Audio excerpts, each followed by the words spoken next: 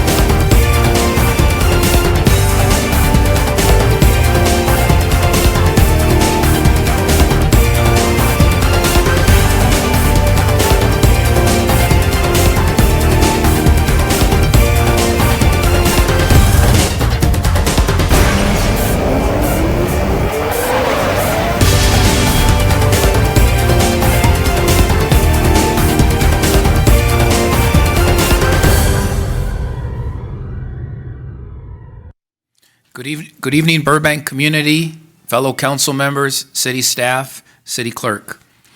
As we begin an online meeting of the Burbank City Council on Tuesday, April 27th, 2021.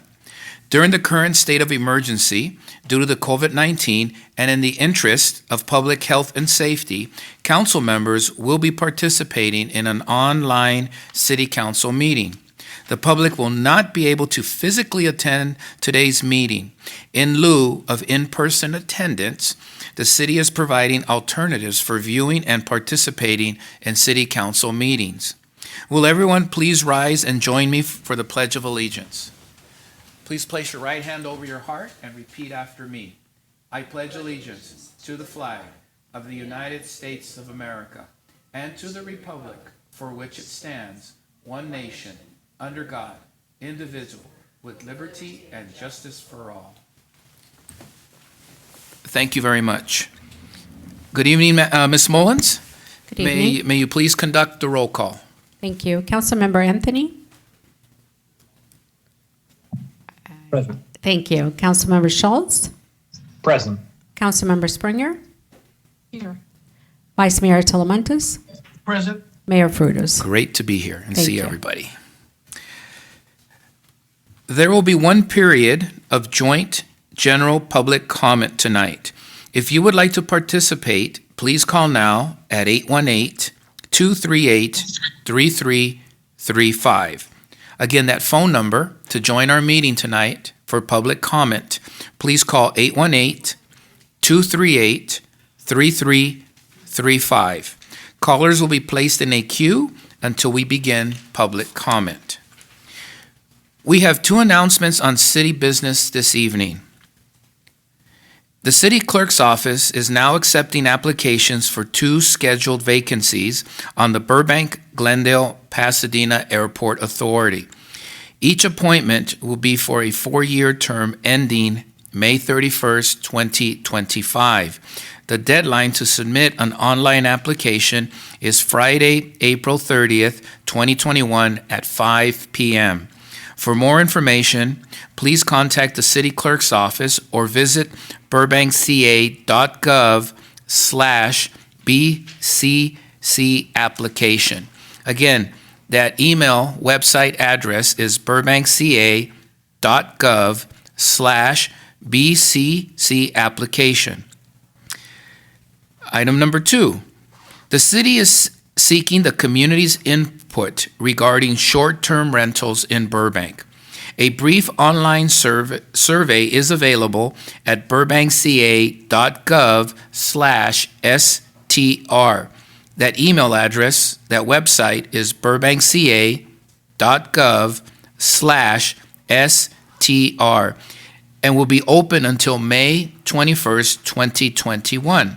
For more information, please contact Karen Pan at 818-238-5187. Again, we're seeking the community's input on short-term rentals in Burbank. That phone number to contact Karen Pan is at 818-238-5187. As a reminder, if you would like to participate in general public comment, please call in right now at 818-238-3335. We have 4 presentations this evening. The first one is a proclamation and recognition of National Holocaust Remembrance Day. The Holocaust was a state-sponsored, systemic persecution and annihilation of European Jews by Nazi Germany and its collaborators between 1933 and 1945. And whereas 6 million people were murdered and million more were persecuted, including the Roma people with disabilities, Poles, LGBTQ, Jehovah's Witnesses, Soviet prisoners of war, and political appointments who suffered oppression and death under the Nazis. And whereas the city of Burbank should always remember the terrible events of the Holocaust and remain vigilant against hatred, persecution, and tyranny, and whereas the United States Congress established Days of Remembrance as the nation's annual commemoration of the Holocaust, which was recognized this year on April 8th, 2021, and whereas pursuant to an act of Congress, Public Law 96-388, the United States Holocaust Memorial Council designates the Days of Remembrance known as Yom HaShoah to be recognized by cities across the nation. Now therefore, I, Bob Frutos, Mayor of the City of Burbank, do hereby recognize the Days of Remembrance on this day, April 27th, 2021, in the City of Burbank in memory of the victims of the Holocaust and in honor of the survivors, rescuers, and liberators. I proclaim that we as citizens of the City of Burbank should work to promote human dignity and confront hate whenever and wherever it occurs. At this time, I would like to invite Rabbi Sobel to commence the remembrance. Rabbi, you have the mic, sir.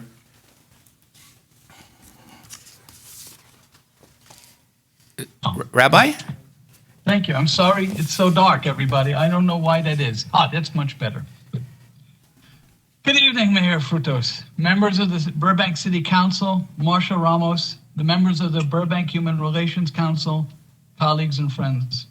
It is my honor to share this prayer with you. 76 years after the end of the most devastating conflict the world has ever known, bringing with it the deaths of many million civilians whose only crime was their religion, their nationality, their politics, or their sexual orientation, we still have people who uphold the racist theories and seek to carry out agendas of racial, religious, and ethnic cleansing. Therefore, in memory of the innocent men, women, and children who died because of the racism and bigotry of a small cadre of people, and those people who saw their own personal welfare as being far more important than the welfare of all, we ask you, Master of the Universe, enlighten the minds of those today who uphold the tenets of prejudice and bigotry, who strive to keep others from living their inalienable rights through violence, and those cowards who tacitly approve those heinous acts, who incite the barbarians who seek to harm others, even to the halls of Congress, to the error of their ways. Show them your path for love and caring, understanding and compassion. Remind them of your words in Leviticus. Those who wound others will be wounded themselves. Heavenly Creator, 2 weeks ago, in synagogues throughout the world, Jews read the words, V'ahavta l'recha chamocha, from Leviticus chapter 19. Thou shalt love thy neighbor as thyself. Always remind us the words do not equivocate. Neighbor is the person next to or near to you, not the person who shares your ethnic, racial, religious identity. The simple term is neighbor. Oh God, remind people to read the text as text and not change the meanings of words to suit their ulterior motives. Use your divine vision so we see that for some, love of neighbor has been replaced with criticism and baseless hatred. Heavenly Parent, who loves us all, you have taught us not to hate in our heart, but now people fester old slights and seek revenge. Thwart their efforts as you thwarted Amalek and Haman the Agagite. Lord, we now find ourselves surrounded by pseudo-lords. Enlighten us to find you and your pure, precious teachings. O God, bless all the brave ones who seek to bring together warring parties. Bless especially the leadership of the city of Burbank and the Burbank Human Relations Council, who on a daily basis strive to make real the words of your scriptures. For example, from the book of Micah, the prophet, chapter 2, what does God want of you? Do justice, love loving mercy, and be humble unto your God. May your God, the one who bestows blessings, grant us the blessing of humility, that we may be as humble as was the great leader Moses, who understood true leadership is built upon humility, love, honor, and respect for all. And always may you, our guardian, watch over us as we travel to combat the forces of evil that have diminished so much that is beautiful in our world, our state, and especially our city. Help us, O Lord, to do your work. And may we all say, Amen. Thank Amen. you. Thank you. It's nice to have an invocation after a long, we thirst for it. It's been quite a drought. So I'm Marcia Ramos. The Burbank Human Relations Council thanks the City of Burbank, Mayor Bob Frutos, members of the City Council, staff, and our community for the opportunity to present an annual Days of Remembrance program at the council meeting.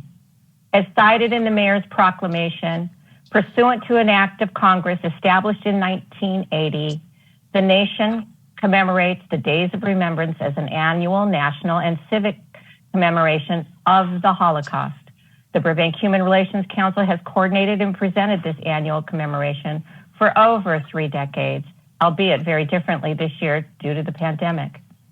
Immediately following this presentation, BHRC will continue the commemoration with a virtual program at 7 p.m. The program can be accessed through our website and will feature Holocaust survivor Herb Merez, who is a member of Temple Beth Emmet here in Burbank. Herb's story is unique and provides great historic perspectives. At the age of 14, he fled Austria during the Nazi occupation and later returned to Germany as a member of the United States Army Intelligence Team gathering documents for the military tribunals. The video of his personal story will be available online through our BHRC website and provided to Burbank schools to view as part of the Holocaust education. The theme for this year's program is justice and accountability, 2 words that resonate deeply with so many today. Throughout history, we have seen that evil cannot succeed in the long run. Why? Because those that exert their abominable power are weakened with the presence of justice. And we have realized that a righteous and mighty strength will prevail as long as accountability is exercised. The lighting of a candle is a universal symbol of remembrance. Today, we are fortunate to have a virtual lighting by 6 remarkable individuals, all survivors of the Holocaust, who live in our region and faithfully join us each year to light candles in memory of those they loved and lost, and the 6 million Jews who perished in the Holocaust. It is my honor to tell you about our distinguished candlelighters as the candles are lit. May we please begin the video.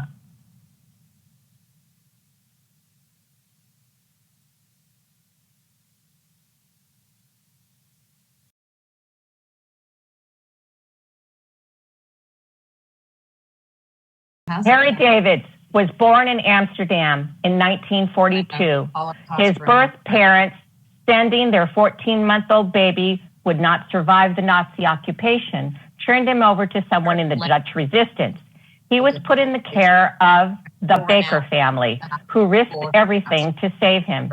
His birth parents were killed in 1943 at Sobibor extermination camp along with 64 members of the Davids family. Harry worked for years to have the Bakers added to the list of the righteous among the nations, and they were listed as such in 1987. Harry considers them the survivors. He is here today because others risked everything to keep him alive. Herb Merez, born in Vienna after Nazi Germany absorbed Austria. Herb's family knew that they had to leave. His elder brother left first for the United States, and Herb followed. His parents were able to get to England, where they waited for visas to immigrate to the United States. The family was returned in 1940. All his relatives who remained in Europe were murdered, and he is our keynote speaker. Joseph Alexander was born in 1922 in Kowal, Poland. In late 1940, he and his family were transported to Warsaw Ghetto. Joseph's father bribed some guards to let Joseph and two of his siblings escape back to Kowal. This is the last time Joseph saw the rest of his family. From Kowal, Joseph was sent to 12 different concentration camps, including Auschwitz-Birkenau. After the Warsaw Ghetto uprising, he was sent from Auschwitz back to the Warsaw Ghetto to clean up the destruction's aftermath. As the Polish Home Army advanced towards Warsaw, Joseph was sent to camps in Germany and then on a death march. He was liberated by the American troops in 1945. Phil Rauscher was born in 1927 in Wrocław, Poland. Aware of impending danger, Phil's parents sent him and his brother to relatives in war-bombed Poland. When the war started in September 1939, the Jews of Warborom were attacked in the streets. Phil soon found a job working as an apprentice in a furniture factory that had been taken over by the German government. In 1942, he was sent to a prison. Then he went to the city of Sosnowiec. It was there that the Nazis selected Jews to be deported to concentration camps. He was sent to Auschwitz at the age of 14 and was liberated at the age of 18. His parents were murdered in Auschwitz. Hilda Fogelson, born in Berlin, Germany in 1939.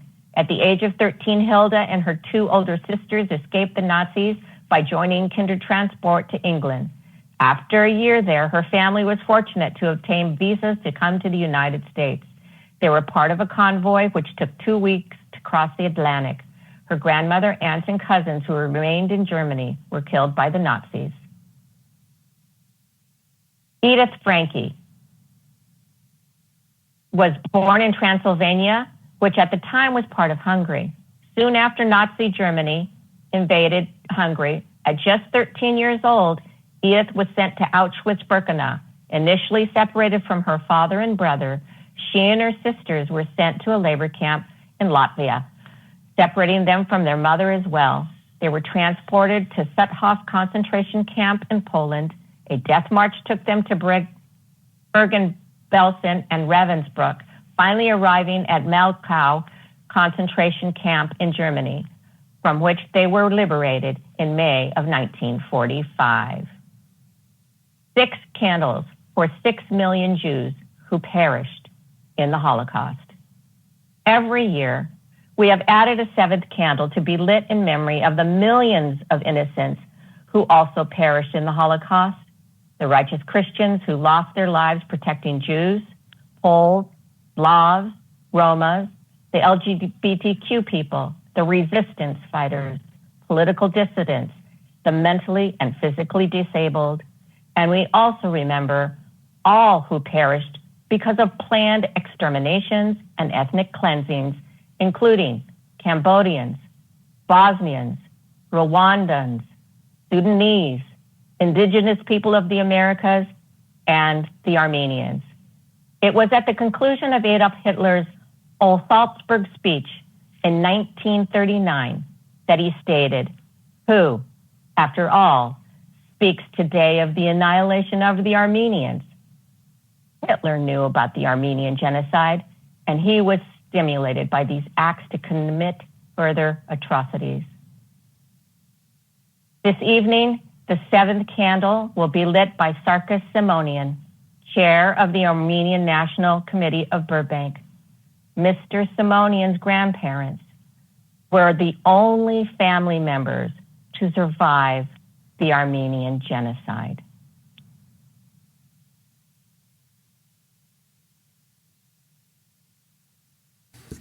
Rabbi Sobel?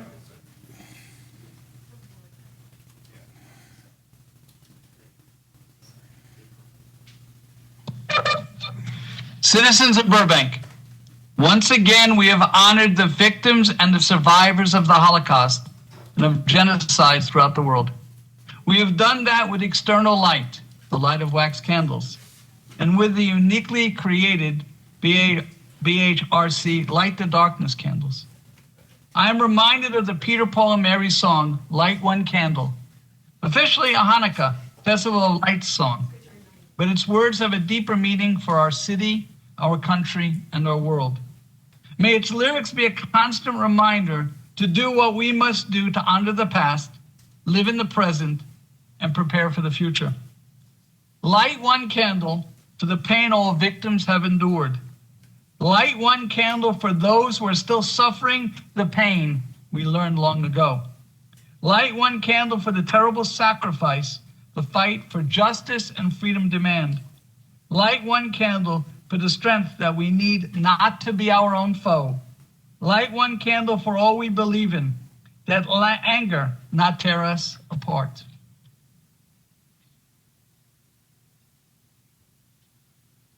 Light one candle to find us together with peace as the song in our hearts.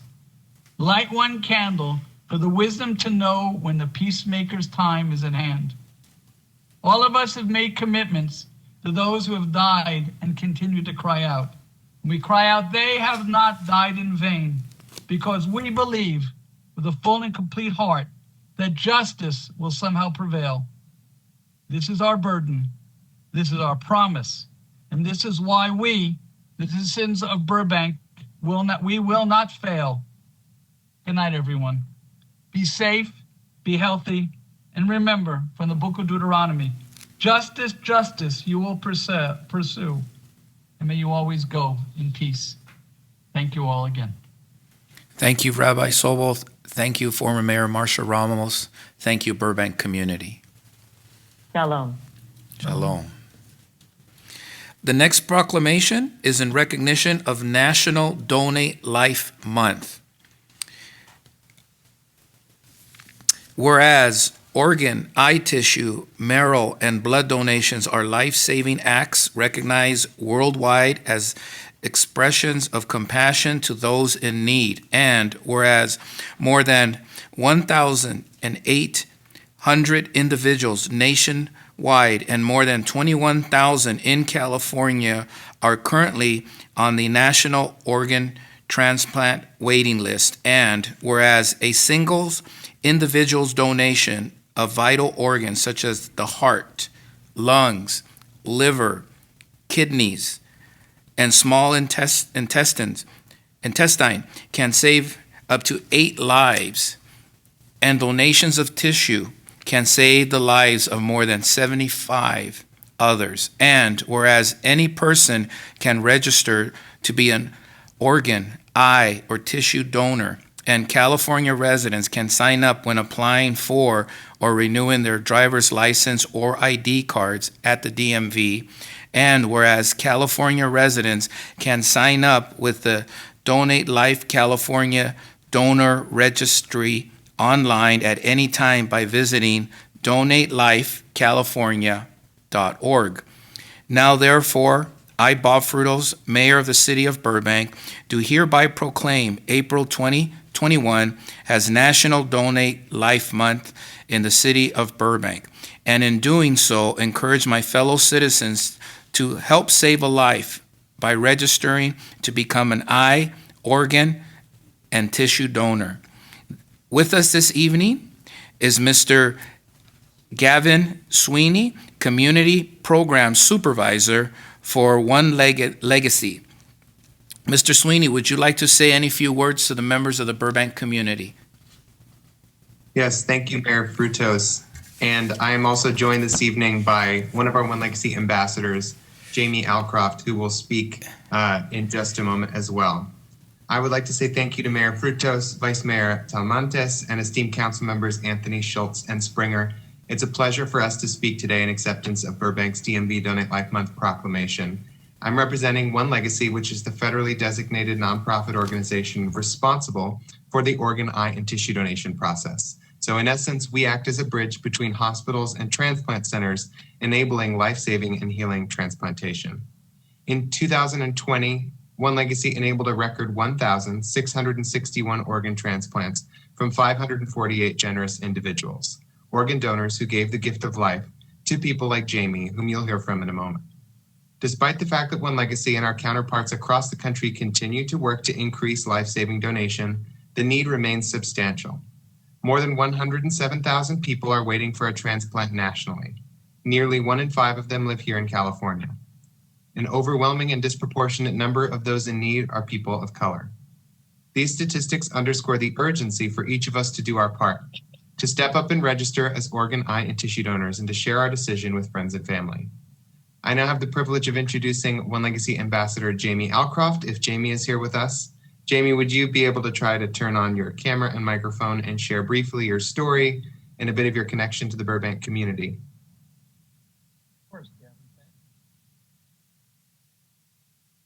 Jamie, we can't quite hear you.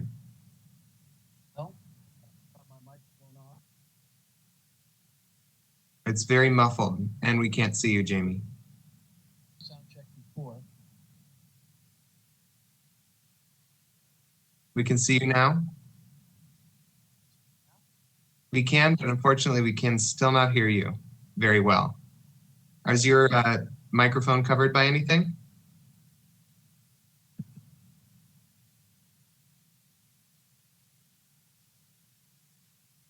Unfortunately not, Jamie. That's not better. There we go. Now we can hear you. There we go. Thank you, Gavin, for that sound check. I appreciate it. And thank you very much to the city of Burbank. Here's my story. In the summer of 2005, I was flying back from a gig in Seattle when I suffered a massive coronary heart attack in seat 4A of Alaska Airlines Flight 37. We emergency landed in Portland, much to the chagrin of the other passengers. You know, a lot of grumbling, but I apologized to every passenger in every seat on my way off that plane that day. But because of the delay in me getting to the hospital, my heart suffered a lot of damage. So for the next 12 years, my heart functioned at around 20%. They equipped me with a stent, and I got a pacemaker. And I opted for the top of the line pacemaker, man. I got OnStar because I kept locking myself out of my bathrobe. I got XM Sirius radio, and of course, dual climate controls. I was able to continue working as a comedian with my comedy partner, Mac, on cruise ships and corporate gigs, even with that 20%. But then on July 20th of 2017, my heart function dropped to 7%. My doctor said, son, time for a new ticker. And the moment he said that, it was an amazing experience because all of the control that I ever thought that I had all of my life just drained out of my body. I surrendered to medical science, and they wouldn't allow me to go home. They kept me at Cedars. They said they didn't want me to be more than an elevator ride away from the OR. So I figured if this is my last hurrah, I'm going out with a smile on my face, and I was taking down the rest of them. I was taken down to the OR one day to get a liver exam. As I was lying on the gurney, the doctor leaned over and said, "Good morning, Mr. Alcroft. I must warn you that there is a chance of stroke or internal bleeding." I looked at him and I said, "For me or for you? What are we talking about here?" Well, that procedure allowed that my liver had been irreparably damaged by my heart. And so now I am one of the 200 people in the United States with a dual transplant. I don't know. Maybe we should all get satin jackets. You know, I started writing entries every day of Facebook, and I called them the Tin Man Diaries. They got so popular on Facebook that they're now a book on Amazon. The Tin Man Diaries. After 3 months of waiting in the hospital, I finally got that call that they had a donor for me. Someone out there was compassionate enough to have filled out their donor card. And it turns out that that someone was a man of 46 years who had had a motorcycle accident. I never met my donor's family, but I hope I will one day. So here I am, 3.5 years later.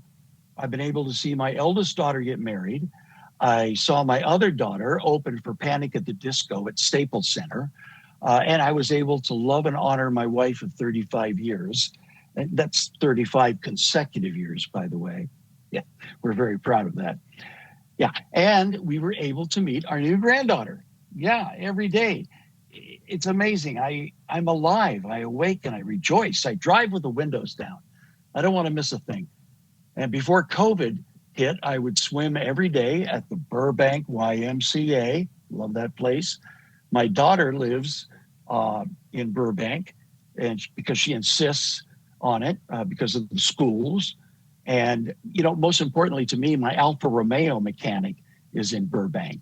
So, so now I'm going to be 73 on my next birthday, and I've got a 49-year-old heart and a 73-year-old body. I'm conflicted. I don't know whether to have a midlife crisis or get a reverse mortgage. But anyway, thank you for your time today and for listening to my story. Gavin, I'll hand it back to you.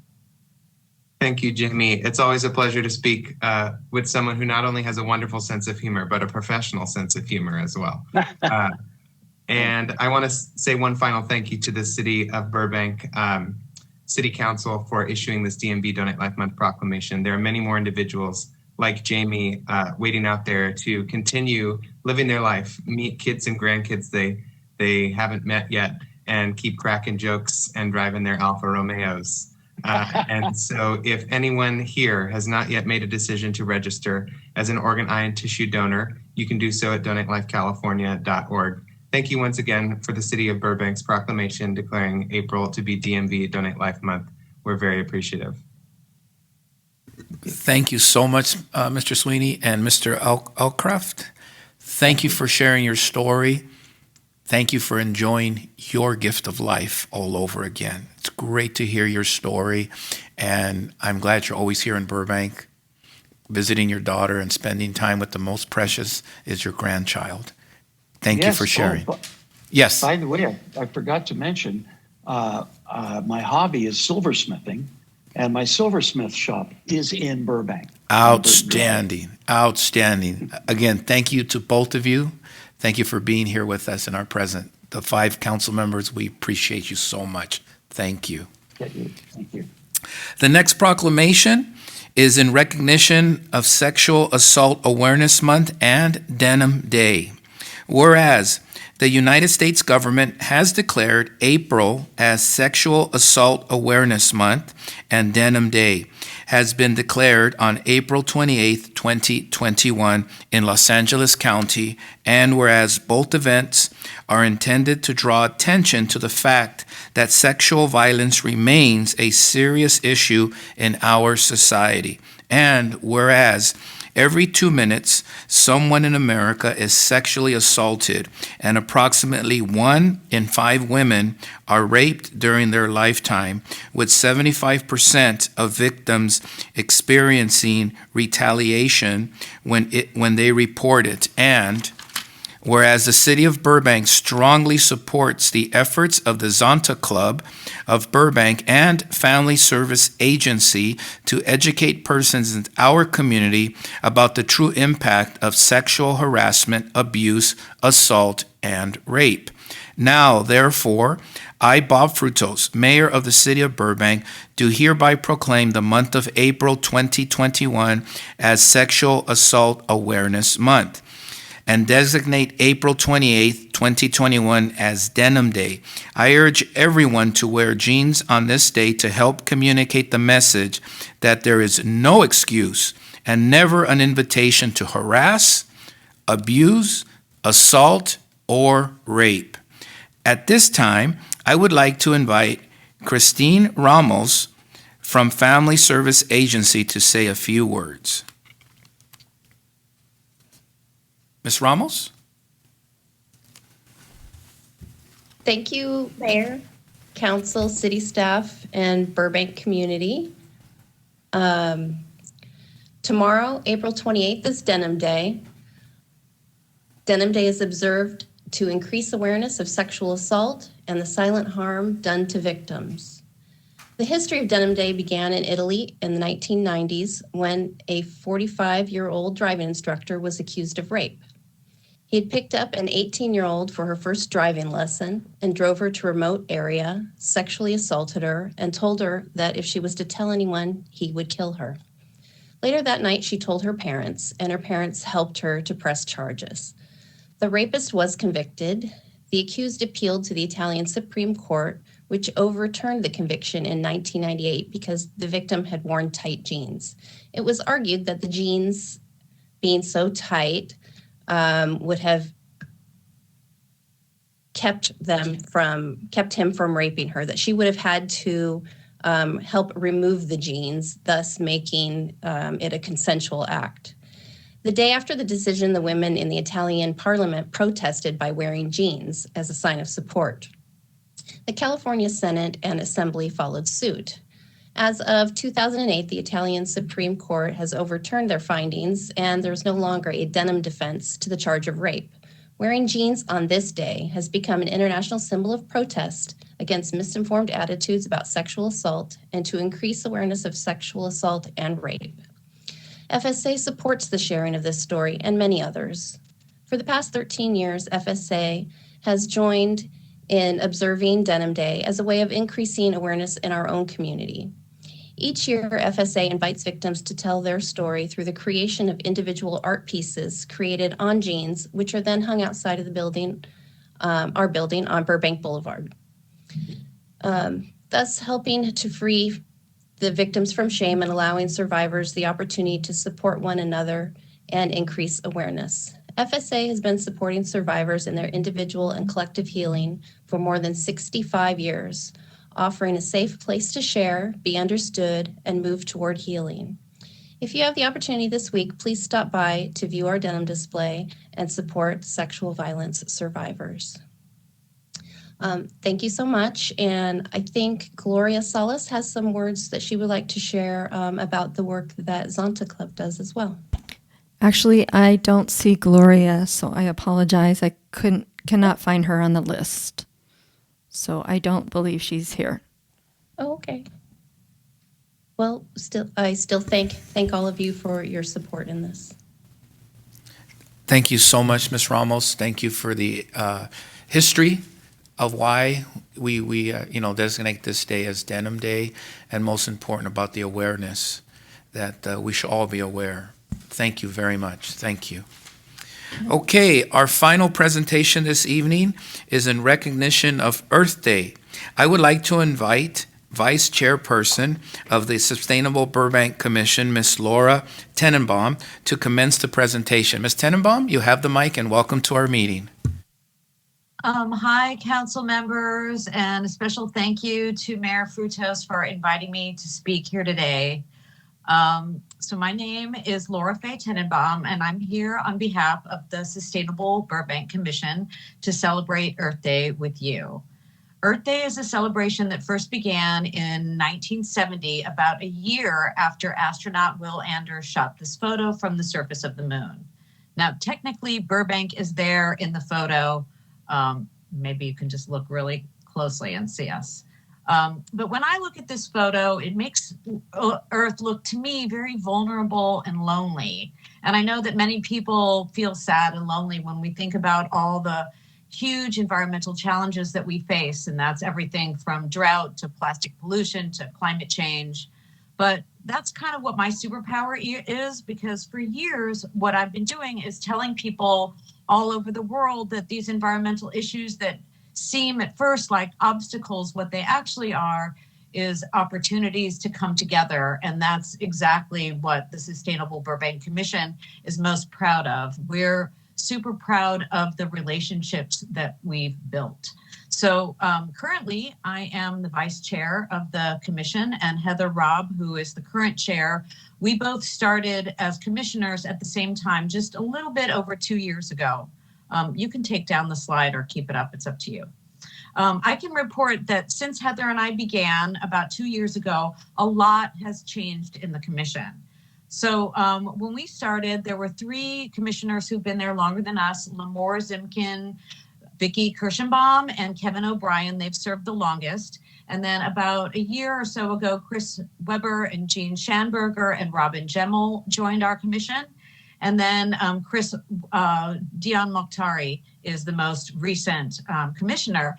And the big changes that I think we've seen in the commission are due to our wonderful members. Now, when we began, Heather and I, 2 years ago, maybe occasionally we'd have one member of the public join our monthly meetings. And a lot of times nobody came from the public to join our meetings.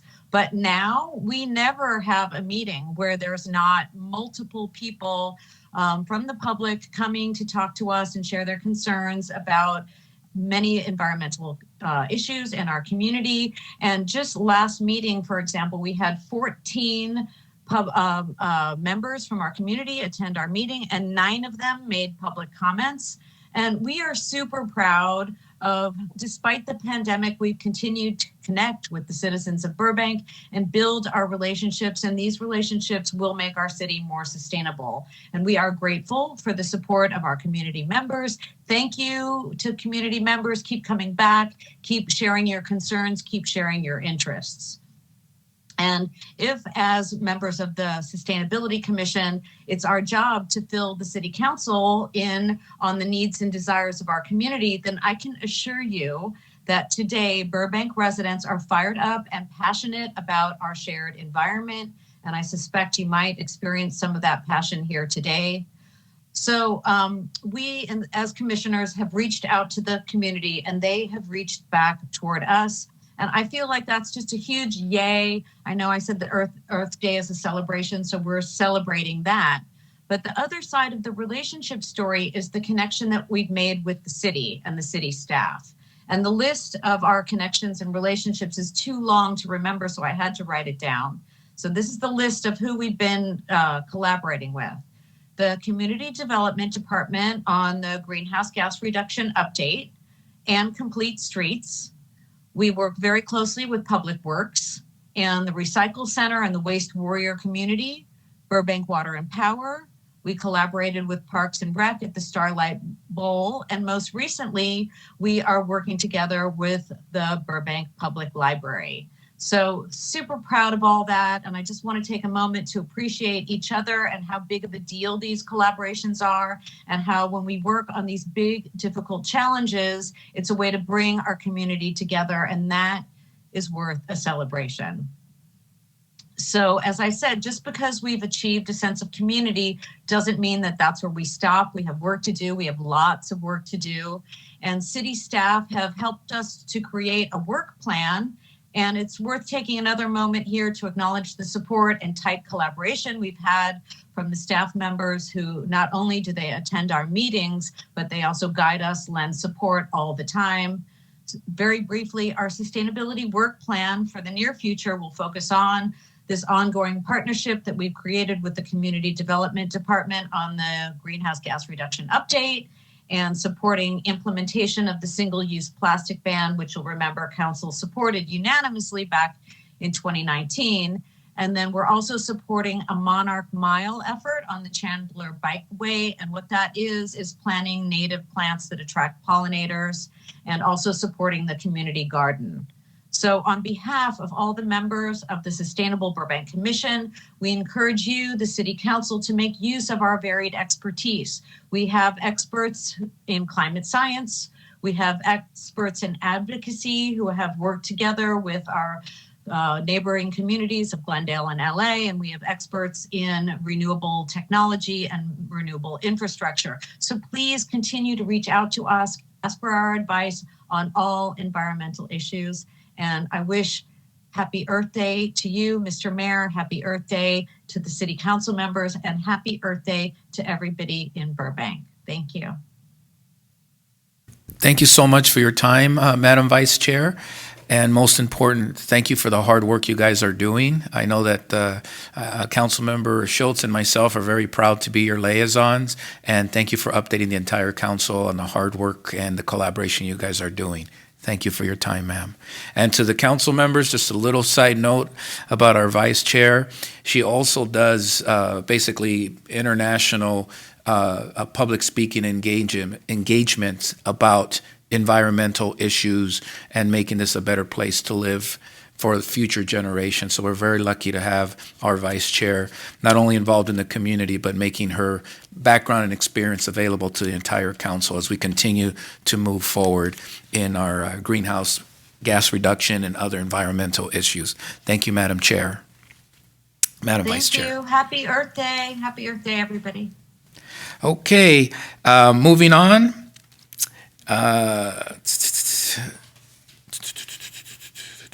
Mr. City Manager, do we have anything to report out this evening? The mic is yours, sir. Yes, thank you, Mr. Mayor. I do have one brief update. I wanted to make sure for the last meeting, we provide you an update on the quiet zone. So I have Mr. Kriske to provide a quick update.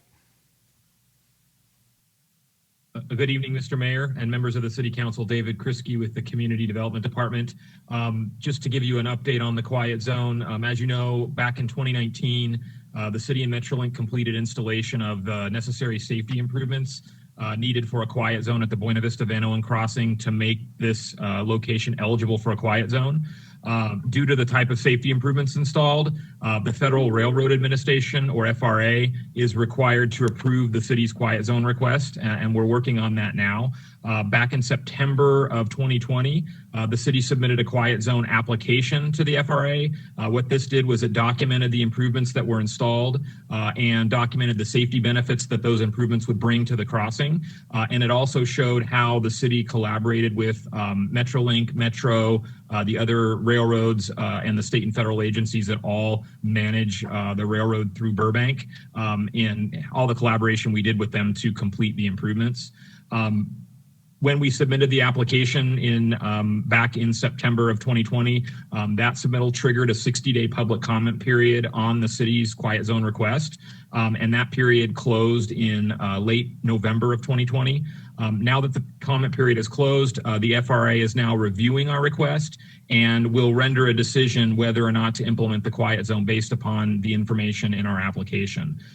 More recently, staff has been working with staff from Supervisor Barger's office. Dave Perry, her transportation deputy, has been very helpful in reaching out to FRA to get the status on our application and to understand when they expect to render a decision. We are now in contact with staff from FRA, who is giving us an update on where we stand with our application. When this FRA makes a decision, and if they are supportive of our quiet zone request, which we believe they will be, the city will then prepare and post a notice of quiet zone establishment to all the railroad operators in the corridor. This starts another shorter 21-day period for that notice. And then once that notice has passed and the notice of establishment is in place, train operators no longer will need to sound their horns when approaching that crossing unless there's a safety concern that warrants sounding the horn. So that's the update that we have to share with you on the quiet zone status, and I'm available for any questions. Only brief question, because it's not an agenda item, council members, so be brief. Councilmember Anthony, followed by Vice Mayor. David Kriske, how many zones do we have left in the city of Burbank where the train has to blow the horn? We have the two pedestrian crossings at downtown Burbank Station and Burbank Airport South Station. Those require a train horn sounding. And then we have the Clybourne Van Owen grade crossing at the edge of the city that requires a horn to be sounded. Okay, thank you. Vice Mayor? Here. Mr. Kriske, thank you. It's almost there. We see the light at the end of the tunnel. It's been a long time working on this. You know, and we're going to be successful. There's no reason in my mind they're going to turn it down. It's just the waiting period becomes longer and longer. The 21 days becomes 5 months. So anyway, let's just stay on it. And I know I've spoken to Mr. Perry in the supervisor's office as well. And being on the LOSAN board, I've spoken to a couple of people on that board that represent the railroad. So let's move forward and let's make this happen. I know some people in the city will be upset that they can't hear the horn. But the residents nearby have been asking for this for many, many years. So thank you.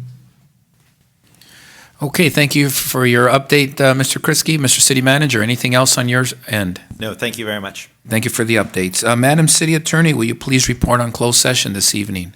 Yes, thank you, Mr. Mayor, members of the council, members of the public, and staff. Council met in closed session earlier this evening on 2 items of existing litigation pursuant to Government Code Section 54-956.9 subsection D1.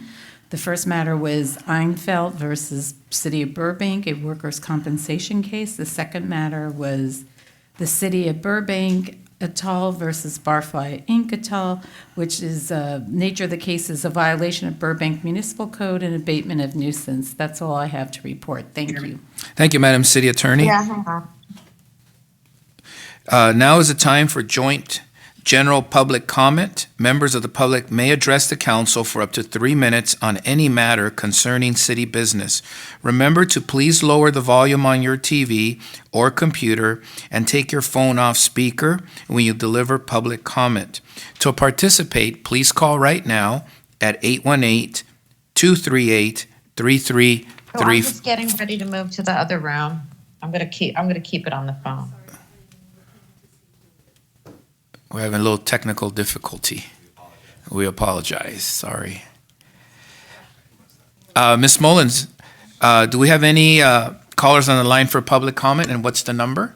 Yes, Mr. Mayor, we currently have 19 callers. in 19 queue. callers? Yes. Council members, if I can get your support just by a show of hands. I ask that the council support me to put a cap on public comment period to 90 minutes, beginning from the minute we take the first caller, and announce that time to the public when the public period will close. We have a very long agenda, especially with the budget. So if I can get your support by show of hands, so our city attorney can put it in the books. And I see unanimous Mr. 5. Mr. Mayor, I have Yes. a question. Yes, sir. In regards to the speakers, are you still leaving it at 3 minutes? I throw it back to the council members. Right now, we have 19, so what do you guys think? What's the consensus? Keep it at 3 minutes or 2? I feel if you go to 2, you allow more people to speak. Okay, does everybody agree with that? I'll agree. Can I get a 5 hands so our city attorney can see it on the monitor? Okay. Can we start with and then go to 2? We have It's 19. it's really not fair because people will start calling in, and I agree with the vice mayor. If we're going to do it, we just do it from 1 minute till 90 minutes later to get more people to call in if they wish, and 2 minutes. Okay, seeing unanimous, Madam City Clerk, please advise the callers of the 90-minute window to allow for public comment, and please advise them only 2 minutes. We can get more callers in, and it was a consensus of 5 on the council. Thank you, we will do. Thank you, ma'am. Let's bring in the callers. Our first caller is Izzy. Izzy, you're live with council. Good evening, welcome. Good evening. My name is Izzy. I have never asked for any help in any form from any government agency. I've been a single mother. I've never received child support. I've lived in Burbank since October 4th, 1987, and in this apartment building since September 1st, 1999. I lived here because of once was the excellent Burbank Unified School District. One of my children has a PhD in clinical psych. The other one is active U.S. military, and by the grace of God will return home in July. I pay my taxes, never late, the full amount. I've always paid my rent in full on time. I'm 67 years old now. I suffer from COPD. I have cataracts. I'm beginning to suffer the effects of simultaneous hemorrhaging of 3 aneurysms in my brain in 1995, the last stroke occurring in April 2019. My back is completely destroyed. I take no narcotic or any aspirin due to severe allergic reaction and NSAIDs. I am legitimately and legally behind. When I moved in September 1st, 1999, my rent was $850 a month. The owners of this building took over, the new owners, in 2014. They've raised my rent every year from $150 to $200 a month. I've kept this apartment for the few moments my son would come home During this pandemic, I was given notice of a raise in my rent effective February 1st, 2021. I now pay $2,050 a month, not inclusive of utilities. When I paid the February rent, I realized that this was it. I had gone over the edge. I reached out for help from the first time in my life for rent assistance from the government. I gave, for the March rent, I paid 25% of my rent and attached the declaration of COVID-19 related final distress form, as advised by one of your people at the Burbank City Government. Ma'am, your time is up. Thank you for your call. Next caller, please. Thank you, Tom. Our next caller is Phil Dojic. Phil, you're live with council. Good evening. Welcome. Good evening, everyone. How are you? It's getting better. You need to keep working harder to the better economy and the better life for the citizens of Burbank on a social and cultural level. You know what needs to be done for a better social and cultural life. We citizens have a proposal that any price increase in the city in the current difficult circumstances should be approved by you. We don't want to see today one product price of $2, tomorrow $3. We need a stable market. It is necessary to repaint traffic and pedestrian lines, stop signs. It was noticed that the colors were outdated and that the necessary signs were not visible in traffic. About fiscal year 2021, I said at the meeting on January 5th, 2021. Have a nice evening and greetings. Thanks. Thank you for your call. Next caller, please.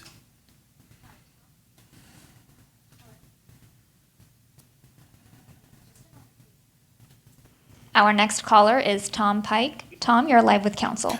Good evening. Welcome. Hi, thanks. My name is Tom Pike. I'm a volunteer with the Sunrise Movement. It's a youth-led climate justice organization. And this is the first council meeting after Earth Day. It's also the first meeting after the Armenian Genocide Remembrance Day. So I'd like to start by saying I stand in solidarity with Armenia, and I'm so glad to see that America has finally recognized the horrific genocide committed by Turkey. Burbank led on this issue, having recognized the historic truth of that event long before the federal government. So again, thank you to all who spoke out about this important issue in Burbank and elsewhere. Over the last 6 months, Sunrise has been coordinating with Burbank residents, commuters, and business owners to develop a Green New Deal for Burbank. Many Burbankers have offered their input into the list of ordinances that we'd like to see passed, and the document we've created is a truly community-written document. We count the Sierra Club, Food and Water Action, Young Entertainment Activists, and Media City Indivisible as supporters, as well as local businesses, including Tansy, Stay Home Friend, and Romancing the Bean. The Sierra Club has been circulating a petition in support of our ordinances, and more than 100 Burbankers have signed that petition. I'd like to use my remaining time to read from their remarks. Evelyn Alexander, a Burbank resident, wrote, "Burbank is a very special city. This is a way to make it even better." Moira Damos, Burbank resident, writes, "Burbank needs to take the lead and show that taking bold steps toward a green and just future is the only way to ensure a safe and peaceful life for all of us." Beatrix Park, Burbank resident, wrote, "As co-president of the Eco Club at JBHS, I know how crucial it is that we tackle the growing concerns of climate change. Time is running out for us to make a difference, but if we act now, we can impact our future for the better." And I'm going to cede back the remainder of my time. Thank you so much for this opportunity, and please pass a Green New Deal. Thank you for your call. Next caller, please.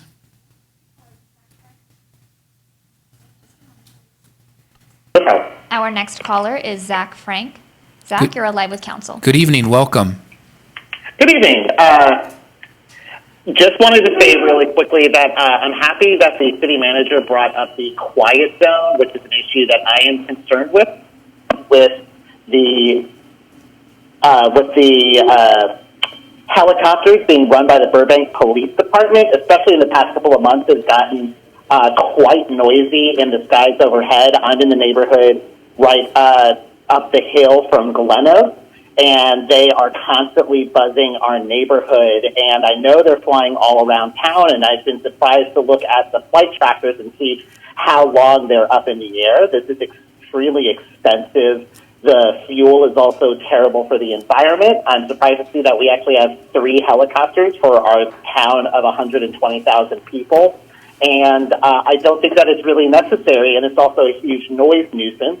I do understand that we do have a big problem with cars speeding up and down our hill, which is a big problem, but I don't see why we need incredibly expensive and noisy helicopters when having officers park in vehicles sitting on the road would probably suffice for that problem and do a much better job than noisy and expensive helicopters. And in general, I feel that we have too much of an expense when it comes to our police department, and I think that we could, seeing as we're already spending over a third of our city finances on the police, that we could actually be removing those funds and reallocating them. I would like to see the police down to something more manageable, like 2 to 5% of the city funds. We could probably start by getting rid of the military equipment that they don't need. They certainly don't need to be wearing military-style hardware while stopping traffic, which they could just be wearing polo shirts and directing traffic instead of standing around looking scary but not doing anything. Thank you so much. Your time is over, sir. Thank you very much for your information. Next caller, please. Our next caller is Heather Robb. Heather, you are live with council. Good evening. Welcome. Good evening, Mayor Frutos and esteemed City Council members. My name is Heather Robb, and I'm going to speak quickly. I'm calling tonight on behalf of the Sustainable Burbank Commission to voice our unanimous support for an ambitious climate change package that was brought to us by Sunrise LA. It's a Green New Deal for Burbank drafted by local and neighboring activists with input and feedback from many local stakeholders. Our commission is planning to draft a more official letter of support at our May meeting, but for now, a week after Earth Day, we wanted to voice our support during public comment. The first batch of proposals that the commission voted to support focuses mainly on Burbank's emissions and are organized into 3 sections: electricity, transit, and building codes. These probably sound familiar because they're areas that our wonderful staff in CDD have been focusing on with the Greenhouse Gas Reduction Plan update, a project we've been honored to be a part of for over a year. It's our belief that these overlaps in these 2 documents are anything but redundant and that they could actually work together very effectively if given the proper consideration. The last section voices the need for a just transition into a clean energy future, where former fossil fuel employees are given the training and opportunity to move into the new positions that will be created, ensuring no one is left behind. This is very important for Burbank, where we employ many hardworking people at our local power plant. For years now, our commission has advocated for many of the ambitious goals laid out in this Green New Deal for Burbank. Ambitious goals don't scare us, not nearly as much as the unchecked effects of the climate crisis, but we recognize that we're not the ones that ultimately have to turn those goals into action. That often falls to staff. And we would like to say we've been blown away by the staff working on the GGRP update. Their diligence, insights, willingness to collaborate and innovate, that's the spirit it's going to take for our city to rise to what BWP's great new general manager, Don Ross Lindell, accurately called the defining challenge of our time. As proposed, Sunrise activists have crafted the Green New Deal for Burbank to be cost neutral, but even if some of the elements were to come with a price tag... Thank you. Hello? Our next caller is Barry Silberman. Barry, you're live with council. Good evening. Welcome. Thank you very much. Thank you for the opportunity. I'm going to start with a constructive request that you invite, in your closed session, you vote to meet with Lucas LePagian and those representatives he'd like to bring to meet with you regarding the closure of Tin Horn Flats.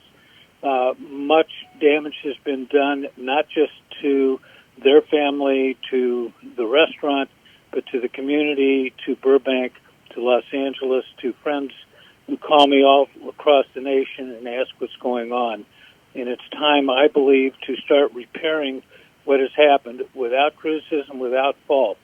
I will have time in the future, if it doesn't turn around, to advise and get across why the Constitution requires them to have been compensated for the closure. But it would be better to meet and start to get it open, remove the lawsuit, remove the injunction, remove the fines, remove the penalties, and get the community healthy again by letting a restaurant that the community loves start to flourish and bring revenue to the community and get health back into what has been a very damaging experience. Thank you. Thank you for your call. Next caller, please.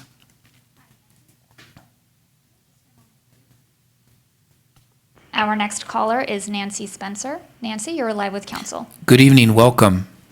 Hello, thank you for having me. I am calling on behalf of Tin Horn Flats and any other business that you guys have been harassing. I understand that there's other key players involved, and which we will go after them as well, but you guys, along with the county and the public health officers, are in violation of their constitutional rights. So I'm asking nicely if you guys would please remove Tin Horn Flats fencing and turn the water on, and do it as soon as possible, because you guys should really be ashamed of yourself. You were voted into office by the people for the people, not to be tyrants and to exercise overreach. So I highly recommend that you get with the county and the public health officer and fix the problems that you guys have created and stop harassing Tin Horn Flats. You can make a change and you can do what's right. There is forgiveness if you ask for it, but you will answer to God for all your wrongdoings. And if we have to, we will take legal action against each one of you and personally, and we will work on recalling you, all of you. So, thank you. Thank you for your call. Next caller, please. Our next caller is Chris Flatham. Chris, you're live with council. Good evening. Welcome. Hello.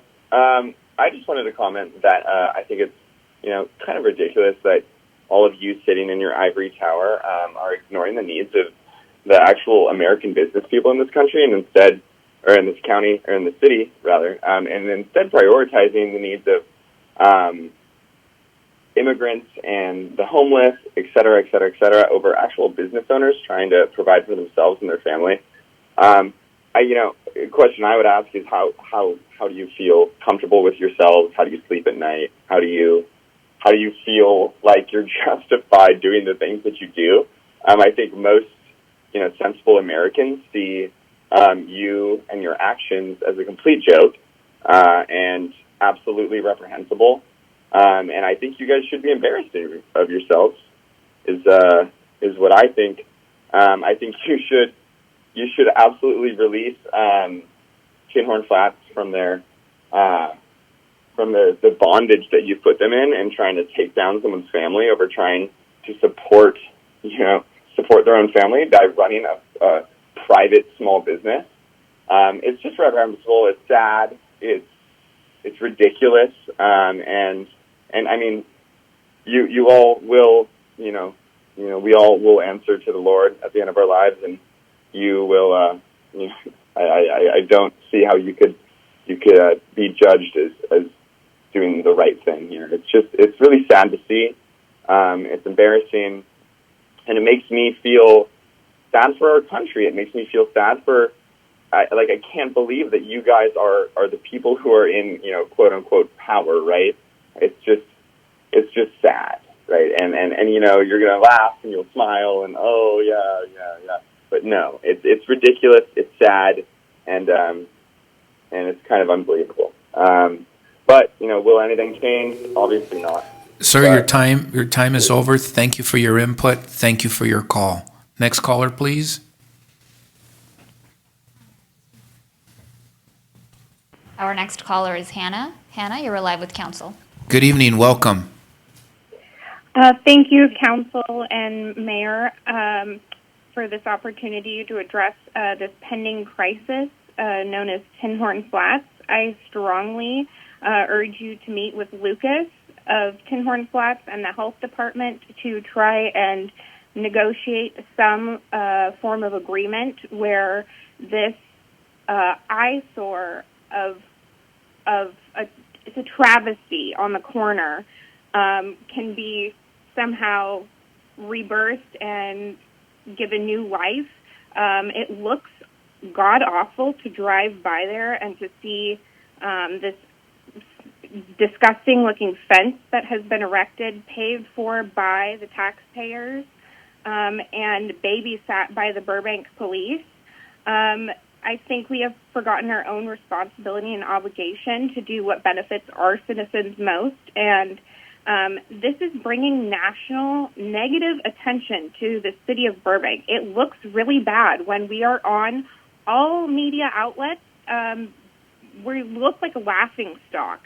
Ventura County recently rescinded their lawsuits against the small businesses, and I think something like that needs to happen quickly for the city of Burbank. I think it was funny that we discussed justice and accountability with the Jewish community earlier, and it wasn't even 100 years ago that a state-managed campaign by the Nazis increasing harassment, arrest, and systemic pillaging forced transfers of ownership to the Nazi Party. That's what's happening now with closing small businesses, hurting families, hurting people that work there. I'm friends with the servers who work there. They have small children. They can't pay their bills, and it looks really bad. The whole country, world is watching. Thank you so much for your call and your input, and your time is over. Next caller, please. Our next caller is Louise Solomon. Louise, you're live with council. Good evening. Welcome. Thank you. Yes, sir. This is my name is Louise Solomon. This is my fifth call in. I'm appalled that the wall around Tinhorn Flats is still standing, and the tyranny that you have caused against the Lepagian family, who are just trying to run a small business, make a living, and employ people in the community so that they can feed their families. I'm very proud of the Lepagian family for standing up to this tyranny and for fighting for all our freedoms. I know Lucas, and I have great respect for him. And I cannot believe that you all are still collecting a salary from taxpayers' money. You act as dictators. You simply, wave your magic wand, and all the businesses have to shut down. And yet you can continue to feed your families, continue to increase your pensions with taxpayer funds. My parents came from Nazi Germany, from tyranny, and here we are again. 80 years later, it's starting again. And I think if you were decent people, you would immediately have this wall taken down and allow the Lepagian family to run their little business as they have been doing for the past 20 years. The Tinhorn Flats is an iconic restaurant. They've been around since the 1930s. They do a great service to the community. People get together. They socialize. They mingle. They enjoy nice food and drink at a reasonable price. And you've taken that away from the community. Thank you for your call. Your time is over. Thank you for your information. Thank you. Next caller, please.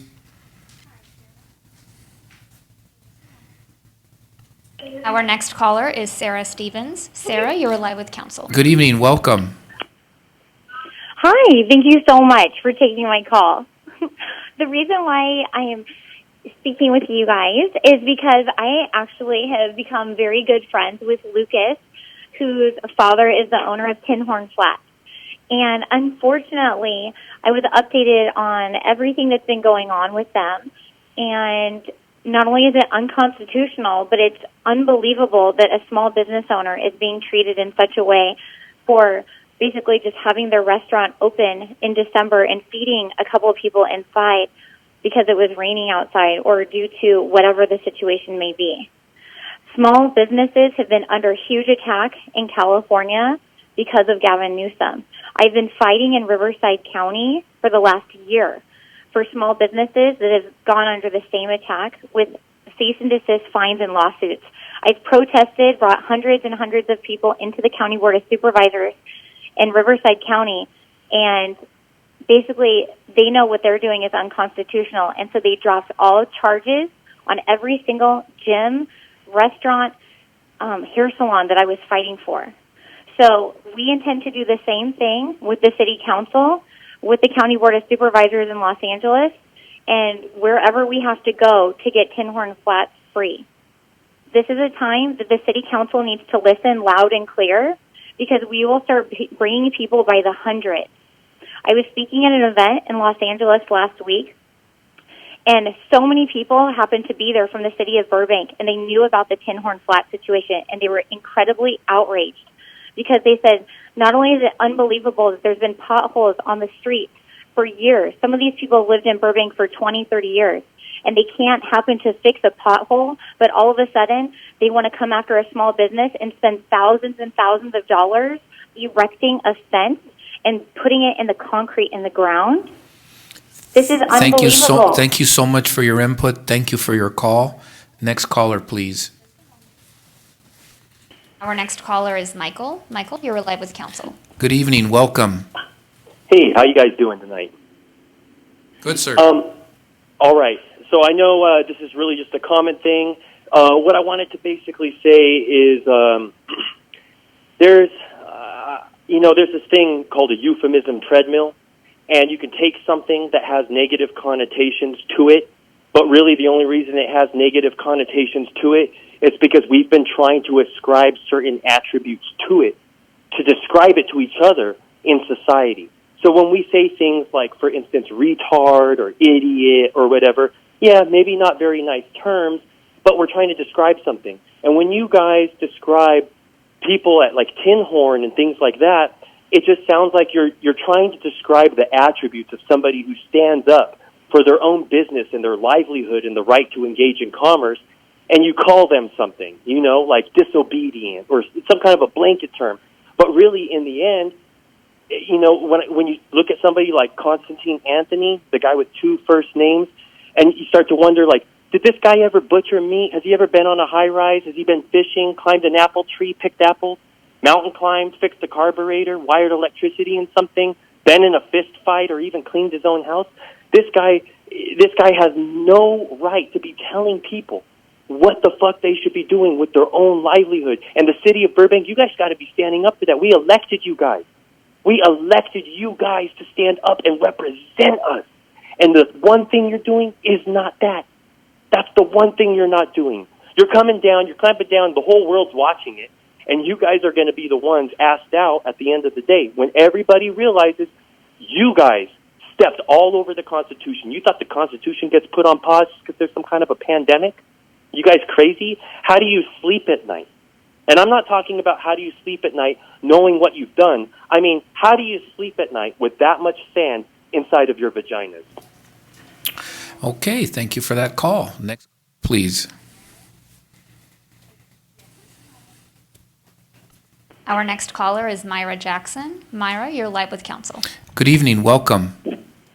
Hi, thank you. I'm calling today because I would like to make the point that I believe the City of Council of Burbank's actions toward Tin Horn Flats are illegal, they're harassment, and they're bullying. All the restaurants are open right now. There's no reason to not allow them to be open. This is just pure vindictiveness and bullying. This is a mom-and-pop restaurant. They sell hamburgers and beer. That's what they do to make a living. They have every right to be open. They're a valued restaurant in our city, and I support them, and I think it's illegal that the city took away their electricity and then shut them down because they don't have electricity. I mean, this is just illegal, dishonest actions. You have a city councilman named Mr. Constantine Anthony, who has ties. He has unscrupulous ties to various unions and has a motive to apparently bully small businesses. And something has to be done about this. This cannot be allowed to stand. We live in America. A small business has a right to operate. And I would like to make the point that through the entire shutdown, no Walmart, no Costco, no major corporations were ever shut down. Amazon tripled its profits, but this little hamburger place has been bullied and picked on by the city council. Your actions are disgraceful, and the fence needs to come down. You have no right to fence this guy's business, and I'm just appalled at how a small business is being treated in our city and in the United States. This shouldn't happen here. This is not Cuba.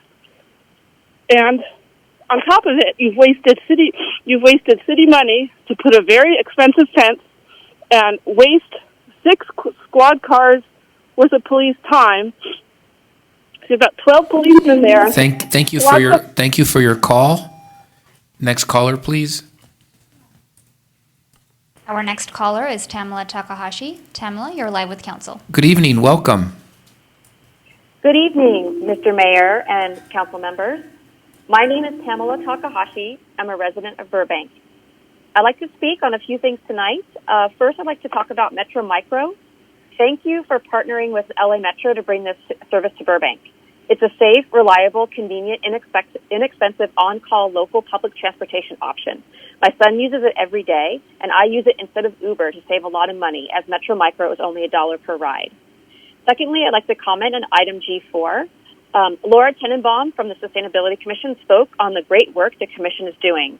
As a resident who supports reducing plastic, clean energy, and creating clean energy, and so many other environmental priorities for our current residents and for our future ones, for our kids and our kids' kids, I appreciate the Commission's work, especially the current work around the proposed Green New Deal and its integration into the greenhouse gas reduction plan. And lastly, I want to show my support for the ability to call into council meetings like we are right now.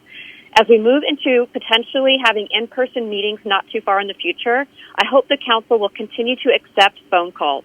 It has increased participation by so much and allows access for all of our residents to speak to council items. Thank you for your consideration and have a great meeting. Thank you for your call. Next caller, please. Our next caller is Sharice Manokian. Sharice, you're live with council. Good evening. Welcome. Good evening. Thank you, council members. I firstly want to thank you for your time here tonight and for all the work that you do. I'm calling to voice my support for the Green New Deal. I think it's not only an important step for Burbank to take towards, becoming a leader in, fighting climate change, but also an important step to take for us as humans and, with our duty to protect the earth.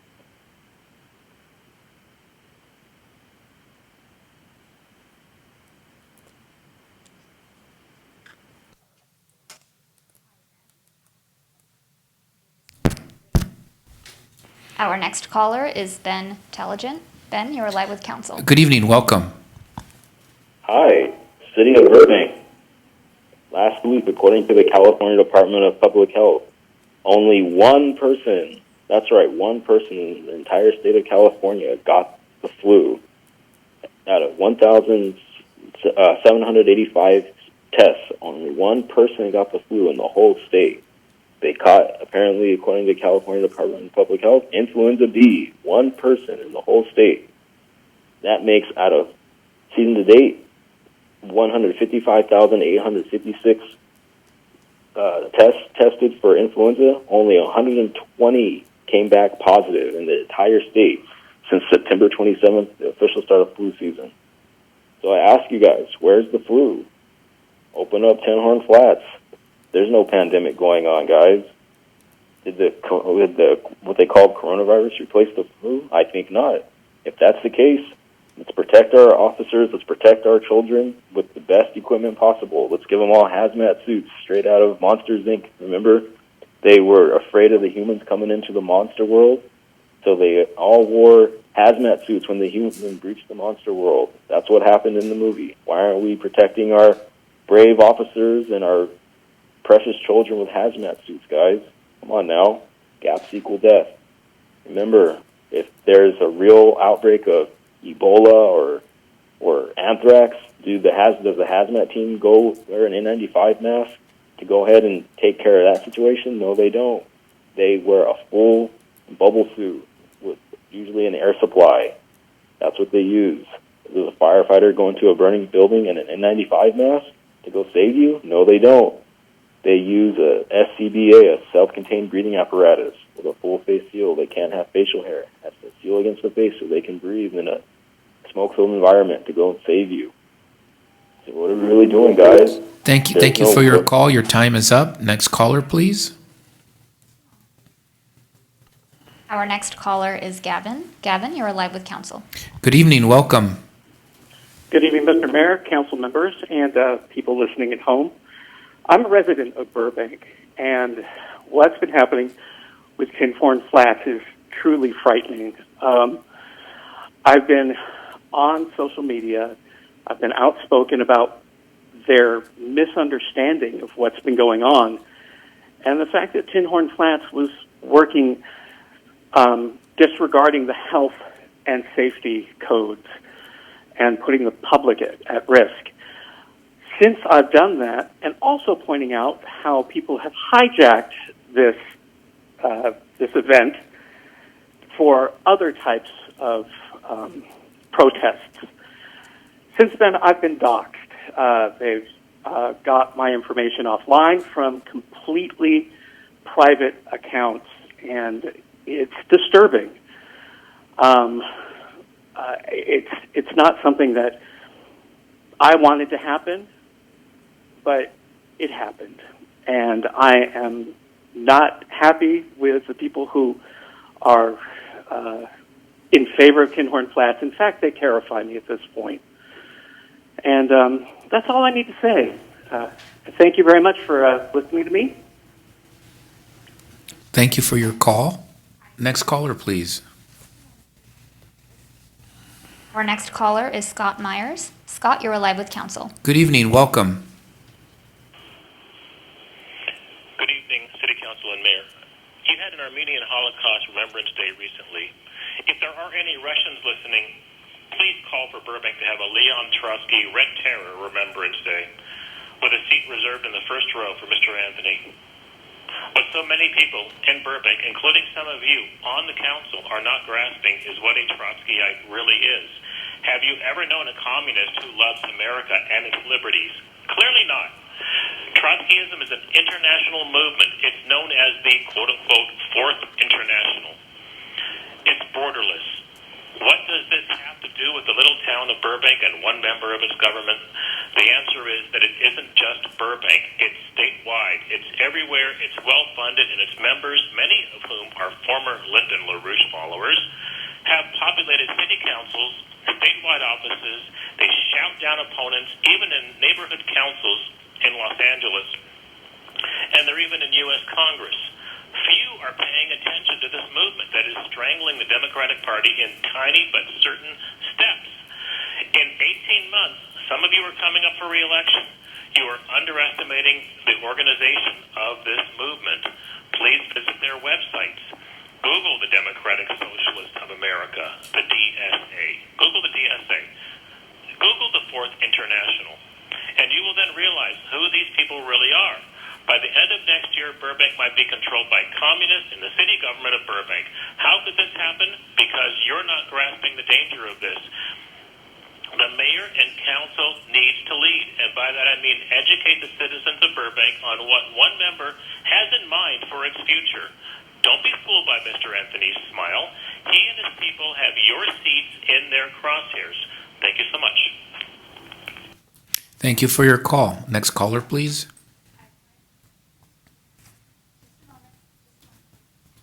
Our next caller is Quinn Rodriguez. Quinn, you're live with council. Good evening. Welcome. Good evening. Hi, hope you guys are doing well. I just wanted to call. I'm a member of a multi-generational household living in Burbank. We've been here since about the 60s.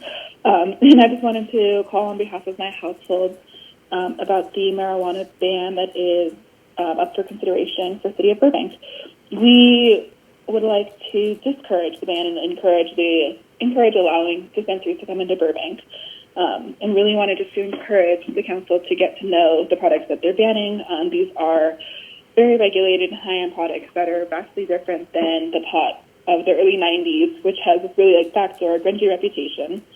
If you look at the dispensaries that are in West Hollywood and even North Hollywood, as close as Lankershim, they're high-end and cater to all demographics, including parents and the elderly. In Burbank, marijuana is no less moral than cigarettes and alcohol, which we already have. And if we allow we allow vape shops and we allow cigarettes to already be in Burbank, we have no moral authority to pretend that we are too good for marijuana when we already allow and encourage controlled substances within city limits. most of these substances have worse physical effects and are proven to actually be more addictive than marijuana.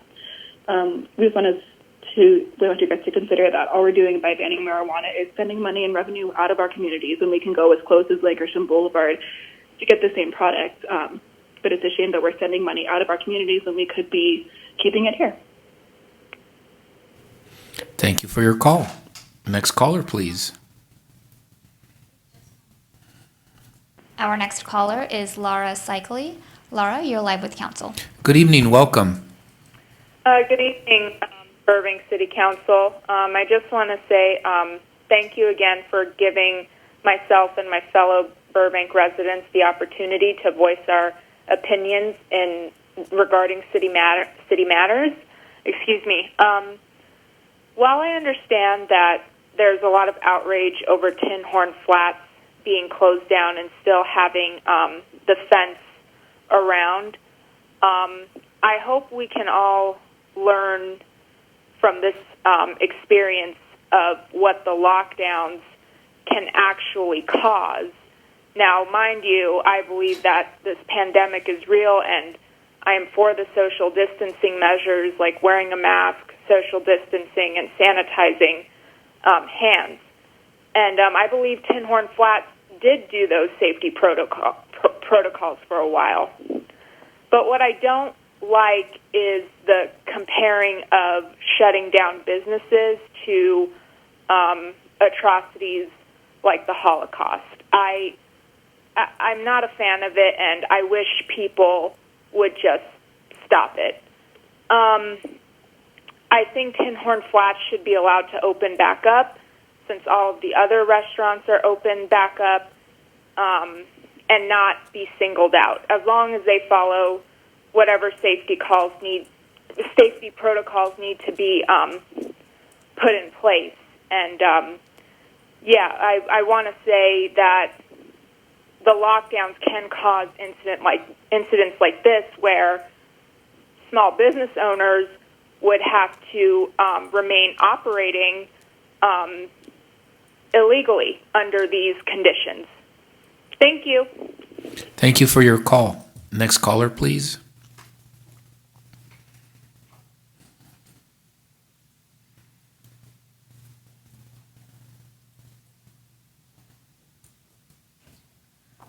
Mr. Mayor, Laura was our last caller in queue, so if you're okay, we can just go ahead and close the this segment. Yes, there being no further public comment, I now declare the public comment period closed. Thank you, Madam City Clerk. Now is the time for a brief response from City Council, City Manager, and/or the City Attorney. Which council member would like to go first? Anybody? Oh, Council Member Anthony, you have the mic, sir. I just wanted to say thank you to everyone who called in.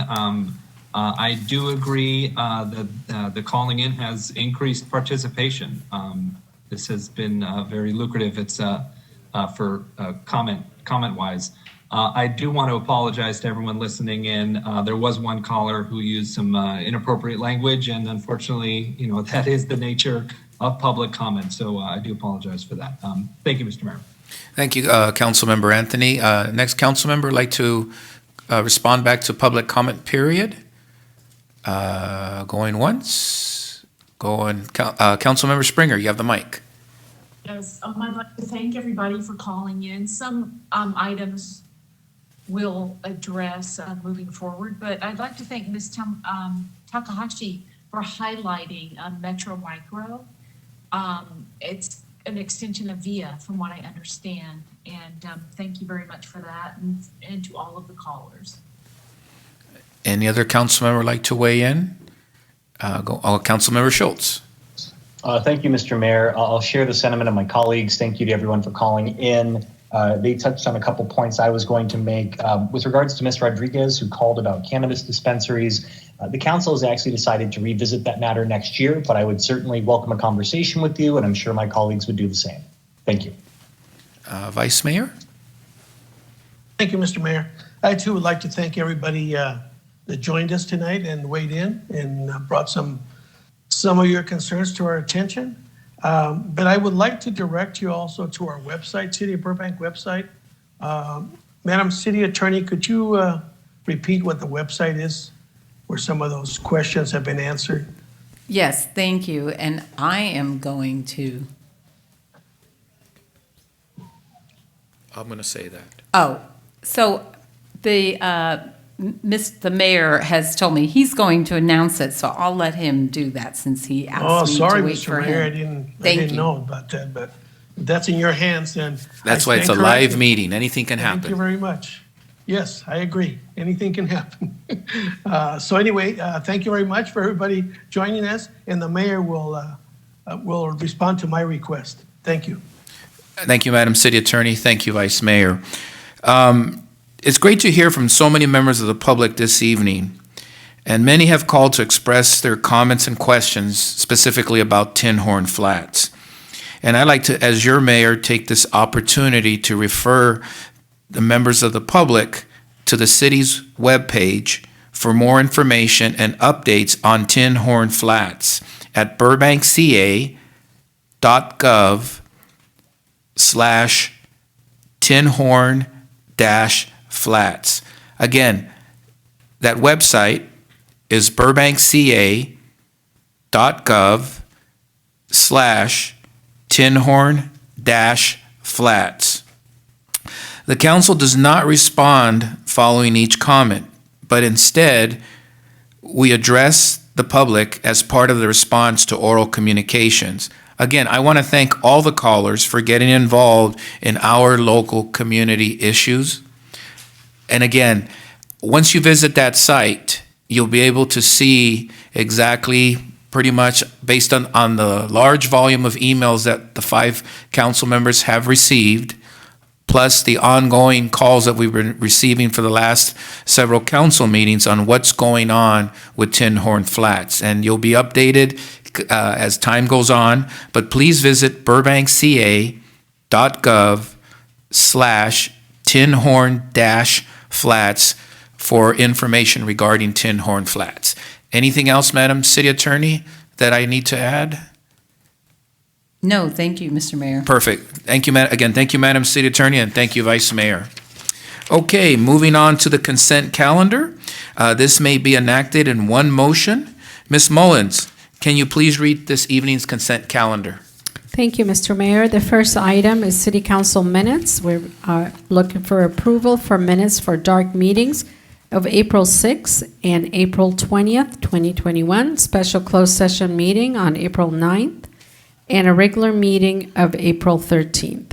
Item 2, successor agency minutes, and those are for the joint meeting of December 8th and December 15th of 2020. Item 3, housing authority minutes, and those are the minutes for the joint meeting of March 30th of 2021. Parking authority meetings, approve the minutes for the joint meeting of December 8th, 2020. Item 5, adoption of resolution amending resolution number 2029-161, authorizing the extension of outdoor dining program, including continued use of street parking for dining and permits in response to the COVID-19 pandemic. Item 6, approval to amend fiscal year 2021 budget to accept $136,000 coronavirus aid relief and economic security CARES Act funding allocation for elderly nutrition program services. And item 7 is approval of sole source of professional service agreement with Dorado Company, Inc. in the amount of $280,000 for program management services needed to oversee completion and closeout of the Interstate 5 North Highway occupancy vehicle Empire Interchange project. And that concludes all the items on the consent. Thank you, Madam City Clerk. Do I have a motion for consent calendar? Councilmember Schultz, second by Councilmember Springer. Mr. Mayor? We have a question. Go ahead, Vice Mayor. Yeah, I just have a comment in regards to item number 7. Okay. If it's a comment, we can pull it. for a Okay, comment? perfect. Then let's pull it and answer his question. No, I mean, not to pull it for the, but yeah, let's just answer the Vice Mayor's question. Go ahead, Vice Mayor. Okay, all right, thank you, Mr. Mayor. Yes, this is an item that we approved, or some of us on the council approved back in 2015 for a 6-year contract. The 6-year contract runs out in 21. So now we're moving forward with a 7th-year contract. But I just want to make sure that if we have to go out again next year, after the 7th year is over, we go out for RFP. Because I feel that 7 years is enough, and after the 7th year, we should be going out for a request for a proposal. Thank you, Mr. Mayor. Thank you. City Manager? So noted. I'm all for that, and hopefully the whole thing will be done within that time period, so we don't have to go out for anything. Okay. Vice Mayor? Yeah, that's what we were told back in 2015. That's why He's got a point. we approved it. Vice Mayor's got a point. All right. Please call the roll. Councilmember Schultz, Yes. Councilmember Springer, Yes. Councilmember Anthony, Yes. Vice Mayor Talmantes, Yes. Mayor Frutos. Yes, Thank consent calendar moves forward, all with 5-0 vote. Now, for the night, the budget. We have 2 reports to the council this evening. The first one, and the very important one, is the budget. Mr. City Manager, would you please begin the review of the proposed fiscal year 2021 to 2022 budget? Sure. Thank you, Mr. Mayor and Council. Staff is pleased to present you, along with the rest of the council and the public, the fiscal year 21-22 proposed city budget. This past year has been quite challenging with COVID. However, the city continued to provide essential services and programs to all our residents. I am very proud to say this proposed budget before you keeps funding those very same programs and services that provide Burbank with a high quality of life. Prior council decisions and strong financial policies have allowed us to be strategic in our response to this pandemic. We have managed spending over the past 12 months, which includes $14 million in general fund budget savings measures, and we are seeking another $9.8 million in continuing budget savings measures for next year. This budget continues to honor our word and commitment with Measure P in paying down our pension liabilities and funding necessary infrastructure projects. We will review with you our proposed infrastructure plan as part of this process as well. Also, in light of Council's current goals of economic recovery, housing and homelessness, sustainability, city services, and quality of life, we have included additional requests that we feel go a long way in achieving some of those goals and making Burbank even better. While we have a short-term recurring deficit, the general fund's cash position is strong. We are optimistic about a robust economic recovery. Projects like the Warner Brothers Second Century Project, First Street Village, Front Street Housing and Hotel Project, and the Avion Burbank Project are just a few of the projects to assist the city in its economic recovery. I look forward for staff to present this year's budget and council's input. A lot of hard work goes into this process, so I want to be sure to acknowledge everyone who is involved in this process. With that, I will turn it over to our Financial Services Director to go through how we plan to review the budget over the next few meetings, as well as go through the proposed 21-22 budget in more detail. Thank you very much, Mr. Mayor. Thank you, Mr. City Manager. Good evening, ma'am, and welcome to our meeting. Lead us through the budget. Thank you. Good evening, Mayor Frutos and City Council members. I'm Jennifer Becker with the Financial Services Department. And like Mr. Hess said, I'm here tonight to present you with our proposed fiscal year 21-22 budget. I do have a presentation I'd like to share. Perhaps Ms. McFarland could help me out. I'm not able to share content right now.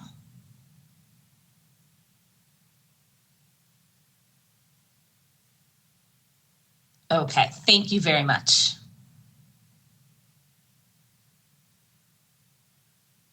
There we go. Just one moment.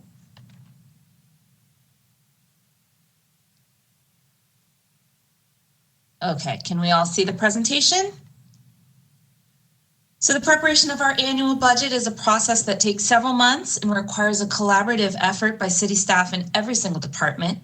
Many of those individuals are here with us tonight, so I just wanted to thank everyone for their efforts and also let the council know that staff is here to answer any questions you may have as we go through the budget from cover to cover over the next couple of weeks. I will provide some opportunities during the presentations for the council to ask questions, but also feel free to stop me if you have a specific question on any of the items we present this evening. And council members, as we're going through the budget, if you feel you got a question right on the spot, please don't step on another council member, but if the mic's quiet, just jump right in and get right on the question with Ms. Becker so we don't have to come back after. So please feel comfortable and jump right in and ask a question. You don't have to follow the normal protocol. So let's start with what we'll be covering tonight. First, we will do a brief review of all the materials provided to you in that white budget binder you received and let our viewers know how they can access those materials from home. Then we'll do a high-level overview of our total citywide proposed budget. Next, we'll spend some time reviewing our entire general fund budget, including our 5-year forecast, our fiscal year 21-22 projected revenues and proposed appropriations, and our department budget requests for the coming year. After we finish the general fund, I will turn it over to the Public Works Department to present the Water Reclamation and Sewer Fund and the Refuse Collection and Disposal Fund. Following that, we'll hear a presentation from our Burbank Water and Power Director and her staff, who will present the full BWP budget for fiscal year 21-22. So before we dive into the budget, I wanted to take some time to walk you through all of the budget information provided to you in preparation for tonight's presentations. The proposed budget binder you received this evening contains 29 sections, each with a separate tab. The very first tab, titled Review of Proposed Budget, contains the staff report provided for this week and next week's budget presentations. Following that is a tab that contains all of the new budget request items that were submitted by city departments and approved by the city manager to be incorporated in this year's budget. We will be reviewing each of those requests as we go through our department and fund budgets. Next is the Infrastructure Investment Plan, also known as our Capital Improvement Program, which was approved by our Infrastructure Oversight Board in March. This information will be reviewed during next Tuesday's budget presentations. The following tab is our Budget Summaries tab, which includes a number of charts and graphs that provide a high-level overview of our citywide and general fund proposed budgets. Also within this tab, you can find the city's debt service schedule, a summary of general fund reserves, our citywide authorized staffing, and a copy of the City Council's financial policies. Revenues is our next tab, which provides a summary of all of our citywide projected revenues by fund and category, along with a description of the sources of each city revenue. The next 14 tabs cover each of the city's general fund departments, starting with the City Council and ending with the non-departmental budget. Here you will find a summary as well as the line item budgets for each department by division and program, as well as a description of each of those individual units. Following the general fund departments, we have our non-general fund line item budgets organized by fund and fund type. Here is where you can find the Burbank Water and Power Fund budgets, as well as our other enterprise funds, our internal service funds, including the IT department, as well as special revenue funds, the Housing Authority, and the Parking Authority. We have 3 additional sections in the back of the budget, the first being our agreements and contracts list. This list includes all of the contracts for professional services, as well as general goods and services that the City Council is authorizing as part of the adoption of the budget. Behind that is a summary of proposed fee schedule changes for fiscal year 21-22. It outlines the changes from the prior year, the percentage increase or decrease, and a justification for each item being requested. And lastly is the final section labeled Supplemental Materials. This section includes additional memos or white papers on some of the more significant items being requested as part of this year's budget, where we felt that more information was required for the council to make an informed decision. And for the members of the public that are interested in reviewing these budget materials along with us tonight, or learning more about the budget, you can find it on the city's brand new website at burbankca.gov. There's a link right on the homepage that will take you to the finance department where the budget is posted. Or if you prefer to view a paper version of the budget, we have hard copies of the budget binder at the Financial Services Public Counter, the City Clerk's Office Public Counter, and at each of the 3 city library branches. Looking over our schedule for the next month, as I mentioned previously, tonight we'll be covering our general fund, our enterprise funds, including our sewer, refuse, electric, and water utilities. On May 4th, we will be presenting our internal service funds, our special revenue funds, and our fiscal year 21-22 capital improvement program. On May 18th, we will hold the public hearing on the city's utility rates. And then on May 25th, we will have the public hearing and adoption of the entire citywide budget and fee schedule. So with that, let's kick it off and begin with a look at our citywide budget. Our total citywide proposed budget for fiscal year 21-22 is $698,200,112. The largest portion of our citywide budget is our BWP electric and water funds, which comprise about 45% of the total citywide budget. The general fund, which is the city's main operating fund, is the second largest section of the budget, coming in at $204 million, or 29% of the overall budget. Overall, the citywide budget is made up of 34 different funds proposing appropriation, including 4 enterprise funds, 7 internal service funds, 18 special revenue and capital project funds, the Housing Authority, the Parking Authority, and the successor agency. We will present each of these funds as we go through our full set of budget presentations, but we'll start, of course, with the general fund. This year's general fund proposed budget of $204 million is just about $5 million, or 2.5% higher than last year's adopted budget of $199 million. You may recall that last year at this time, we were just in the beginning throes of the pandemic, and there was much uncertainty about how the city would be impacted financially. As a result, the City Council adopted what we called a workload budget, which was essentially the prior year budget with no changes except for contractually mandated cost increases. In full disclosure, I never would have guessed we'd again be presenting the budget virtually a full year later, but here we are. We've all learned a lot this past year about viruses and pandemics and vaccine and how all of these things impact our local economy. Given everything we've learned, let's take a look at where we are headed with our general fund budget. And you can't really talk about the budget without first looking at the impacts of the COVID-19 pandemic. Similar to cities and counties all over the state and the country, Burbank's general fund took a significant hit over the past year due to the outbreak of the pandemic and subsequent efforts to stop the spread of the virus. Nearly every revenue category experienced some level of decline, with local sales tax, service charges, and tourism-based revenues most significantly impacted by state and local public health orders. We'll talk about those individual revenues a bit later in the presentation, but before we look forward to next year, I wanted to first provide you with a look at what has taken place over the past year. The COVID-19 pandemic impacts began in March of 2020 with a total shutdown of travel and non-essential businesses. Even though the pandemic largely affected only the last quarter of the 2019-20 fiscal year, the city experienced a general fund revenue loss of $7.2 million. We were optimistic that the worst was behind us during the summer and fall, but then shortly after Thanksgiving, another COVID-19 surge hit and the pandemic dragged on into 2021.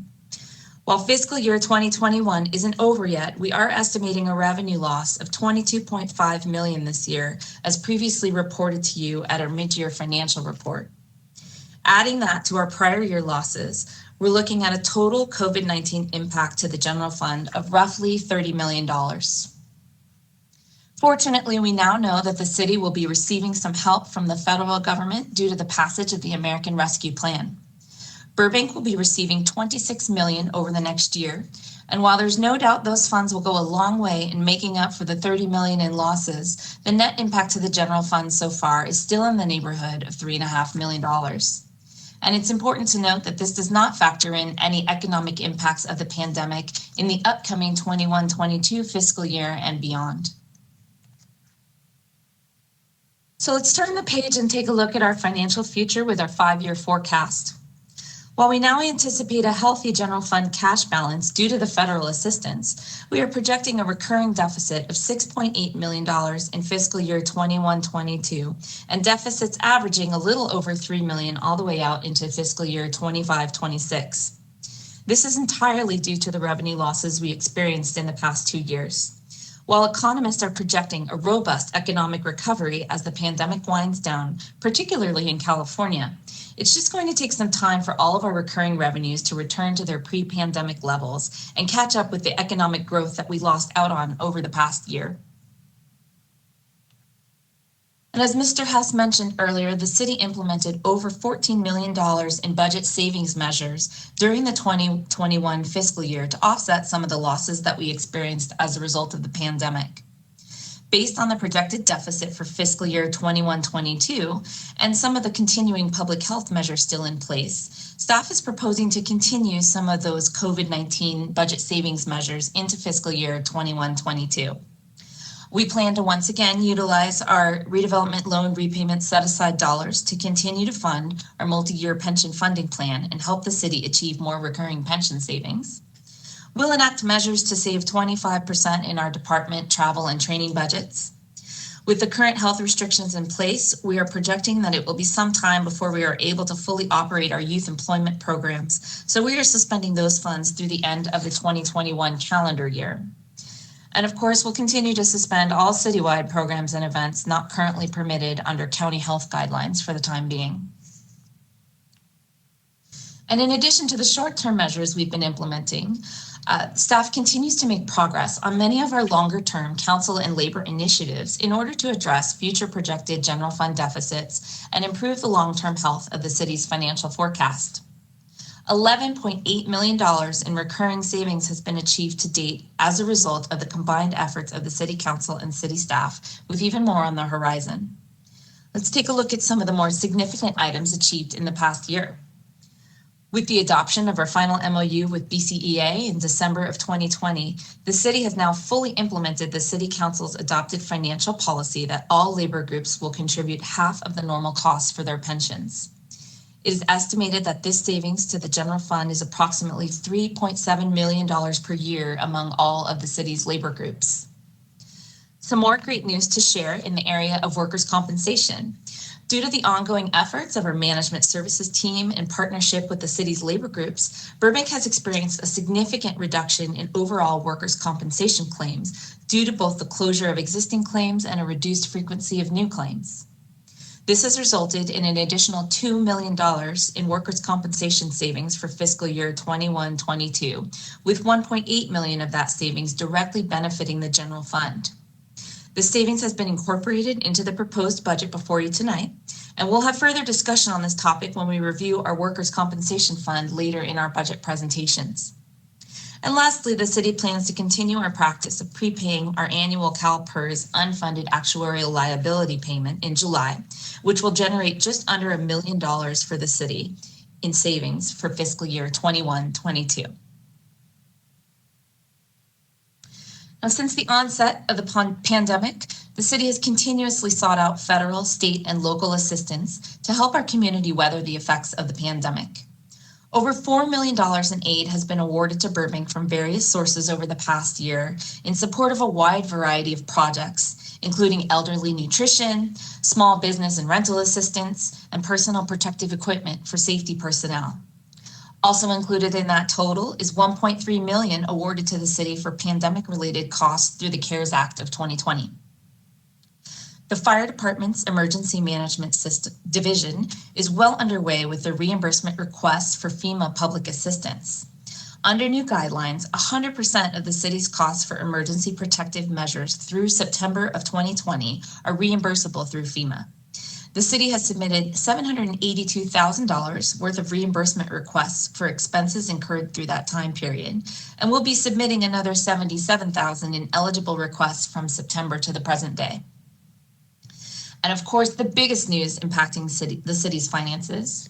On March 11th, President Biden signed the American Rescue Plan into law.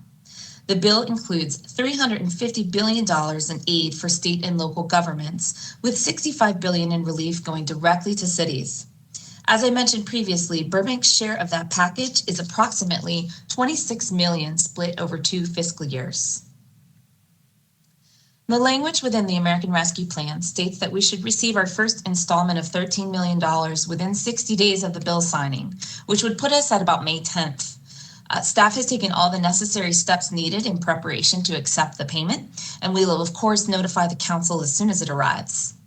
Because we are anticipating the payment in this fiscal year, we have revised our fiscal year 2021 estimated year-end general fund balance to reflect that additional $13 million. We expect to receive our second $13 million payment 12 months after the initial payment, so sometime around May of 2022. Given that we are secure in that timeline, we have projected that second payment as one-time revenue in the proposed fiscal year 21-22 budget.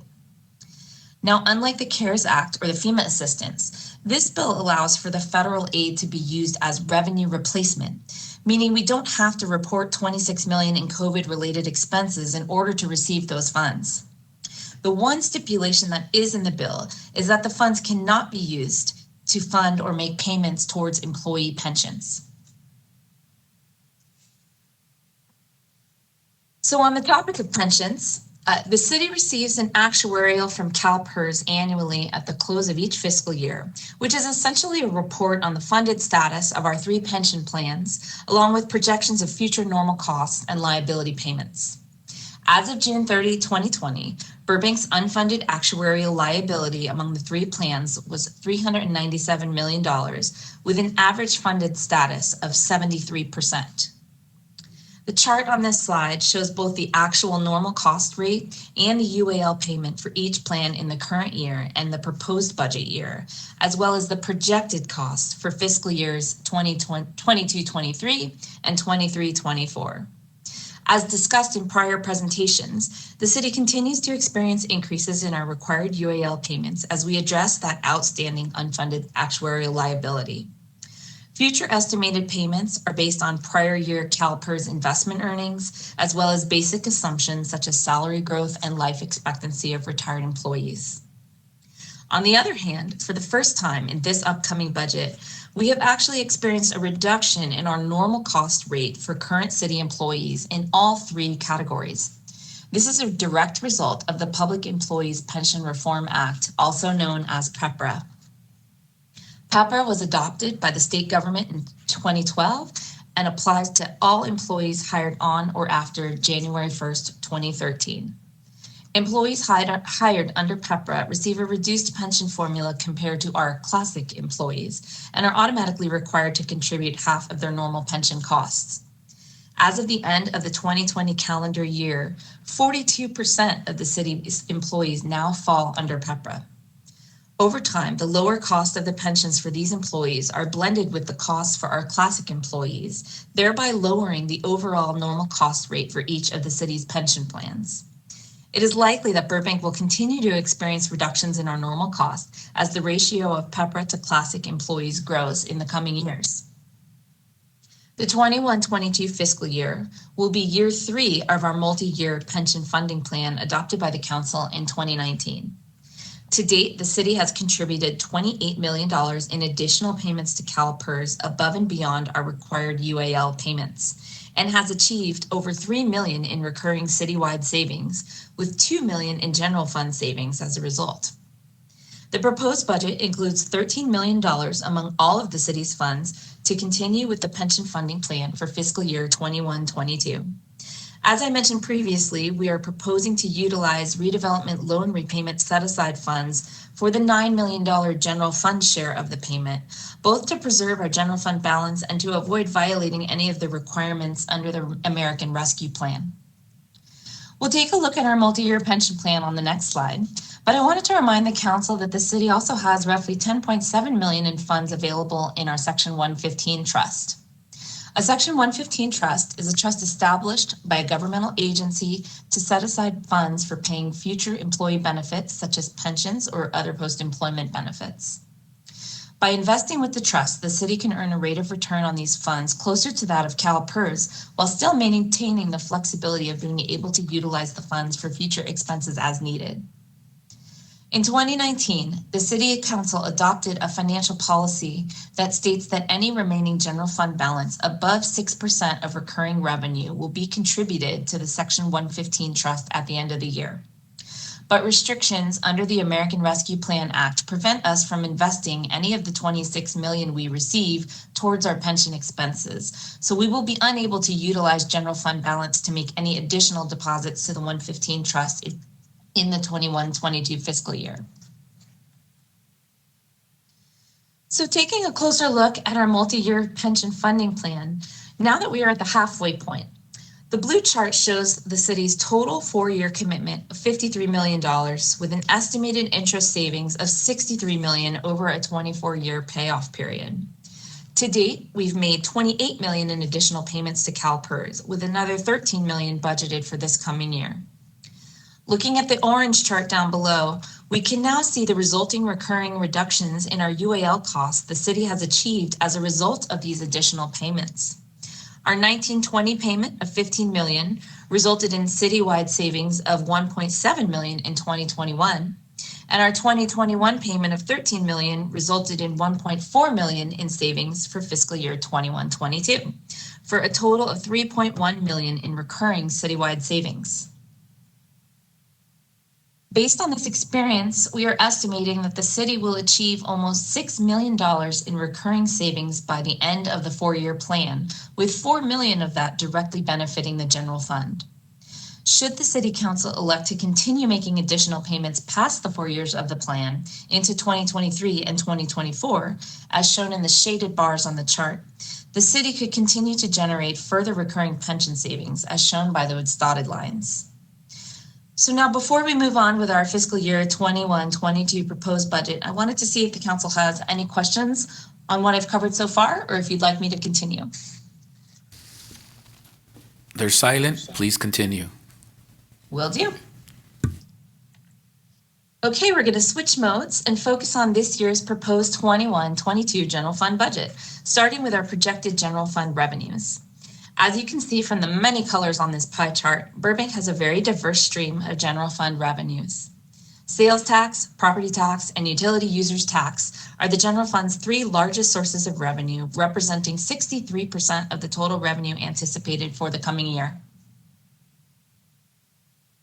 The table shown here is a year-over-year look at all of our general fund recurring revenues, including the actual receipts from 1920, the adopted and revised revenues for 2021, and the projected recurring revenues included in our 21-22 proposed budget. As you can see, we are heeding the advice of economists and projecting a healthy economic recovery for the coming year, with revenues increasing 7.9% from the revised 2021 projections. It's important to note, however, that the $186 million in revenue we are projecting is still $9 million less than the city's general fund revenues prior to the pandemic. Each revenue category is different in the way that it was affected by COVID-19, and each is projected to recover in a different way as we move forward over the next several years. Locally based revenues like sales tax, property tax, and UUT are likely to recover in the more immediate future, while tourism-based revenues such as TOT and TPT may take several years to return to pre-pandemic levels. These next few slides will examine some of the city's more significant general fund revenue sources. You can find a comprehensive summary and description of each of the city's revenues in the Revenues tab in your budget binder. And we'll start, of course, with sales tax. The most recent sales tax results we have available are for the second quarter of fiscal year 2021, which is our ever important holiday quarter of October through December. Burbank's second quarter sales tax was down 26.6% from the same quarter the prior year on an adjusted basis. Similar to what we reported in previous quarters, the city experienced declines in multiple categories, including general consumer goods, restaurants and hotels, business and industry, and fuel. Offsetting these losses somewhat was a 7.7% increase in our county pool allocations, which is a result of increased online sales activity. This bad news was somewhat expected given the additional public health restrictions put in place right after Thanksgiving when the COVID-19 surge really began to take hold. With stores fully open, restaurants now offering indoor dining, and our local film and television industry back in action, we are confident that a nice rebound in sales tax is on the horizon with a projected 8% increase in fiscal year 21-22. Property taxes have continued to be our most stable source of revenue throughout the pandemic. The local housing market remains extremely strong, with the median price of a Burbank single-family home selling for $1,025,000 from January through March 2021. Sales volume has also bounced back since the start of the pandemic, providing a bump in our real estate transfer tax revenues. We expect this trend to continue into the next fiscal year, with a 4% property tax increase projected for fiscal year 21-22. Utility users tax is the city's third largest revenue stream, with a rate of 7% that is applied to telephone, gas, and electric usage. We expect a healthy recovery in UUT revenues this year, with businesses reopening and returning to in-person work around the city, combined with the proposed phase-in of an electric rate increase. Altogether, we expect UUT revenues to increase by 7% for fiscal year 21-22. The mandated closure of so many of the city's facilities and programs resulted in service charge revenues taking a hard hit in the last fiscal year, dropping by over 23%. With the easing of public health restrictions allowing the reopening of city facilities and programs, along with the ramping up of the local film industry, we expect service charges to see a healthy bounce back of 21.5% for the next year. I should note that even with this significant increase, service charges are still expected to earn about $1 million less than their pre-pandemic peak. Moving on to our next revenue category, our transient occupancy tax is a tax of 10% on all short-term hotel stays within the city. During the pandemic, we saw our annual TOT revenue go from over $12.5 million to an estimated $5 million in fiscal year 2021. As shown in this chart, hotel occupancy rates dipped down from nearly 90% all the way to 20% at the beginning of the pandemic and have been hovering in the 40s and 50s for several months now. The good news is that our March 2021 numbers just came in and showed a 33% growth in occupancy compared to March just 1 year ago. It is safe to assume that there is some pent-up demand for leisure travel out there, and we will likely continue to see improvements in TOT revenue in the coming months as local tourist destinations reopen and more travel restrictions are lifted.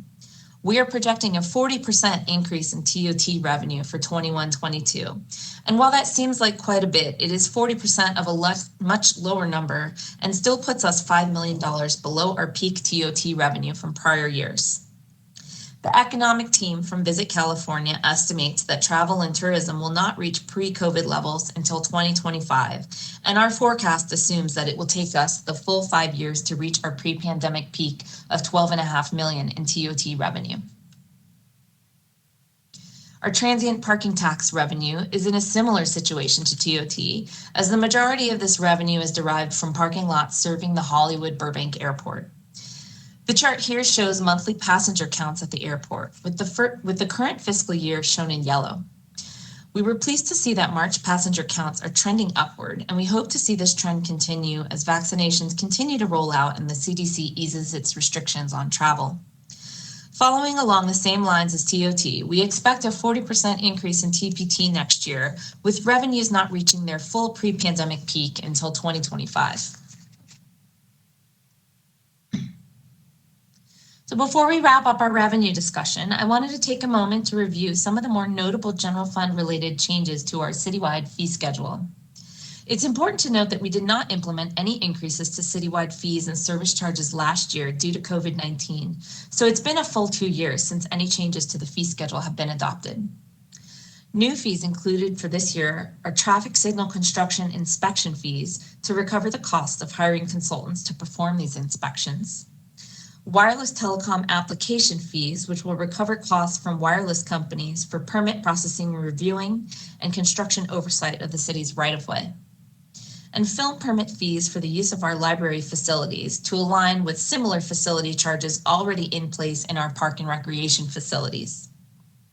Notable revisions to the fee schedule include modifications to parking permit fees to clarify charges for residential versus public parking permits, a 25% reduction to the accessory dwelling unit permit fee, which reflects the cost to process these applications under the new state ADU guidelines, and increases to passport photo fees to align with current industry standards. All other changes contained within this fee schedule are consumer price index-based increases incorporated annually in accordance with the City Council's established cost recovery policy. The city continues to operate the Burbank Program, Activity, and Service Subsidy, also known as the PASS program, which provides Burbank residents in need of financial assistance the opportunity to engage and participate in city programs and services. Subsidies are available through the PASS program for a wide variety of city services, including sports and aquatics programs, recreation classes, animal adoptions, and senior and disabled transportation. Managed by the Parks and Recreation Department, the city has 606 residents actively participating in the PASS program. Okay, so now we're going to move off of revenues to review all of our fiscal year 21-22 general fund appropriations. Excuse me, Ms. Becker. I Yes. have a question on the. Do we happen to know the profile of the 606 participants in PASS? I'm sorry, the profile? Yeah, right, the profile of the participant, and it's. You know, it's not something that has to be answered now. It's mostly, I'm just curious, is are participants like young students, families of 4, seniors? That's what I'm wondering about my question. And then just to go back to, so I have that question, and an answer later is fine. And also, like on the general fund recurring revenues, on the transient occupancy tax, so the 12,465, that was a projection, right? And it just seems so optimistic over what was the actual for 2019, 2020. And I was just curious why. Okay, I can answer your, I'll answer the TOT question first, and then I'll turn it over to Ms. Garcia to talk a little bit about the PASS program. Okay. So you're referring to our projected general fund revenues for TOT in that multi-section chart? Yes, chart 22, page 11. Thank you. So our actual total received in TOT for 1920 was 9.3 million, but remember we had a full quarter of revenues that was impacted by the pandemic. So what that 9 million represents is really 3 quarters worth of revenues, because we lost out on that fourth quarter when everything closed down from March through June of 1920. Okay, thank you. You're welcome. No problem. I'll turn it over to Ms. Garcia to answer the question about our PASS program. Thank you. Good evening, council members, Springer and Mayor Frutos. Marissa Garcia, Parks and Recreation Director. I don't have the exact breakdown of the makeup of our PASS participants, but I can share with you that approximately half of the 600 are older adults, are seniors who are PASS participants. The other approximately 250 are primarily families. I'm happy to follow up with council and email later this evening or tomorrow with the exact breakdown, as we do have that. I just don't have it readily available. That's okay. And there's room in this program. Is that correct? It's not capped. So if there are our residents listening, if they want to pursue this, it's easily to be found on our website. Absolutely. Okay. Thank you. Thank you. Those are my questions. Councilmember Schultz, go ahead. Thank you, Mr. Mayor. Ms. Becker, before we go on, just one question I had with regards to our projected sales tax revenue. So just for everyone watching at home, you're projecting a rough 7.9% increase, if I recall correctly. Could you? 8%, yeah. Thank you. Could you just go into a little bit more of the methodology that you use to make that forecast? Absolutely. Well, sales tax being one of our largest revenues, the city actually contracts with a consultant who, HDL, who a lot of you may be familiar with because they do a lot of work throughout the state. They have a very robust economic forecast and an economic team where they look at each revenue individually based on category. So we break sales tax down into individual categories, looking at general consumer goods, business and industry, fuel, and they have individual economic drivers that they'll project over the next couple of years to determine overall what that sales tax is. So whereas some categories may increase 2%, other categories may go up 12%. So we try to factor in all of those different categories to come up with that 8% overall increase. And of course, it's an estimate, right? We go with the experts and we go with what we know to be the case, at this period of time. But just like any revenue projection, it's an estimate and it's based on assumptions on recovery and just the overall economy. Typically, the city has always slightly outperformed the expectations from HDL, so we're hoping that's the case next year. But of course, we get quarterly reporting, and that's one of those revenues that we'll keep a watch on because, it is the city's largest category of revenue right now, especially with the new Measure P dollars. Thank you very much. You're welcome. Seeing no more questions from anybody or follow-up questions, let's continue. Okay.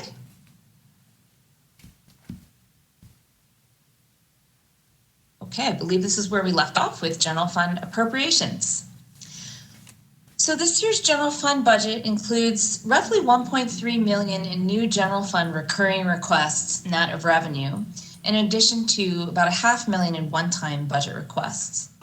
The budget also includes roughly $1.2 million for a variety of information technology projects and improvements among our general fund departments. Each new budget item was reviewed and approved by the city manager's office prior to its incorporation into the proposed budget. New appropriations were prioritized based on whether they were a mandated expense or how they adhered to the city council's established goals for the coming year, including economic recovery and development, housing and homelessness, sustainability, city services and the overall customer experience, and quality of life.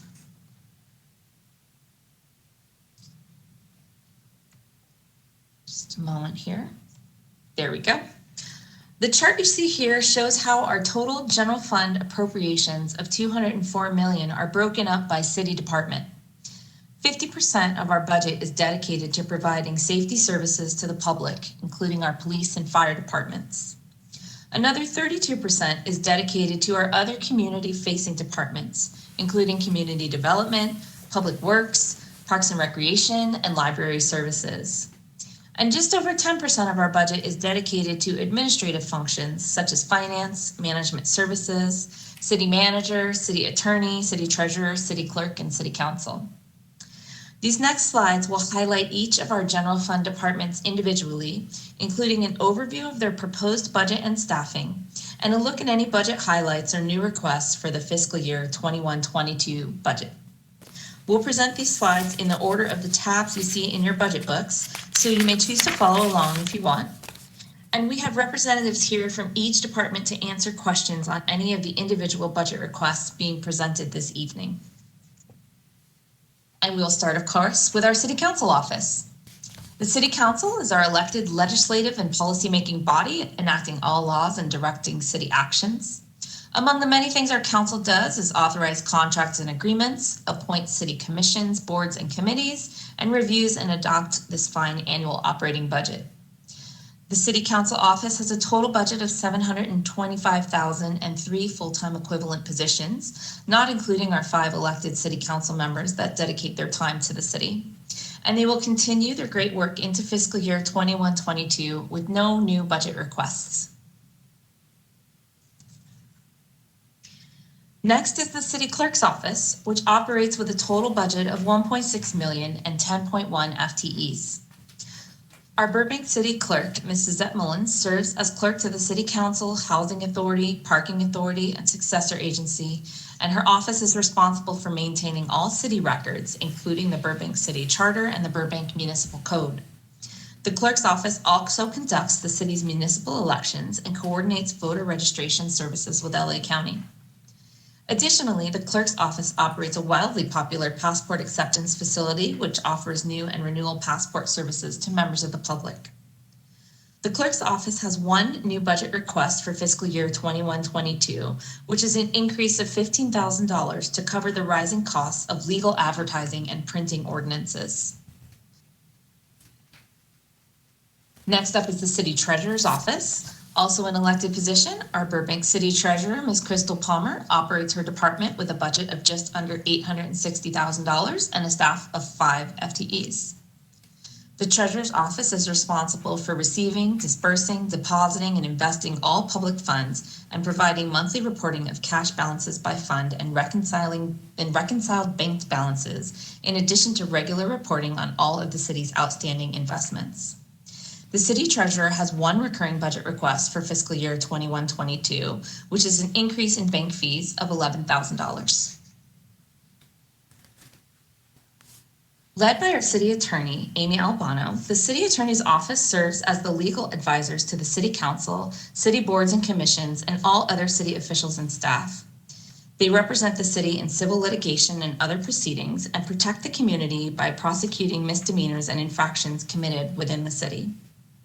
After over a decade of maintaining staffing levels, the city attorney's office is requesting to add an assistant city attorney position for the 21-22 fiscal year. The city attorney's office continues to see a substantial increase in routine workload amongst attorneys, as well as an increase in litigation cases, making it challenging to focus on the projects and items most pressing to the city council. This mid-level assistant city attorney position will split its time between departmental and litigation to assist the city attorney's office in their efforts to continually support the city council in carrying out its goals, while also supporting the day-to-day operational needs of the city.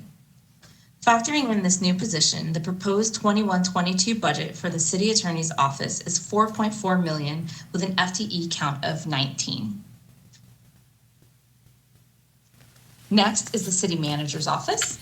Our city manager, Justin Hess, serves as the city's chief executive officer, setting the goals and providing the administrative direction for all city departments in full accordance with the policies established by city council. The city manager's budget of $2.4 million and 11.55 FTE also includes the Public Information Office, which provides the city with a comprehensive communication program, including dissemination of information regarding all city services, activities, and events. There is one new budget request of $17,595 incorporated into the city manager's fiscal year 21-22 budget, which will allow the city to provide closed captioning for public meetings broadcast on the city's public access channel.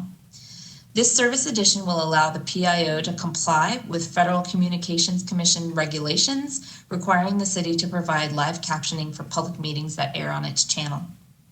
The PIO has prepared a white paper which provides additional information regarding this request, which can be found in the very last tab of the budget book labeled Supplemental Materials.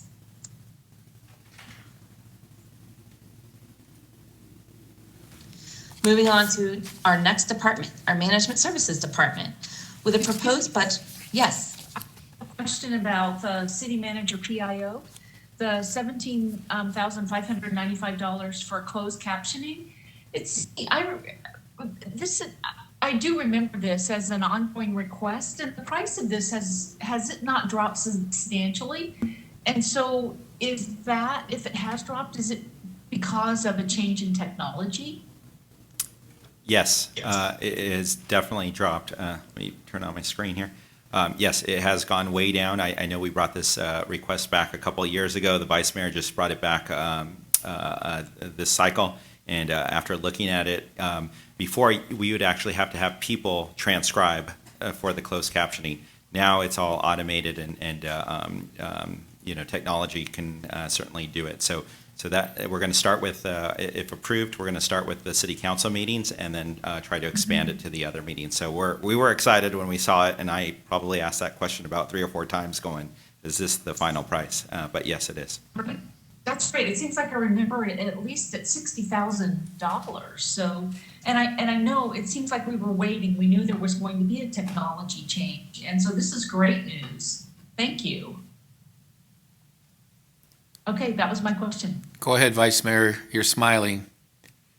Give your 2 cents before we move on, sir. I see the Agree. smile. I mean, obviously, we discussed it a couple of years ago, and now it was a good time to bring it back, at least for discussion, and seeing if, just to see if technology had improved to the point that it's a lot cost effective.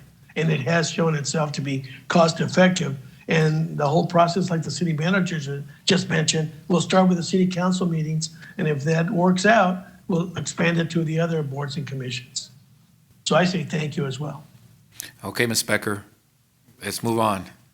Remember, council members, jump in anytime you have a question to keep Absolutely. the meeting flowing. But go ahead, Ms. Becker, continue. Okay, we will move on to our Management Services Department. With a proposed budget of $6.5 million and just over 46 FTEs, the Management Services Department provides a wide array of services to city departments and employees, including employment services, employee benefits, labor relations, general liability, workers' compensation, and environmental health and safety. The department also provides a robust training program and support services for employees, as well as the public through the Workforce Connection and Youth Employment programs. Management Services has one recurring general fund budget request of $14,000. This is to take advantage of an electronic clearinghouse established by the Department of Transportation, which allows immediate access to real-time commercial driver's license status. By transferring the department's paper records to an electronic record-keeping system, the city will be better prepared for periodic state audits, and Management Services will be better able to assist city departments who manage commercial drivers. Ms. Becker, on this one item, will this be shared with the other 2 enterprises? Meaning, will they pay their fair share so it doesn't come out of the general fund budget, since the majority of our drivers are coming out of refuge, sanitation, that's an enterprise, and the other large vehicles that we have that have these commercial licenses are also out of our Department of Water and Power. So are they going to pay, because they're self-generating, their fair share costs so it doesn't come out of the general fund 100%? I can turn that over to Ms. McClinton to answer.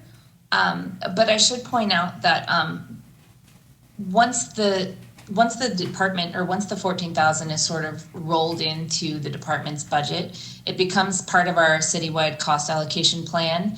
And so those costs are allocated to each of our non-general fund departments based on their annual usage of those different services.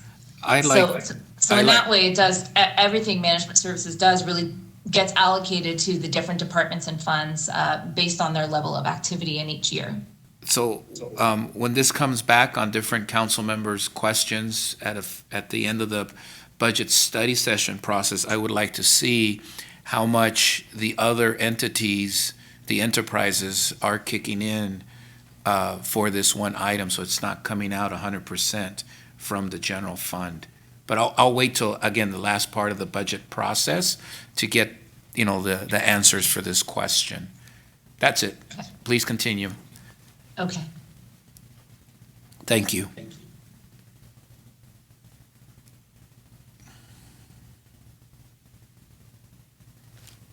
So we'll continue with everyone's favorite department, Financial Services. With a budget of $5.6 million and 33 full-time employees, this outstanding department provides a wide array of citywide services, including accounting, accounts payable, accounts receivable, revenue collection, fixed asset management, payroll, CalPERS reporting, debt management, and internal audit management. Each year, the department produces the city's annual operating budget, capital improvement program budget, and annual financial report, all of which have been recognized annually with awards for excellence from the Government Finance Officers Association and the California Society of Municipal Finance Officers. Additionally, the Finance Department provides centralized procurement services for all city departments. Our purchasing division is a multi-year recipient of the Achievement of Excellence in Procurement Award from the National Procurement Institute. The Financial Services Department will continue our work into fiscal year 21-22 with no new budget requests. Moving on to what may be our most fun department, Parks and Recreation.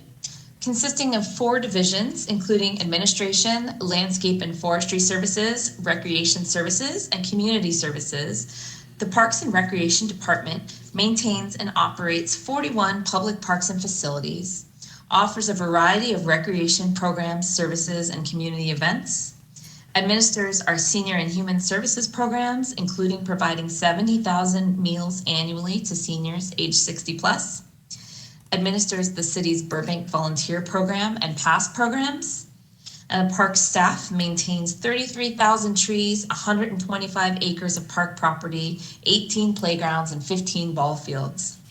And they do all of this with a budget of $26.8 million and just under 167 full-time equivalent positions. The Parks and Recreation Department has 4 new requests included in the fiscal year 21-22 budget. The first is a recurring request to increase operating expenses for the DeBell Golf Club by $356,000. The golf course has been one of the few bright spots during the pandemic, increasing revenues by 24% over the previous year. The operating increase covers the city's contractual obligations as well as increases in the minimum wage and will be offset by increased revenue as Touchstone Golf is expected to meet or exceed their fiscal year 21-22 revenue projections. The next request is a $27,000 budget increase to provide custodial and equipment maintenance services for the operation of the city's wellness center. Next, the department is seeking to fund a pilot park patrol program in the upcoming fiscal year. Park and Rec staff believe that a park patrol program is the most appropriate and effective method to curtail unlawful and antisocial behavior in our parks and maintain a positive leisure environment for the community. To provide this level of park safety and security, the department is proposing to hire 2 part-time employees at 29 hours per week for backup and maximum coverage at all of the city's parks. The cost of $106,000 will be partially offset by over $40,000 in salary savings from other vacancies in the Park and Rec department. And lastly, Park and Rec is proposing to continue to support the recommendations of the Art and Public Places Committee to allocate $10,000 of restricted public art funds for Phase 5 of the Burbank Cultural Arts Commission's Utility Box Beautification Program. Ms. Becker? Yes. Back to the Park Patrol pilot program, or maybe the city manager. This will, after 1 year pilot program, if the council feels this is a great program and we've got some metrics that we're looking at to see the success, this will always stay within the Park and Rec's budget. It's not going to show up on the police budget sometime 5 years later. It'll be in Park and Rec. Thank you for answering me that question. Thank you. Please continue, Ms. Becker. Absolutely. Go ahead, Vice Mayor, just join in. Yeah, thank you. I just want to piggyback on your question in regards to, this item is the first one I've seen that states partially offset by salary savings. Everything else that I've seen doesn't mention that whatsoever. So my concern moving forward, when we're adding new positions, I want to see what the history of that department has been for the past 5 years. And I know we've had a couple years of salary freezes or just freezes, hiring freezes. But I'd like to see what 5 years of history in regards to hiring positions for all the departments that are asking for a new body. Thank you, Mr. Mayor. Please continue, Ms. Becker. And again, council members, just join in and ask a question as we're hitting that item that you got a question. Please jump in. Thank you, Ms. Becker. No problem. The Library Services Department operates the city's 3 library branches with a budget of roughly $8 million and 64 FTEs.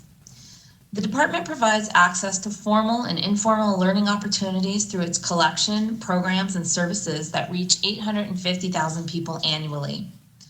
Library Services implemented a number of new programs and services in the past year in response to COVID-19, including curbside pickup, outdoor Wi-Fi, book connection, expanded online collections, and a variety of online programs for all ages.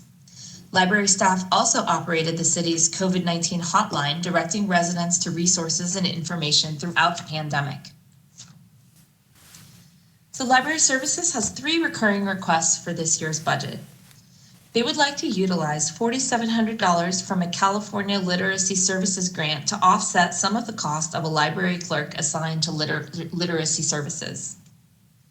They are requesting increased funding of $30,000 for e-materials to meet the growing customer demand for downloadable and streaming library materials that has accelerated as a result of the pandemic. And lastly, they are requesting $30,000 to fund expert instruction for the Digital Media Lab in order to better assist the lab in fulfilling its workforce development mission. Go ahead, Councilman Springer. Thank you for that library presentation, but going back to the bell, like the increase in operations, would that be for like events? Because I know that they were kind of at a standstill because of the pandemic. Is that what that number, the increase in operations, is Ms. Garcia here? Yeah, I'll turn it over to Ms. Garcia to answer that question. Good evening again, council members. That request, the $356,000, is will cover multiple additional costs. One being just the cost in wages, in minimum wage. That's a large portion. Also, there's a contractual obligation that the city has with the operator to share net gross revenues, as well as having the ability to refund deposits for events. It's just really having access to those dollars. It's not necessarily going to be used to host more events. That's already included in our budget. Okay, thank you. Go ahead, Ms. Becker. Continue. Okay, are we done with the library? Because I got a question if no other council members. Ms. Becker, under the instructors for the Digital Media Lab, $30,000, is there any way, because I know we get the literacy grant money that comes from the state. Usually we get it once or twice a year. I don't remember the numbers. But could that money offset the general fund $30,000?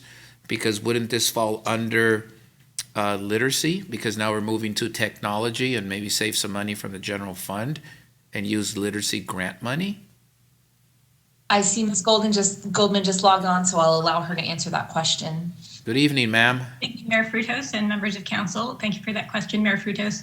The literacy funding is for California Library Literacy Services, a state program that's been around for over 30 years. It is very specifically earmarked for teaching adults who read English at below an 8th grade level to improve their English reading and writing skills. It is unfortunately not for technology training at this point in time. Thank you for letting me know. Thank you. No more questions on this topic. Please continue. Thank you, Ms. Goldman.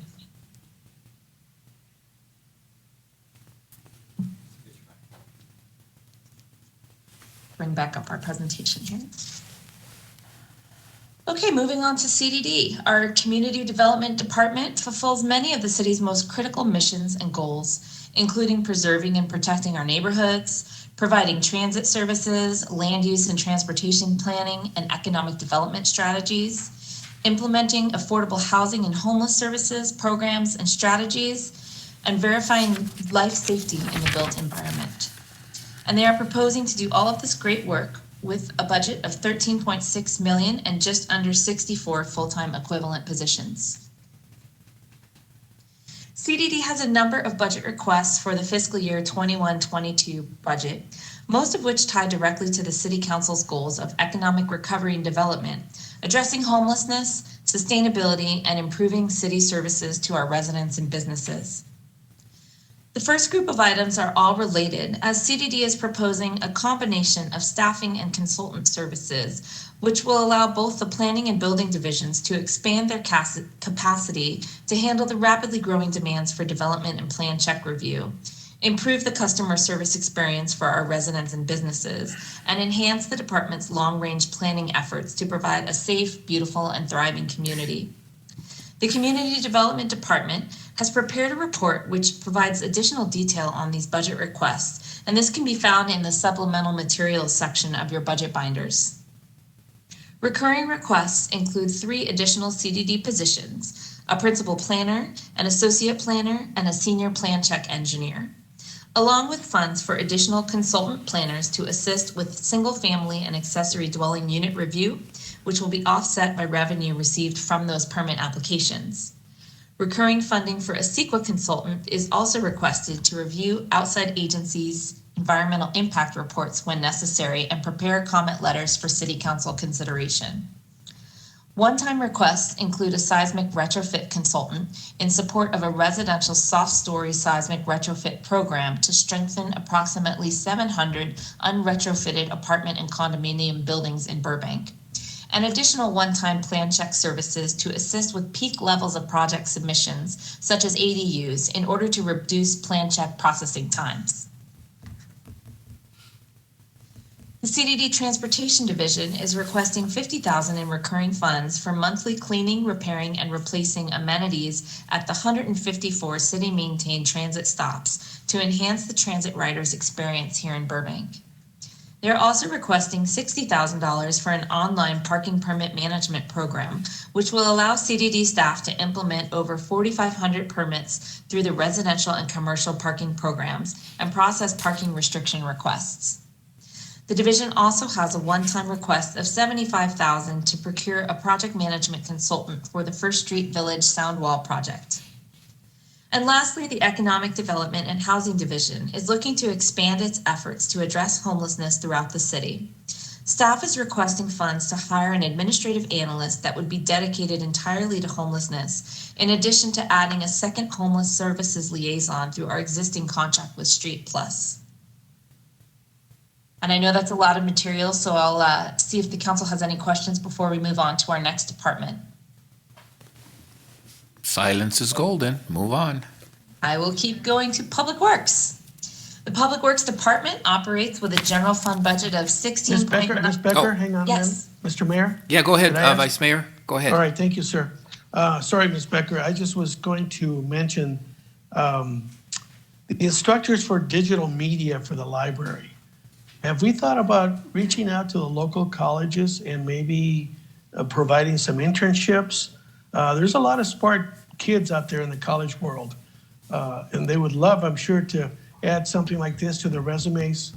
It might be paid, but if it's not, it adds to their resumes in regards to what they're doing in the community. So I'm just thinking out of the box about using some interns or using some college students that work in this field, and maybe they could help us. It would be a win-win. It'd be helping us, the city, and we would be helping them as well, I feel. Thank you. Go ahead, Sharon. I have a couple questions about the CDD budget highlights. So that will, I think we all hear of complaints that the process takes a long time, like for different, for plan check, for CUPs. So the additional planning staff will reduce the timing on that. Will that help?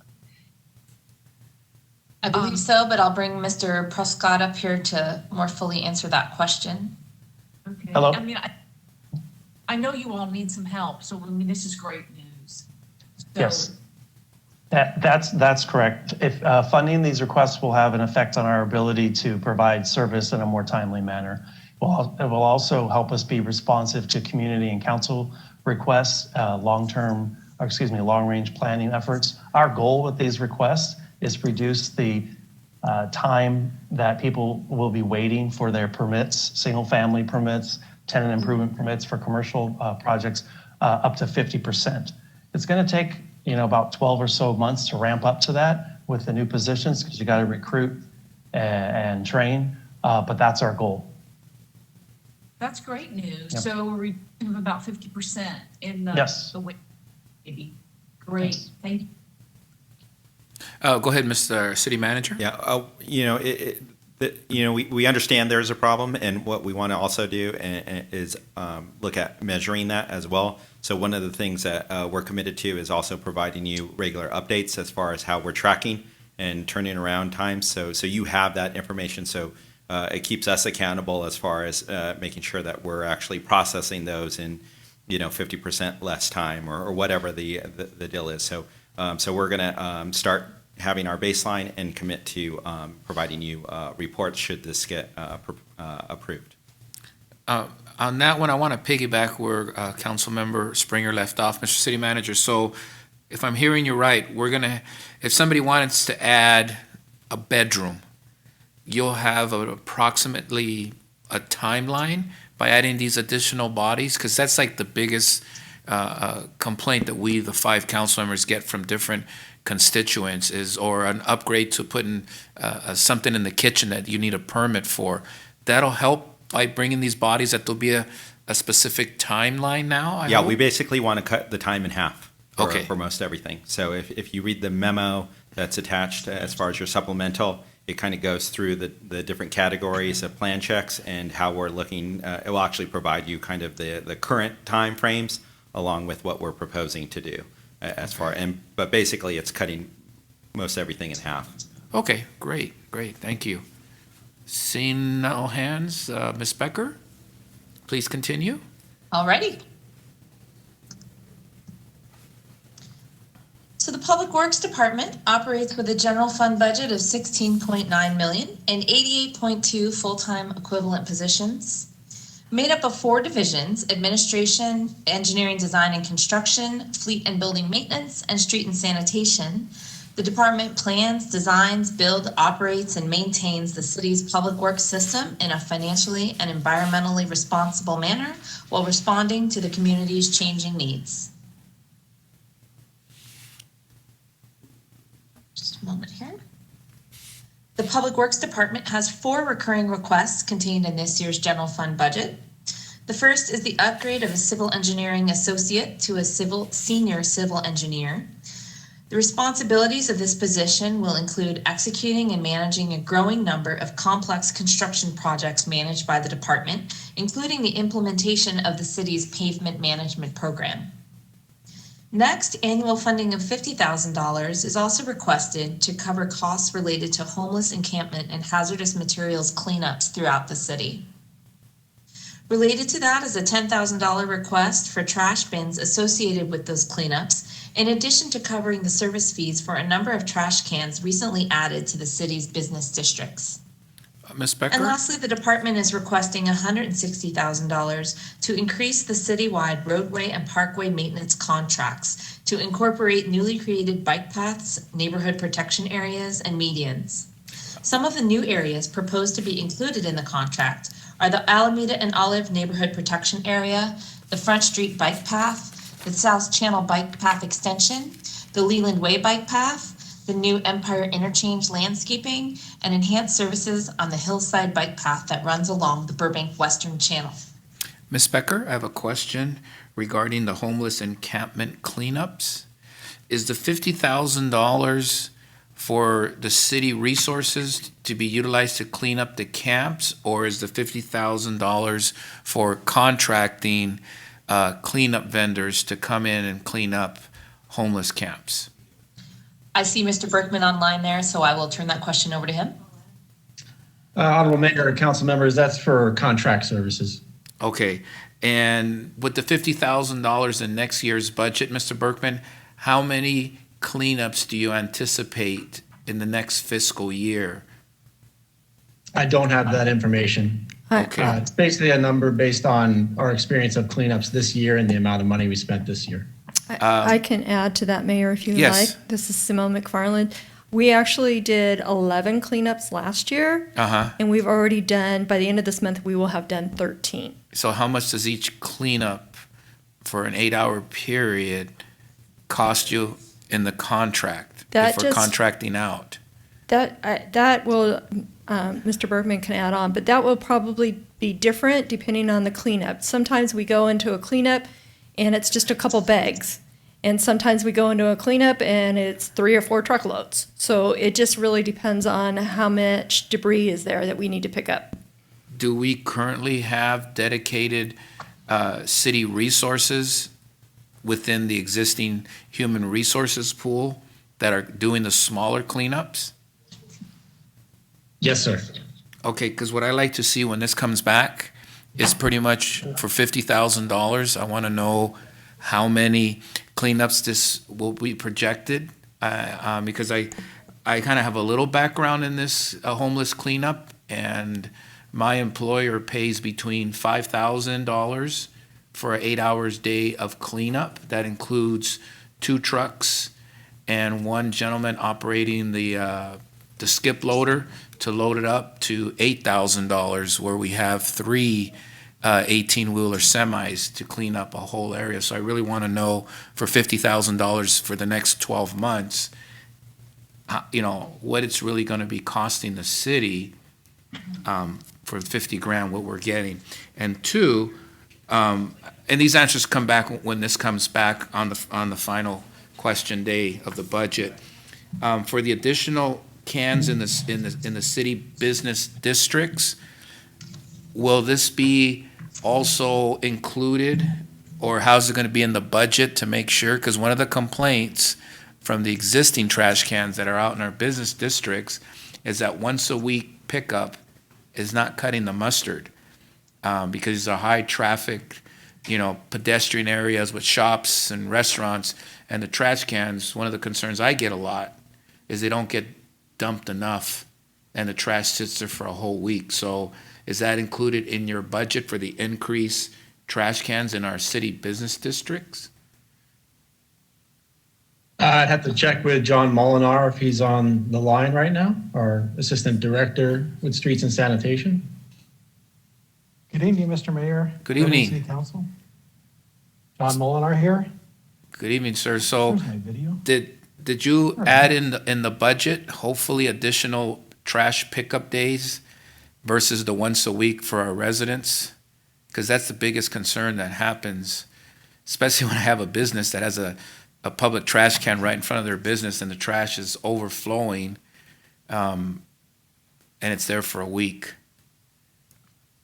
So we haven't seen any of those complaints that you are bringing up to us right now, but we do have those monies in there for the general fund to be able to reimburse for those cans that are out there. Uh-huh.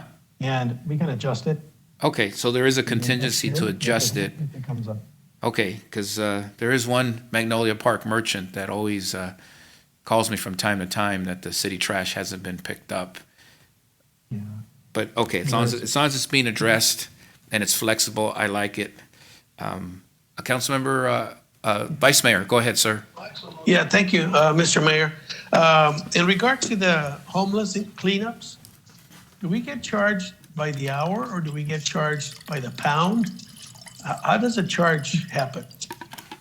Can I jump in on this one? Please do.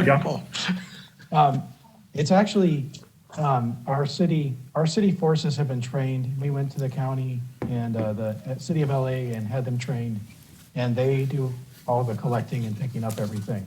So it's just whatever their wages are and the equipment, that's what the cost would be. It's already within. So we don't contract out then? We would only do that if we have something major Big? come up. Yeah. Otherwise, our staff handles it? Absolutely. But there are companies on board when maybe the parks have a big problem in one of their restrooms, they may call somebody out. Sure. Something like that. Okay, all right, thank you. Go ahead, Councilmember Anthony.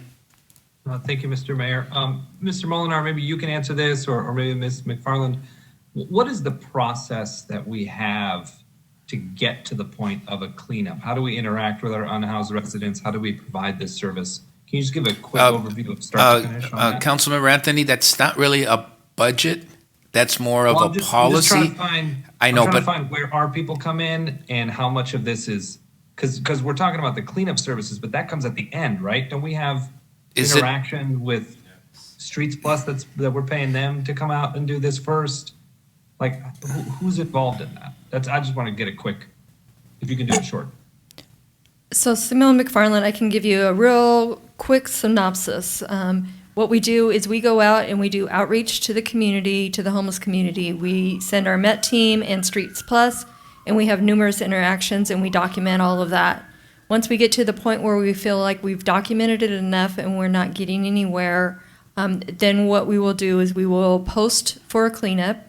We will go afterwards, after we post, we will go and do outreach again and ask if they would like to have some services and how can we assist them. And then we'll go ahead and do the actual cleanup. When we do the actual cleanup, we will, once again, we leave a posting that says if you would like to retrieve any of your items, you can come to usually the Public Works Yard. In the future, it'll be the storage center to pick up any of your items. So that's kind of it in a nutshell. Okay, thank you. Thank you, Mr. cool. Mayor. Any budget type question, Councilor Anthony? Well, No, I'm just just wondering. budget. So Cost. The item that we're talking about right now, that's just the portion of Just the cleanup. after we've done those Yeah, steps. we're just trying to look at the Okay. $50,000 and, kind of digest what this money's going to go for the next 12 months.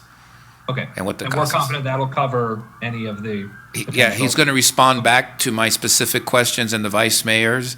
At the end of the third week, as we go through the budget, they'll bring back those answers, or sooner, according to the city manager. He's on top of it. So, Ms. Becker, thank you. Mr. Berkman, thank you. And Mr. Mueller, thank you. Let's move on. Mr. Oh, Mayor, I'm may I sorry. ask- Go ahead, Oh, Nick. Councilmember Schultz. Sorry. Thank you very much, Mr. Mayor.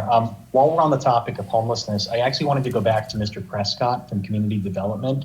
I just had one budget-related question.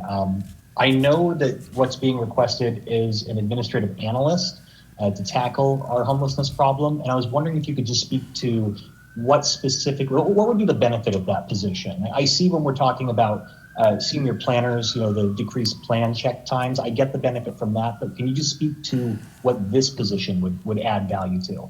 Sure, thank you. Mr. Mayor, members of the City Council.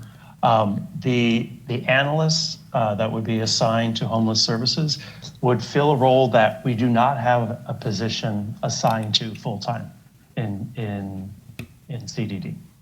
We've kind of been doing it ad hoc with a couple people who are doing it in addition to their regularly assigned duties. So this person would be focused on coordinating that whole homeless program, coordinating the cleanups, communicating with the street outreach team, Public Works Department, seeking grants to fund the work that we're doing.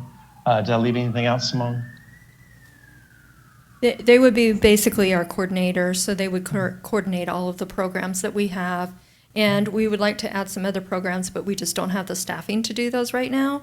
So this person would be in charge of that also. And then the current person that is doing that kind of that overview job, our half of a person, Mr. Gonzalez, he would do the big picture kind of stuff. So looking for the larger programs, the shelters, those types of things. So that would be backfilled with that. Thank you. No more financial budget. Oh, I'm sorry, Vice Mayor? Just to piggyback on the last question in regards to the administrative analyst. Now, 110,000, that's total salary and benefits. Correct. That's right. So the salary, he'd be the person, if we do approve this administrative analyst, he'll be coming in at obviously a salary that's lower than the $110,000. Yes, he or she will be. Yes, he or she, definitely. If he or she gets approved. Thank you. That's correct. Okay, seeing no more questions, Ms. Becker, please continue.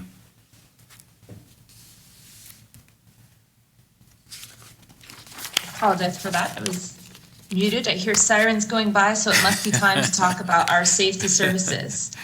So up next is our fire department. which provides citywide fire prevention, fire suppression, emergency medical services, and emergency operations management, with a total budget of $37.6 million and 136 full-time employees. In addition to the over 11,000 emergencies the department responds to annually, the fire department also partnered with the Burbank Unified School District this year to provide over 2,600 COVID-19 vaccine doses to city and BUSD employees and volunteers over the past several weeks. As I know, all of us here at the city are very grateful to Chief Garcia and his staff for undertaking those efforts for the vaccines, so a big thanks to him and his team. The fire department has one request included in this year's budget, which is funding to replace their 36-year-old water tender. This will be a 3-year ramp up of $139,000 per year until enough funds are collected to complete the purchase. In the meantime, the city is actively seeking grants and other sources of funding for this purchase, and if successful, the ramp up money will be returned to the general fund. And last but certainly not least is our police department. Ms. Becker, real quick, I have just one question. Was there any discussion at all to purchase one of these Lucas machines, the automatic CPR compression devices for the fire department, just because it's COVID and they don't want to do the mouth-to-mouth thing? Was there any discussion on that? Not that I'm aware of, but I'm happy to turn it over to Chief Garcia to discuss that further.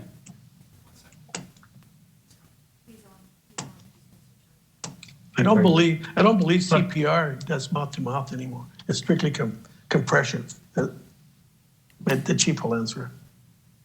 Good evening, Mr. Mayor, Council. Councilmember Anthony, we did not specifically search for that within the budget process. We're currently working through the Measure B grant funding to be able to see those, hopefully see those purchased for us with those dollars through the county Measure B process. So we do realize that those are vital, and we're currently utilizing them in a trial period to ensure that we'd be looking for the correct device to be able to provide those services. And it is proven to be a very sound resource for us to be able to utilize. So we are definitely going after those, and we utilize the grant dollars now and continue with our process now, which is to pilot them and make sure we're getting the accurate results that we're intending. Okay, thank you, Chief. Yep. Vice Mayor, followed by Councilmember Springer, and I'll go last. Thank you, Mr. Mayor. Chief, I just got a question in regards to the current water tender. I know it's old. Obviously, you said, 36 years old or something like that? Way older than me. Are we going to donate it to another less fortunate fire district or fire department, or are we going to try and get some monies for it? It's pretty antiquated, Vice Mayor Telemanes. We can certainly partner with our public works team to see what would be the viable options for being able to see that either move on to a donation or out to auction once we do complete the purchase for a new one. Okay, great. Thank you, Chief. Councilmember Springer? Could you please explain what a water tender is? Certainly. So water tender is a piece of apparatus that we utilize to be able to carry large volumes of water. We use them in the wildland setting as well as along our freeway, typically to be able to have a mobile water source. So our current apparatus carries 2,700 gallons. And so when we get something working in the wildland setting up on the hillside or with our mutual aid partners, we don't have domestic water through our hydrant system up in the hillside. So we're able to utilize, this large capacity apparatus to be able to transport water up there and either shuttle water to our fire engines or utilize it as itself as a water source for our wildland hoselays, progressive hoselays to extinguish wildland fires. So is it like a tanker truck? Very similar. Yeah, very similar. It's not quite, probably about a third of the capacity you'd see if you saw a fuel tanker on the freeway. So again, 2,700 gallons is what we have, and it's a varying range in that the capacity we'd be looking at would be in and around that range as well. And also what it affords us again is that mobile water source. So we have two major freeways through the city as well, and that'd be able to provide that water source to shuttle to our fire engines should we have any large capacity fire on the freeways as well. Thank you. Go ahead, Vice Mayor. This one, Chief, I just want to commend you and your staff and all the paramedics that partner up with BUSD and made that happen. So send them a thank you from the council. Thank you. Yeah, definitely will do. And thank you. It was a team effort. We had a great partnership with the school district, and we'll be able to share a little bit more on that after with our presentation after this as well. But very proud of all the efforts of our entire city team and the school district team to be able to provide the vaccinations for our city employees and our school district employees. So thank you very much. We'll extend that. Chief, in this budget, how many recruit classes are projected for this next year's budget out of this request? No current request for recruit classes for next year. Currently, we're working toward the completion of our current academy now, which likely see we're keeping our fingers crossed for full 18 recruits that'll be graduating in the end of May. And any projected outside training that's covered in this upcoming budget? And what would that training be? We'll continue with respect to recruit academies, or just in general training? In general, for your in-service employee training to keep them, on that cutting edge of fire service. Is there any projected training this upcoming budget?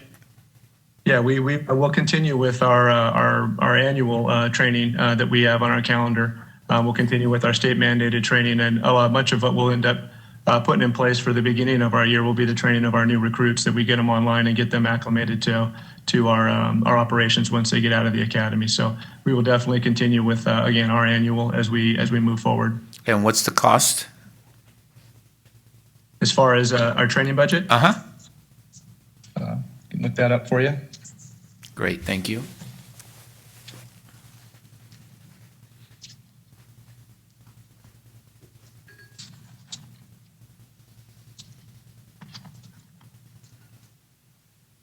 Perhaps, Becker, might you have that on hand there? I know we have our 25% that we've seen reduced this year. Absolutely. We have training budgeted across multiple divisions within the fire department, but the majority of the training lies within our fire suppression and our EMS divisions, as well as our training division. So I'm just looking up those accounts there. Just be one moment.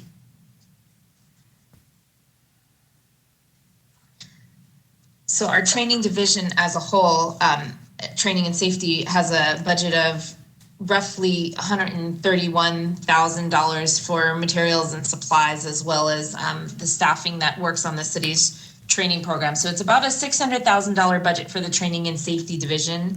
In addition, we have, it appears, if I'm doing the math really quickly, across all of our fire division, roughly 20 to 25,000 in additional training funds across the divisions of the fire department. But I'm happy to provide you more information. Yeah, when it comes back, I'd like to see the breakdown in the projected training for the next fiscal year, and the ranks of the individuals going to training and what the salary and travel cost is, and lodging at our next, or whenever the meeting comes up. I'd like to review that very specifically for next fiscal year. Thank you. Thank you. Absolutely. And please continue, Ms. Becker. Certainly. Thank you, Chief. Thank you. So last but certainly not least, we have our police department.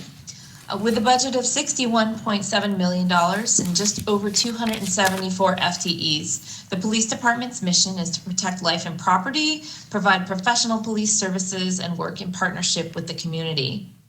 In addition to the 50,000 calls for service they respond to annually, the department also provides citywide parking enforcement and operates a full-time animal shelter, a state-of-the-art 911 communications center, and a joint air support program with the city of Glendale.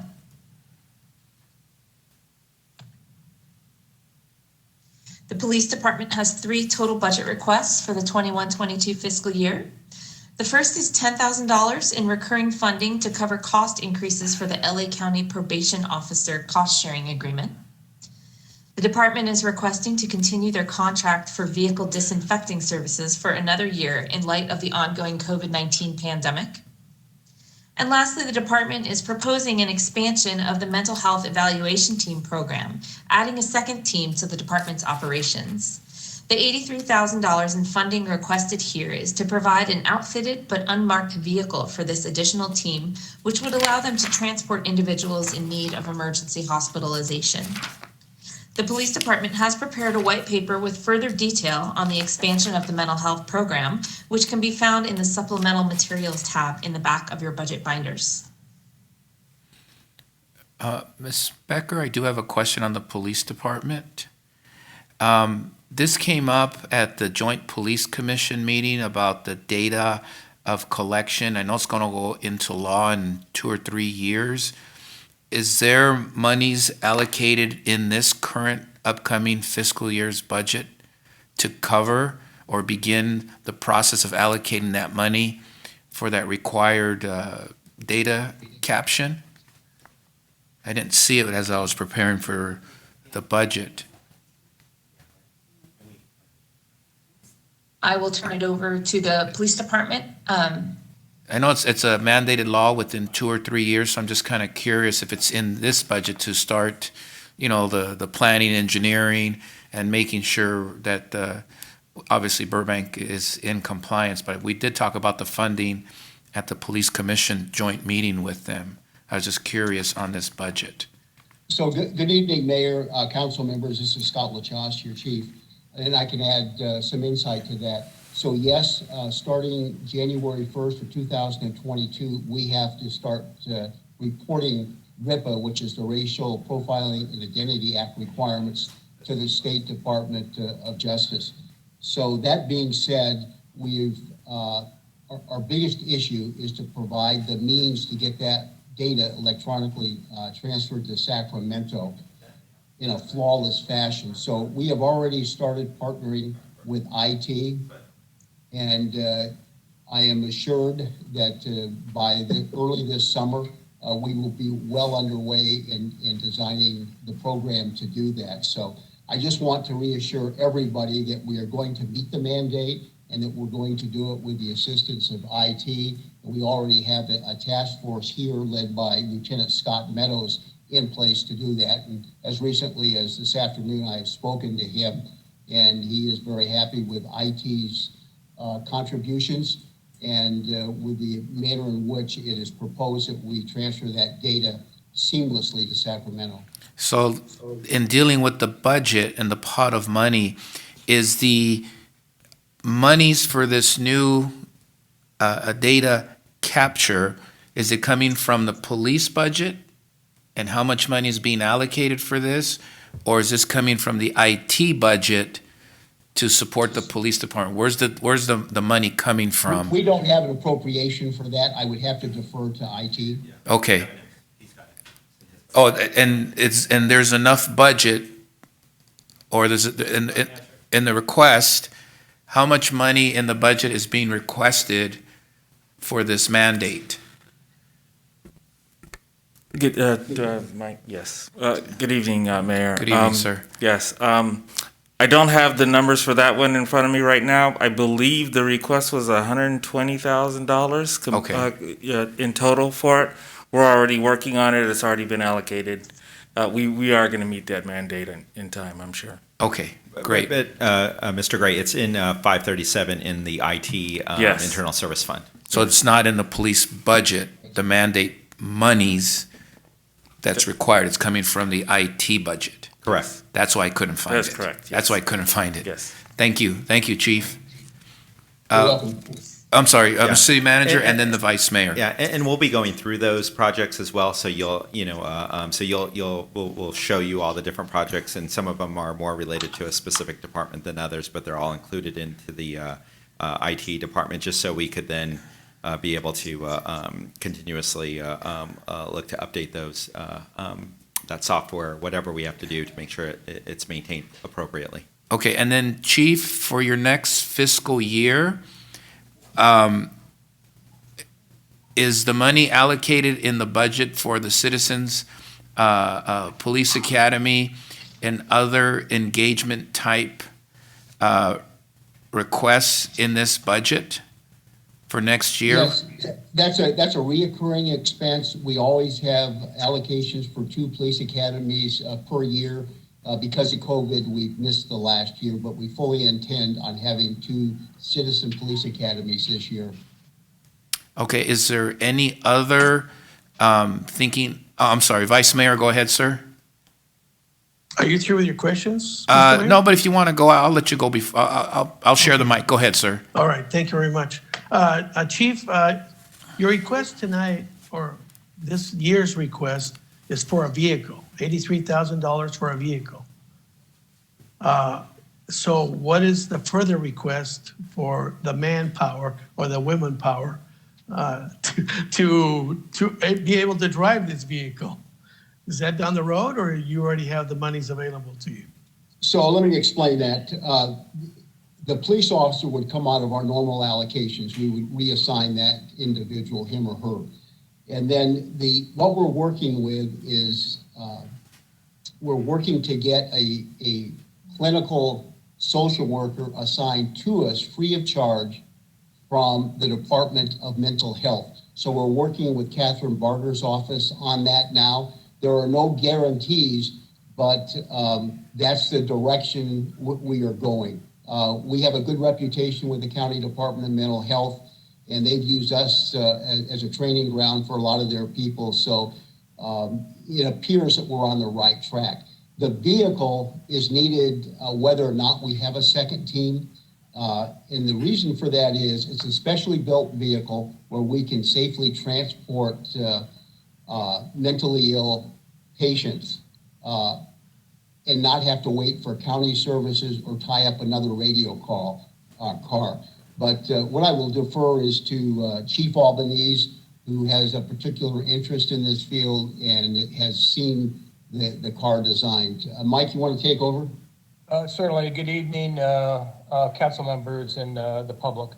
So the vehicle that we're looking at is equipped to safely transport someone that is having an episode or has had an episode in a safe environment for them and for our officer and our clinician. Glendale has a vehicle that is similar. We kind of modeled it after Glendale, so it would be an unmarked Ford Explorer that would have a compartment that would house the subject that we are transporting to a hospital. So it does a couple things. We safely transport. We don't have to take a patrol unit out of service, and also is that we can avoid using an ambulance to transport and pull an ambulance out of service. So that is with the best case scenario. Expanding on the best case scenario is in the event that we expand our Met Team to Met Team 1, 2, it would be a shared vehicle. Hopefully we'd have a 6+ day deployment where they would have that vehicle that is assigned only to them for the special needs transportation. Chief, thank you very much. Chief Albanese. It would also be equipped with cameras. That's another critical component, not only forward-facing cameras, but cameras in the back that is monitoring subject and officer during the transport. Thank you for that. Now, Chief, how do we pay for our Met Team number 1, for example, the current Met Team? How is that, are those resources taken care of? So the police officer comes out of our budget, and the clinician comes from the Department of Mental Health, and that's a shared expense. Meaning 50-50? About 50-50, yes.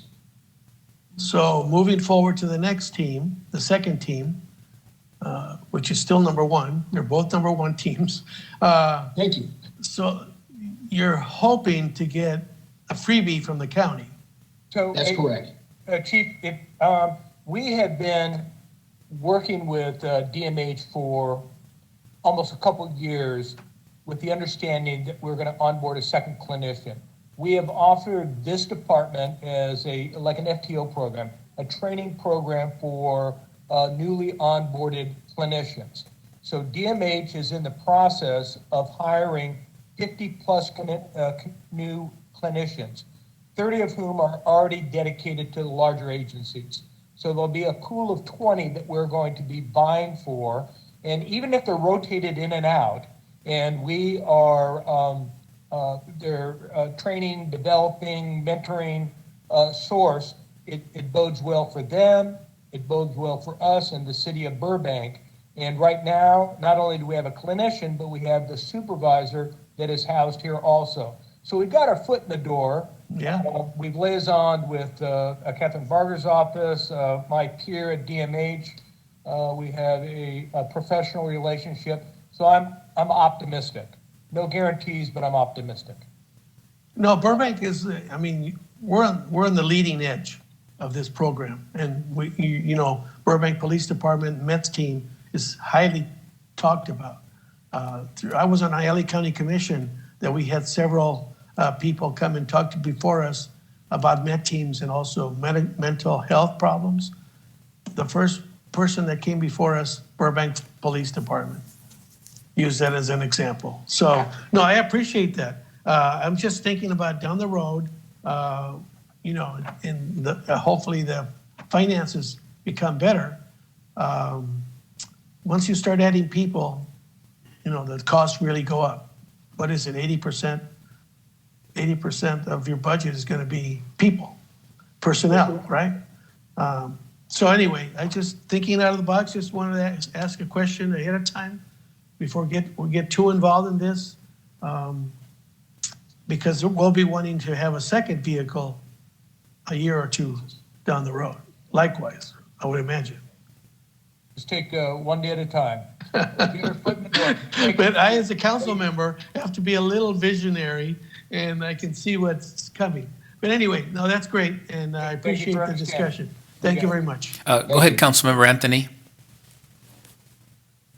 Thank you, Mr. Mayor. I actually want to piggyback off of what the Vice Mayor is alluding to. So in the future, if we get this free clinician, if the county pays for that fully, we still have to pay for the chaperone. We still have to pay on our employee to be with them, right? That's still always going to be our full coverage. Is that correct? Yes, but that is an existing resource that we've deployed, and we're prepared to do a second deployment. But in this business, the workload continually changes, so we change with it. And that's why we went to dedicated Met team officers, because it frees up resources in the field to handle other problems. And what we've done is develop expertise so that people can be very effective and efficient with a clinician. So, and as you've seen, our caseload has increased. So I know hospitalizations have gone down, which is a good thing, but the support calls that we get, calls for support, have increased pretty dramatically over the last couple of years, because people have gotten to know us. So we get a lot of calls from folks, family members, and we consult with them. And we're able to give them information on how to approach problems with loved ones. For instance, we're able to find out about what insurance policies they have, and then can make recommendations on how they go about exercising their right to draw down on insurance funds to get mental illness help. Mm-hmm.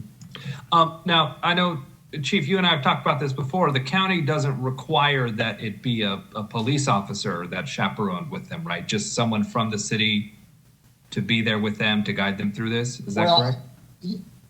Well, I wouldn't call it a chaperone. This is a co-response model, and the police officer and the clinician complement one another. What we have found countywide, if a social worker is to go out by him or herself with another social worker, they generally have to call for a law enforcement backup.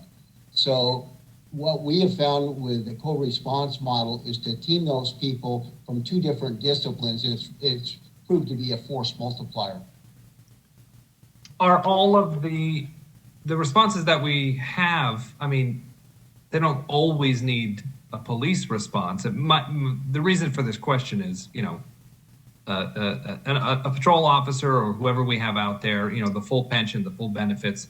I look at LA City, they're partnering their Met team with a fire department employee. I mean, theoretically, if we had a larger program, there's no reason why we couldn't have some of these members partnered with, say, even a Streets Plus employee, people who are not as salaried or have all these benefits so that our cost would go down as we grow the program. And so for me, just looking ahead to keep an eye on keeping that cost down is No, and I kind of where I'm getting. I appreciate your comments because this is an ever-expanding area of concern to a lot of people.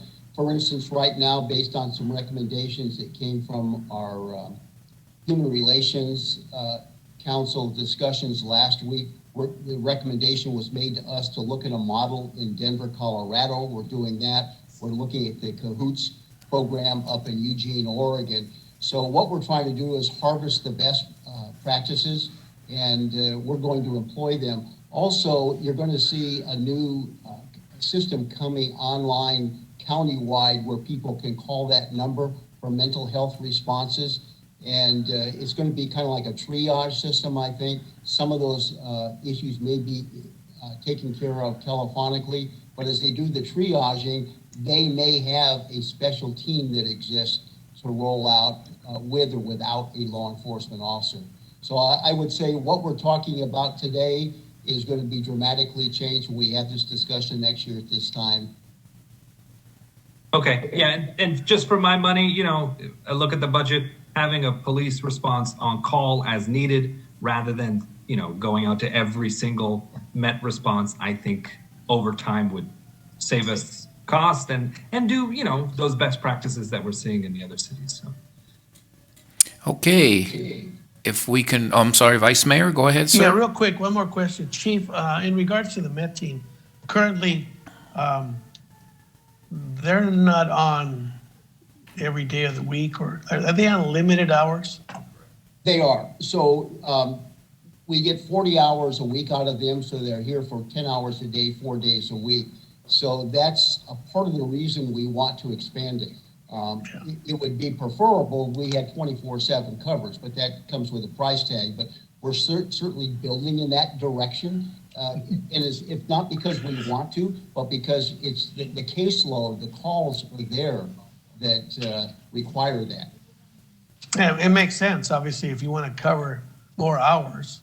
Why a 410 as opposed to a 5/8?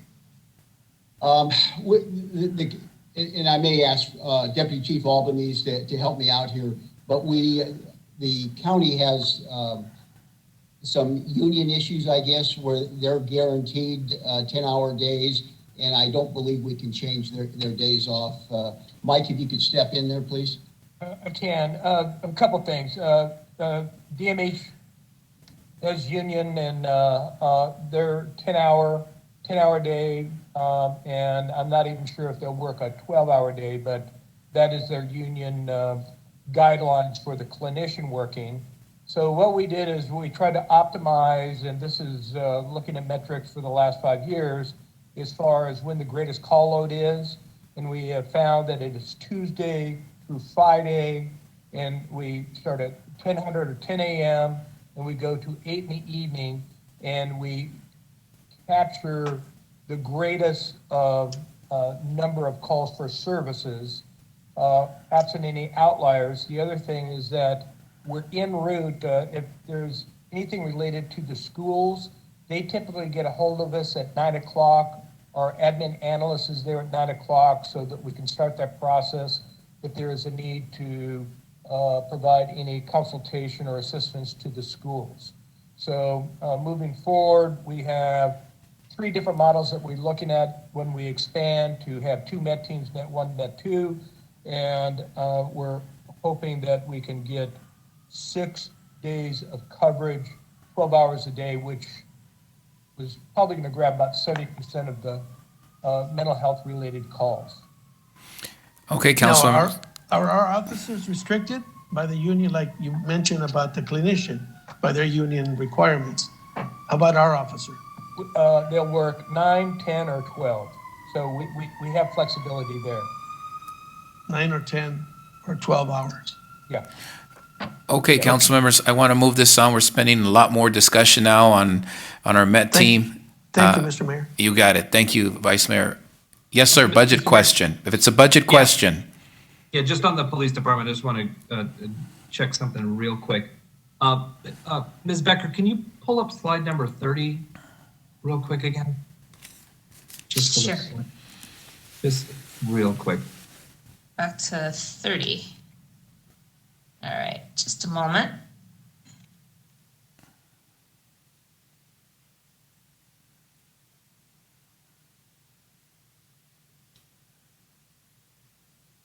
Sorry about that. Response is a little bit slow. There you go. Okay, so, all right, so that big blue chunk there, $61 million, that's just under a third of our general fund budget. You can go back to slide 50 if you want. I wanted to ask you, that 61 million, that includes the animal shelter for 1.8 million and the parking enforcement for 1.7 million. On our animal shelter, Chief, do you know how many of those are police department employees? And then is everybody else a volunteer? I'm trying to figure out how that staffing works there. On the animal shelter? Yeah. I have Captain Travis Irving here. He's got support services, so he can give you more definitive information. Travis, go ahead. Good evening, everyone. We have 14 full-time equivalents that are city employees that work at the animal shelter. The remaining staff out there is all volunteer staff. Okay, all right. And then, do you know from the parking enforcement how many of those are how many employees we have in that chunk there? I don't know. So this is the chief again. We have about 10 in parking control plus a supervisor. Okay. And are all of the 14 from the animal shelter and the 10 from parking enforcement, did they go through the whole process of being hired through the police department? Did they, go through the academy and are they on salary and benefits? Like, what is their? No, both categories of individuals, animal control and parking control, are civilian employees of the police department. So they went through the whole background investigation and civil service selection process. There are a variety of people that work at the animal shelter, from veterinarians down to animal care personnel. Okay, all right. Okay, thank you for that. Now, on the police department budget, 61.7 million, 31.7 million of that is in our patrol division. And I have a weird question from our binder that we were given. It says the traffic bureau, a significant component of the patrol division, regulates and enforces pedestrian vehicle. Do we know how much of that $31.7 million is just from the traffic bureau as opposed to the other portions? Courtney Paget's our analyst, and let me defer to her as the police administrator in charge of this particular discipline.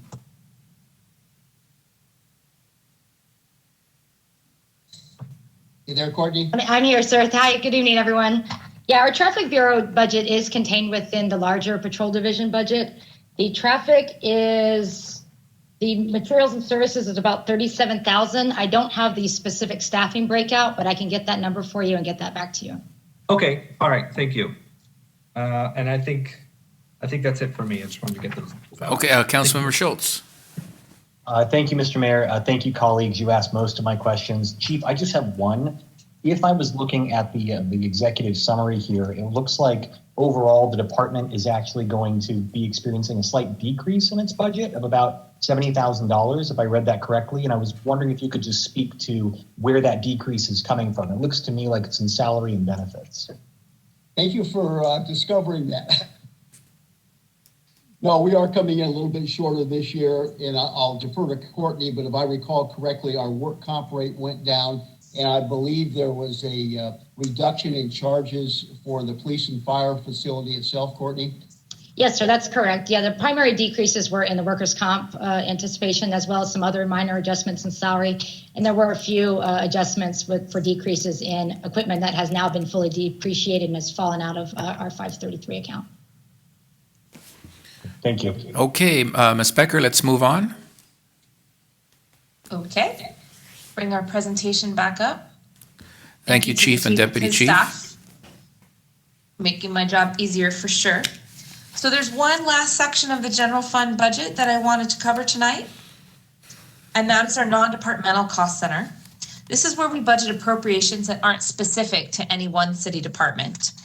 So some of the notable items that can be found in our non-departmental budget is the general fund's portion of the additional contribution to PERS as part of our multi-year pension funding plan, the city's annual $4.7 million infrastructure maintenance of effort contribution, and approximately $1.2 million in contributions to the Information Technology Fund for general fund related IT projects for the coming year. We'll talk more about those individual projects when we present the full Fund 537 budget next week. So I've realized I've covered a lot of information this evening, but before we wrap up, I wanted to summarize how all of the revenues and appropriations we've just discussed tonight fit together to form our overall budget picture for the coming year. We're going to start at the top with our total projected recurring revenues minus our total proposed appropriations recurring, which combine to give us a $6.8 million recurring budget deficit for fiscal year 21-22. Now we look at our one-time or non-recurring funds. We are projecting to end this fiscal year 2021 with a general fund spendable balance of over $16 million. Now this is much higher than what we showed you at our mid-year financial report because it includes the first $13 million payment from the American Rescue Plan that we are expecting to receive by the middle of May. Then we go to the next line, which is our projected non-recurring revenue in the upcoming fiscal year 21-22. This is where we see the second $13 million stimulus payment, which we will receive at this time next year.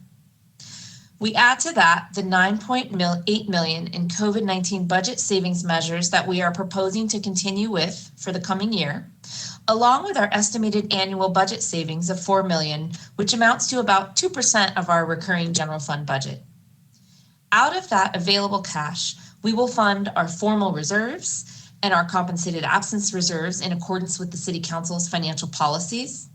We will appropriate roughly $2.3 million in proposed one-time budget requests and grants for fiscal year 21-22. And we will contribute an additional $8.8 million in general fund dollars to CalPERS as part of our multi-year pension funding plan.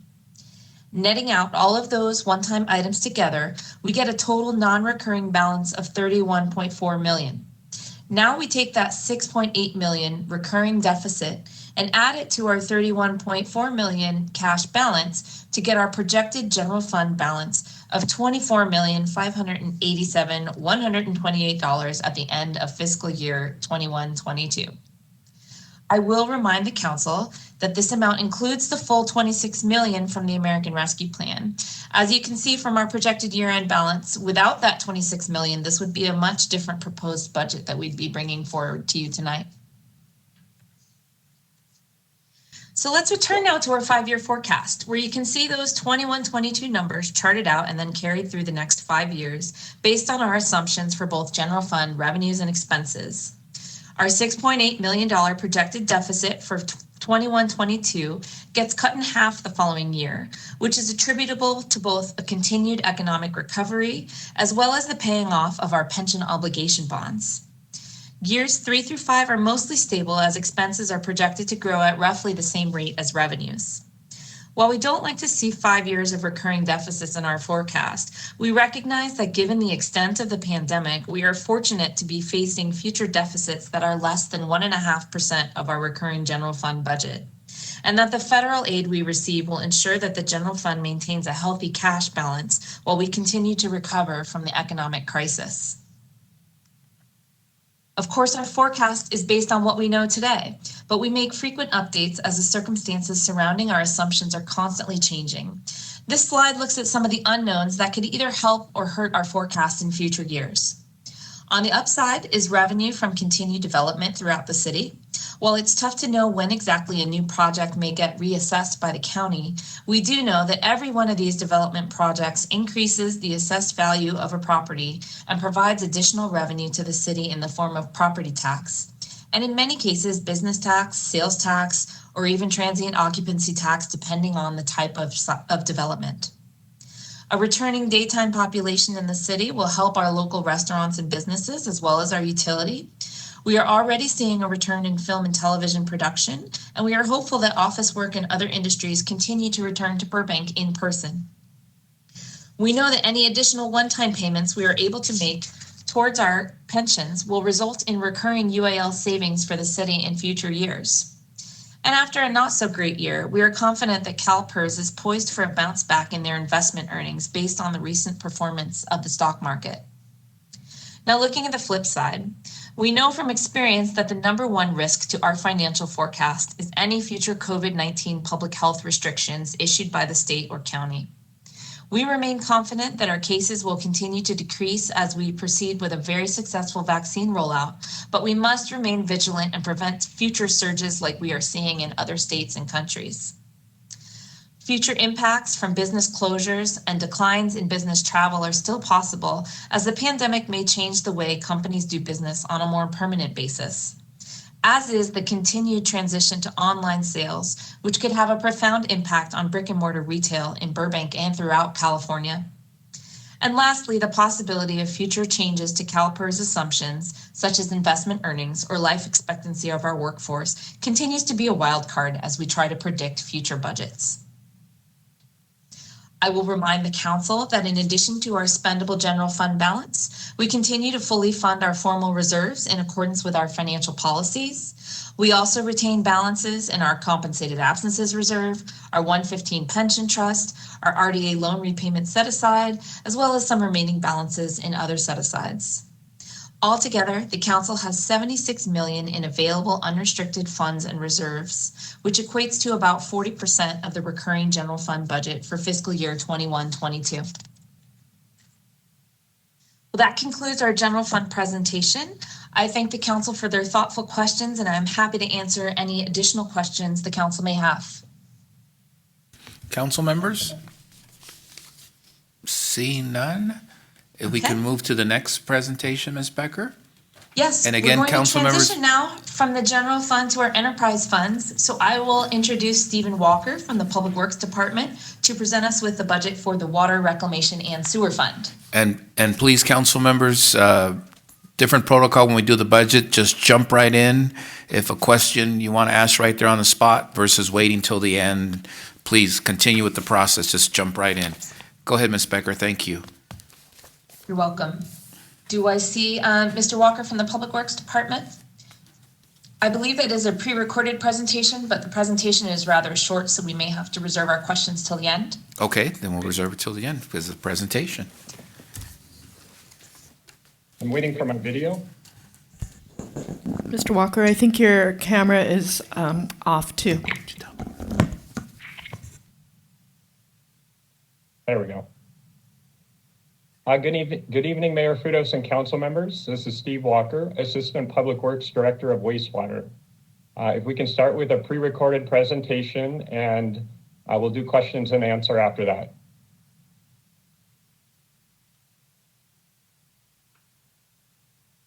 Good evening, Mayor Frutos and council members. This is Steve Walker, Assistant Public Works Director, Wastewater Systems. I will be presenting the fiscal year 21-22 budget for the Water Reclamation and Sewer Enterprise Fund, also known as Fund 494. We'll begin with a fund overview, comparing the approved budget for fiscal year 2021 on the left with the proposed budget for fiscal year 21-22 on the right. As you can see, the total budget for fiscal year 21-22 is approximately $21.2 million, which represents a minor decrease from the prior year of about $330,000 or 1.5%. The total budget includes the following three categories. First, capital project funding, shown in blue, is about $2.7 million. Second, materials, supplies, and services, or MS&S, shown in orange, are about $16.6 million. And third, salaries and benefits, shown in gray, are about $1.9 million. The total sewer fund revenues estimated for fiscal year 21-22 remain about the same at $19.4 million. The total expenses projected for fiscal year 21-22 continue to be lower for a variety of line items, and a couple of highlights include lower insurance costs due to less sewer claims on the books over the last 2 years, and through recent collaboration between Public Works and Burbank Water and Power, lower cost for sewer billing services. Due to the lower operational cost, the sewer fund is projected to have a change in net position of a positive $963,000 in fiscal year 21-22. I am pleased to report that the cash reserves for the sewer fund are healthy. The beginning cash balance is estimated to be about $23.1 million.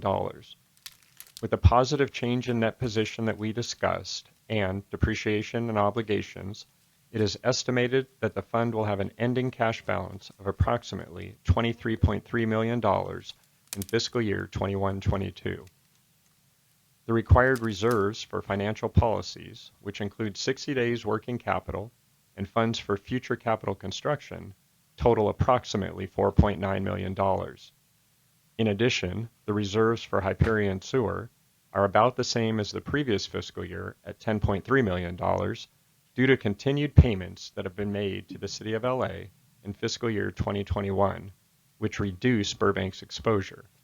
We will discuss this in more detail later in the presentation. Finally, the unrestricted cash balance for fiscal year 21-22 is approximately $8 million. We are proposing that there be no increase in sewer rates for fiscal year 21-22. As a result, the flat rate for single-family residential properties will remain at $25.66 per month. This chart provides a comparison of Burbank sewer rates versus inflation over 7 years. For reference, the inflation metric used is the Consumer Price Index for all urban consumers, or CPIU, which represents the price of goods and services purchased by urban consumers. Between fiscal years 15-16 and 16-17, Burbank sewer rates, shown in blue, were higher than inflation, shown in orange. In fiscal year 17-18, Burbank sewer rates were approximately the same as inflation. From fiscal year 18-19 and projected through fiscal year 21-22, Burbank sewer rates have been and are projected to be lower than inflation. Our goal is to keep the rates at the level required to ensure that we have a financially stable enterprise fund, allowing us to provide safe and reliable wastewater services. This chart provides a comparison of sewer rates for single-family residential properties in fiscal year 21-22 between Burbank and other cities in Southern California that have generally similar wastewater systems. As you can see, Burbank's sewer rate of $25.66 per month continues to be lower than most other cities in the region and significantly lower than the larger cities of San Diego and Los Angeles. We have been able to operate our sewer system efficiently and to appropriately plan for capital improvements to keep rates low for Burbank residents and businesses. Sewer service charges cover the necessary cost for the operation and maintenance of a variety of wastewater facilities. These include 2 sewer pump stations and the Burbank Water Reclamation Plant, which is operated under contract by Suez Water Environmental. There are numerous regulatory compliance requirements that have to be met under 2 NPDES permits, one for the treatment plant process discharges and the other for the production of recycled water. In calendar year 2020, the Burbank Water Reclamation Plant generated and Burbank Water and Power distributed over 1 billion gallons of recycled water. In addition, the city's collection systems crew performs hydrojet cleaning and root cutting on the 230 miles of city sewer pipelines and maintains 3,800 sewer manholes. The sewer combo truck shown in the photo on the left is used for this work. The sewer crew also performs CCTV video inspection on numerous city sewer mains to evaluate the pipe condition so repairs can be prioritized and completed when necessary. The photo on the right shows the new CCTV van that just became part of our Public Works fleet. The first project highlight is the Providencia Phase 2 sewer improvements, which will join the completed Phase 1 project near the new IKEA, as shown in the photo. and will provide pipe capacity upgrades. The alignment continues under the I-5 freeway and Metro right-of-way, and then along Providencia Avenue and Varney Street. The design is completed, and we have obtained approval from Metro. The project will be advertised, and construction will begin after the Caltrans encroachment permit is obtained. The cost to complete the project is approximately $1.6 million. The second project highlight is the progress that we continue to make with the City of Los Angeles related to the Hyperion Sewer. For our newer council members, it is noted that Burbank has had an ongoing sewer flow and billing dispute with LA for the last 12 years. Our Public Works team has had numerous negotiation meetings with Los Angeles staff throughout 2019 and 2020 and now into 2021. I am pleased to report that working together, we have made significant progress in resolving the dispute. To date, Burbank has made payments to Los Angeles, which total approximately $23.5 million. Reconciled payments in the amount of $18.5 million have been made for 10 flow years, including 2009-10 through 2018-19, and estimated payments in the amount of $5 million have been made for the remaining 2 flow years, including 2019-20 and 2020-21, the current year. All payments to LA have been based on a plain read of the contract, which covers the conveyance, treatment, and disposal of wastewater. These efforts provide improved cost certainty for the Sewer Enterprise Fund. It should also be noted that Burbank is currently maintaining the Hyperion Reserve Fund in the event that additional payments are required to fully resolve the matter.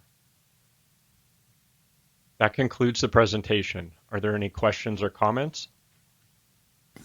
Council members weigh in. Seeing none. Councilmember Schultz.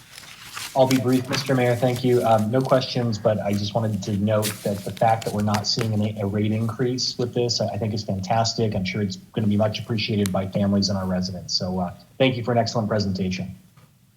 Thank you. Any other questions, comments, council members? Seeing none, Mr. City Manager, the next. Public Works. There's John. Good evening, Honorable Mayor. Good evening, sir. Good evening, Honorable Mayor, Burbank City Council. John Molinar, Assistant Public Works Director for the Street and Sanitation.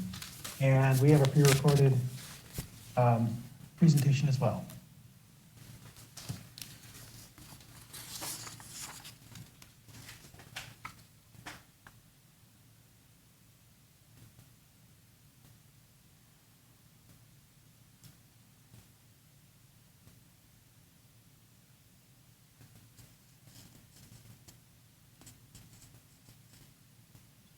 Good evening, Mayor Frutos and Burbank City Council. I'm John Molinar, and I'm here to present the refuse budget. I'll start with an overview of our numbers. The left column represents last year's budget, and the right column this year's. The blue portions are capital expenditures, the orange are materials, supplies, and services, or MS&S, and the gray, salaries and benefits. As you can see, the overall 21-22 refuse budget decrease is about 8% below last year's. This is solely due to decreases in the blue portion, capital expenditures. Our MS&S, the orange portion, actually increases this year due to our need to comply with state mandates and increased green waste costs. Salaries and benefits, the gray portion, also increased due to approved market rate compensation. Our total revenues show an increase of about 2% over last year. This is primarily due to a proposed rate increase that I'll cover in a moment. Although we have cut back where we can, our expenses have increased by about 2%. So even with the proposed rate increase, we are spending about $500,000 more than we are generating in revenue. This deficit continues to widen in the outgoing years, even with a proposed rate increase. We have sufficient cash reserves to cover this deficit in the short term, but we'll need to continue to find efficiencies, cut expenses, and raise rates as necessary in the years to come. Our cash reserves show a starting balance of $35.5 million and an ending balance of about $35 million. Our standard reserves for financial policies and equipment purchases are nearly $11 million, and our landfill closure reserves are at about $17 million. So the refuse fund is healthy, but we are spending more than we are bringing in. Also, as our expenses increase, our working capital reserves must increase to cover the potential costs if they are needed. There was no rate increase last year, and in fact, we've only had two 1% rate increases in the last 5 years. So this year we need a 2% increase in order to meet our debt service ratios and bond covenant requirements. With this increase, a typical household in Burbank will be paying an additional 66 cents per month. That accounts for nearly 2/3 of our residential customers. On a brighter note, I am happy to say that we did not increase the fee for the premium rollout service this year, which will help out those folks that need it most. Let's talk about our rate history for the last several years. On this chart, the blue columns are Burbank's rates, and the orange columns represent what the rates would be if we had followed CPIU. CPIU, the Consumer Price Index for Urban Consumers, is the automatic rate adjustment called for in the Burbank Municipal Code for refuse rates. The numbers reflected in the chart both started at the same Burbank rate in 2011. Then the applicable percentages were applied each year. The reason our rates start out higher on the chart is because rates had been held flat in the early 2000s and the refuse fund was in trouble. So we were in the middle of a needed correction to remain whole. However, in 2017, our rates dipped lower than the CPIU. Over the last 10 years, Burbank rates have increased only an average of 0.9% per year, including this year's proposed rate increase, while the CPIU has averaged 2.3% per year. So even with this year's proposed increase, a typical customer is paying $2.95 per month less than they would if we had used the CPIU to increase rates. This shows that we have been able to keep our rates lower than the inflation rate. Now let's compare some rates. There is typically a wish to compare ourselves with our neighbors. However, our city's solid waste section is unique. Our neighbors, Glendale and Pasadena's rates do not reflect a true apples-to-apples comparison. For instance, Pasadena has no landfill, and it has a long-term deal to place their waste at Shoal Canyon landfill. And they have progressive fines and fees, and their solid waste employees are able to enforce codes and levy fines. Glendale has abandoned commercial collections because it was not economically feasible, and they subsidize their fees by selling tonnage at their landfill. Our programming and operations are more in line with cities like San Francisco and Los Angeles. They reflect where we will need to be fully in compliance with state mandates. We are introducing two new fees this year. The commercial recycling bin fee will help offset the costs of collecting and processing of recyclables at commercial premises. This shifts the burden onto the commercial business that is benefiting from the program at a much lower rate than they would pay on the open market. These costs are for specific services that were revenue offset by commodity fees in the past. These revenues have dwindled after the market collapse following China imposing their national sword policies, which affected the entire recycling and solid waste industry. The contamination fee will offset the costs associated with contaminated carts or bins. This shifts the burden onto the account holder responsible for contaminating their cart or bin. This fee covers approximately 3 return trips to the cart or bin holder's address to check for contamination and provide education. I think everyone is familiar with the excellent services we provide. Our solid waste collection staff collects trash, green waste, and recyclables. They also provide weekly bulky item collection, which includes Christmas trees, electronic waste, appliances, and mattresses, averaging over 19,000 bulky collections per year. We added a special handling fee a couple of years ago for appliances and mattresses because they are not landfilled and require specialized handling and separate vendors to dispose of them safely.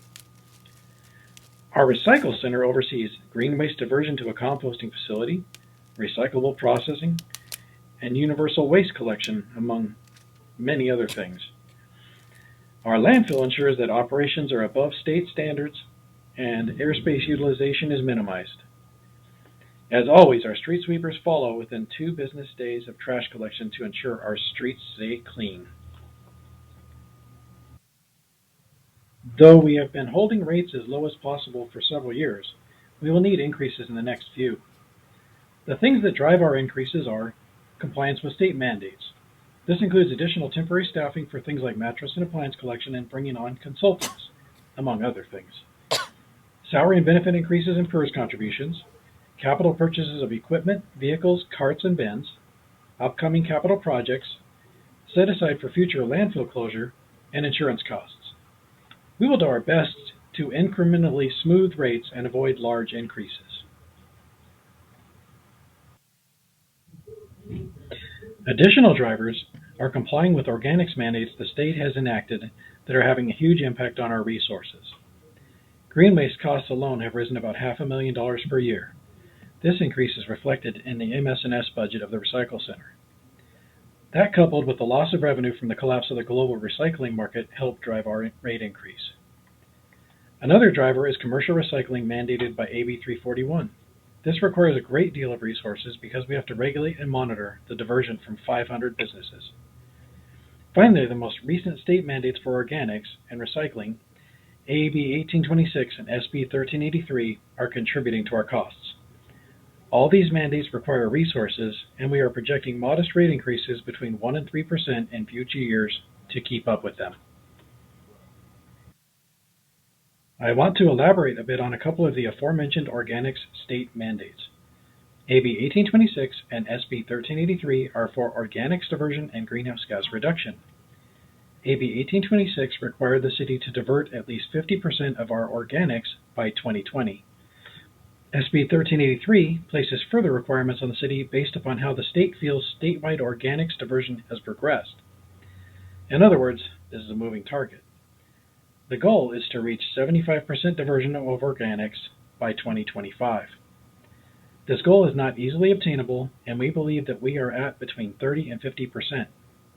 We are working with our consultants and CalRecycle to implement a work plan in order to achieve the 2025 goal.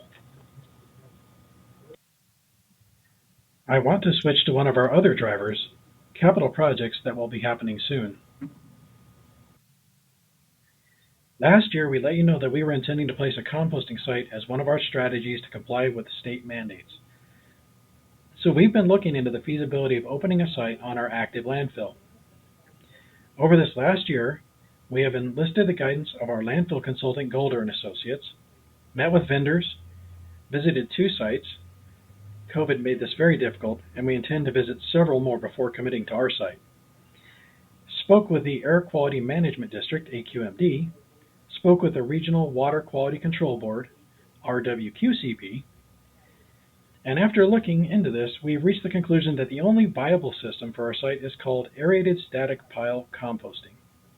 This system consists of open windrows of organic material, much like the picture on the screen, placed over a perforated pipe.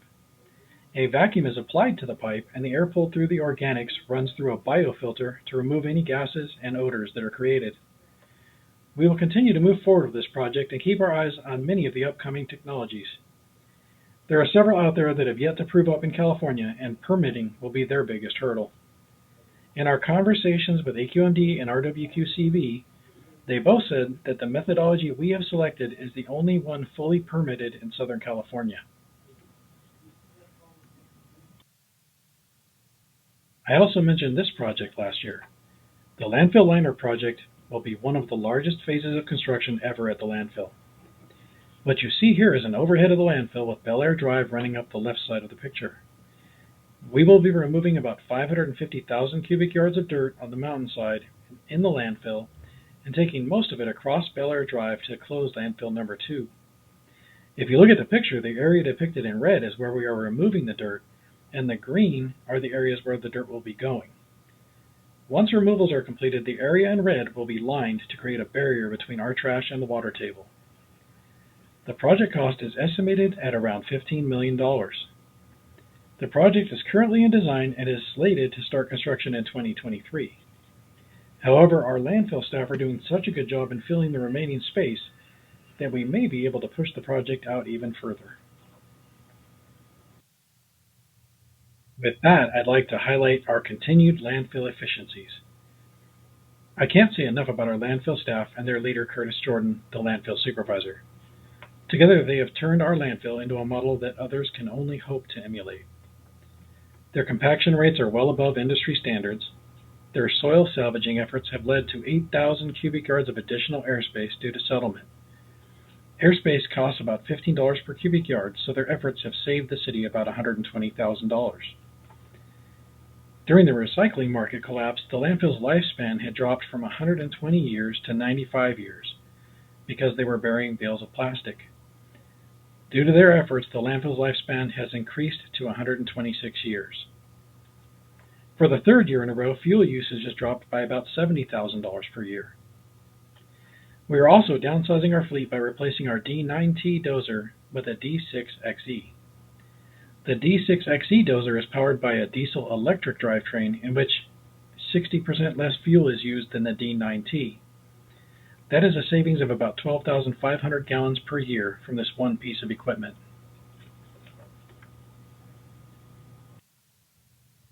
Next year, we are very excited to be performing another study of our solid waste operations. Much like we did a couple of years ago with the landfill, we will be working with a consultant to look over our solid waste collection section. The consultant will be looking over our operations and our methodologies to see that they are running efficiently. They will also be reviewing our fee structure to ensure that our fees are relevant and comparable within the market. We are hoping to see cost savings that will help mitigate future rate increases and allow for salary increase for our drivers. We've been having a hard time holding on to our drivers. Their salaries are at the lower end of the market, and we would like to increase them within the range to enhance employee retention. The cost savings will also help fund state mandates. We have budgeted for a consultant to perform the study and hope to see results as soon as next year. To wrap things up, the refuse fund is healthy, but we need a rate increase to keep it so. We have several state mandates that are keeping us on our toes, and several exciting projects in the wings to help us stay in compliance. And we are continually looking at efficiencies within our operations. Thank you for your time, and we are available to answer any questions. Council members, just jump right in. Go ahead, Councilmember Springer. Yes, thank you, Mr. Molinar, for your presentation. So on slide number 11 and the plastic market's downturn, is that the downturn is just a price in the bundles, or do we have to send anything to the landfill? Is there still a market for it, but just cheap, is my question I get. There are still quite a few items going to the landfill now. That they didn't before the downturn, they didn't have to go? We just sold them? Yeah, back in the day before the China introduced the national sword to us, we were able to pretty much sell everything. And then they stopped accepting that material, which, there was a lot of contamination in those materials, and they put their foot down, and that's why we're where we're at. But there's a lot of material still going back to the landfill. Really, we're only 1, 2, and 5 are really the only ones. Numbers 1, 2, and 5 plastics are the only ones really recyclable at this point. Okay, and do we expect any recovery of that at all? Things have come back very, very slowly. But luckily, actually the paper market's now coming back really nicely, which is really great to see. But in the plastic side, it's a little slower. Okay, and is there, do you have like a proposed timeline on the landfill composting? And that will help, right? A little bit? Well, yeah, it'll help. It's just, we're still working on the permitting at this point, and we're still looking at the feasibility. We would like to visit a couple other sites because there are very few sites that are on an active landfill. That's where we're going to be placing this. So you have to deal with things that aren't fixed. We can't really place things that are fixed because we have to allow for the settlement because landfill is naturally settling all the time. So there's a couple landfills in more Northern California that I'd like to go visit and see them. But otherwise, yeah, in probably a year's time, I hope to be in construction at least. Great. Okay, thank you. Any other questions? Vice Mayor. Mr. Mayor, just one question, kind of a concern about the drivers. You mentioned the fact that we need to bring the salaries up within market. How many people are involved in that? How many drivers are there? 24? And you feel that they are underpaid, or is that, why are you making this comment? Within their range, they're back in about the lowest quarter of their range. And you know what, we lose quite a few to the city of Los Angeles, and Los Angeles is like in the upper three quarters of the range. So we need to get closer to that to retain employees, because new employees it takes a long time to train, and we have to let them drive around the yard for weeks and weeks and weeks, just picking up cans in the yard before we let them out on the streets. And then they still tend to have more accidents than the more experienced drivers. So then we have to pay for, those costs as well. So retaining drivers is very important. I think maybe part of the problem is that you just keep training them going in circles. And when they get out on the street, that's all they know is going in circles. But anyway, I think, Mr. City Manager, that might be something that we have to discuss going down the road. I mean, if you're going to be losing, we had that problem over Burbank Water and Power, right? And we addressed that. And now this is the first that I've heard of it coming from Public Works. So, thank you. Yeah, Thank you. Mr. Mull, do you get credit for the methane that's created up there, or does BWP get credit for that? BWP gets credit for that. I don't know what credit exactly they get, but they're the ones producing the power. Okay. It's your trash. Okay. Thank you. Okay, seeing no more questions, I see Mr. Brody and his chair or vice chair present. Let's go on to the next item, BWP. Welcome and good evening. And again, council members, please, got a question, jump right in, and let's go to the next item. Thank you, Mr. Mayor.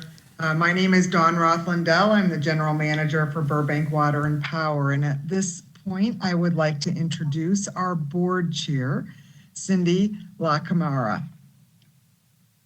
Good evening, Mayor Frutos and members, most esteemed members of our council. It is a pleasure to be able to speak to you tonight. And as Dawn indicated, my name is Cindy LaCamara, and I am the present chairman of the BWP board. I'm here along with our board vice chairman, Robbie Brody. And for those in the audience who are unfamiliar with us, our board is a 7-member board appointed by the city council to carry out powers and duties outlined in City Code section 2-1-418. And we come from a pretty diverse professional backgrounds, that include water, energy, law, real estate, economics, and local government. And among other things, our responsibilities include meeting monthly to review operations and financials of BWP, utility-specific operating plans, and large projects, as well as contracts entered into by BWP. We are here tonight to present the proposed fiscal year 2021-22 budget, which our board unanimously approved at our March 4th, 2021 meeting. And this budget is a culmination of many, many hours of hard work on the part of our new GM, Ms. Dawn Lindell, and her staff over the past several months. And our board thoroughly reviewed this budget in February and again in March, including its operational assumptions, capital projects, and the status of its reserves. This past year, drought, wildfire protection, COVID, infrastructure repair, and replacement needs have created a challenging operating environment for our utility. And to mitigate economic challenges brought about by COVID for many of our customers, BWP opted to forgo increasing rates, water and power rates last year. So this year, we need to address aging infrastructure and strive to meet sustainability goals, and that has been factored into the proposed budget. So while the proposed budget calls for increased electric and water rates, we believe that it still supports the city's co-equal objectives of maintaining our excellent reliability, incorporates sustainability measures, and ensures affordable rates. And our electric and power rates continue to be the lowest for comparable sized utilities in the region. So at this time, I would like to call upon our Vice Chair, Robbie Brody, to briefly review drivers for both the electric and water budgets and the proposed increases. Robbie?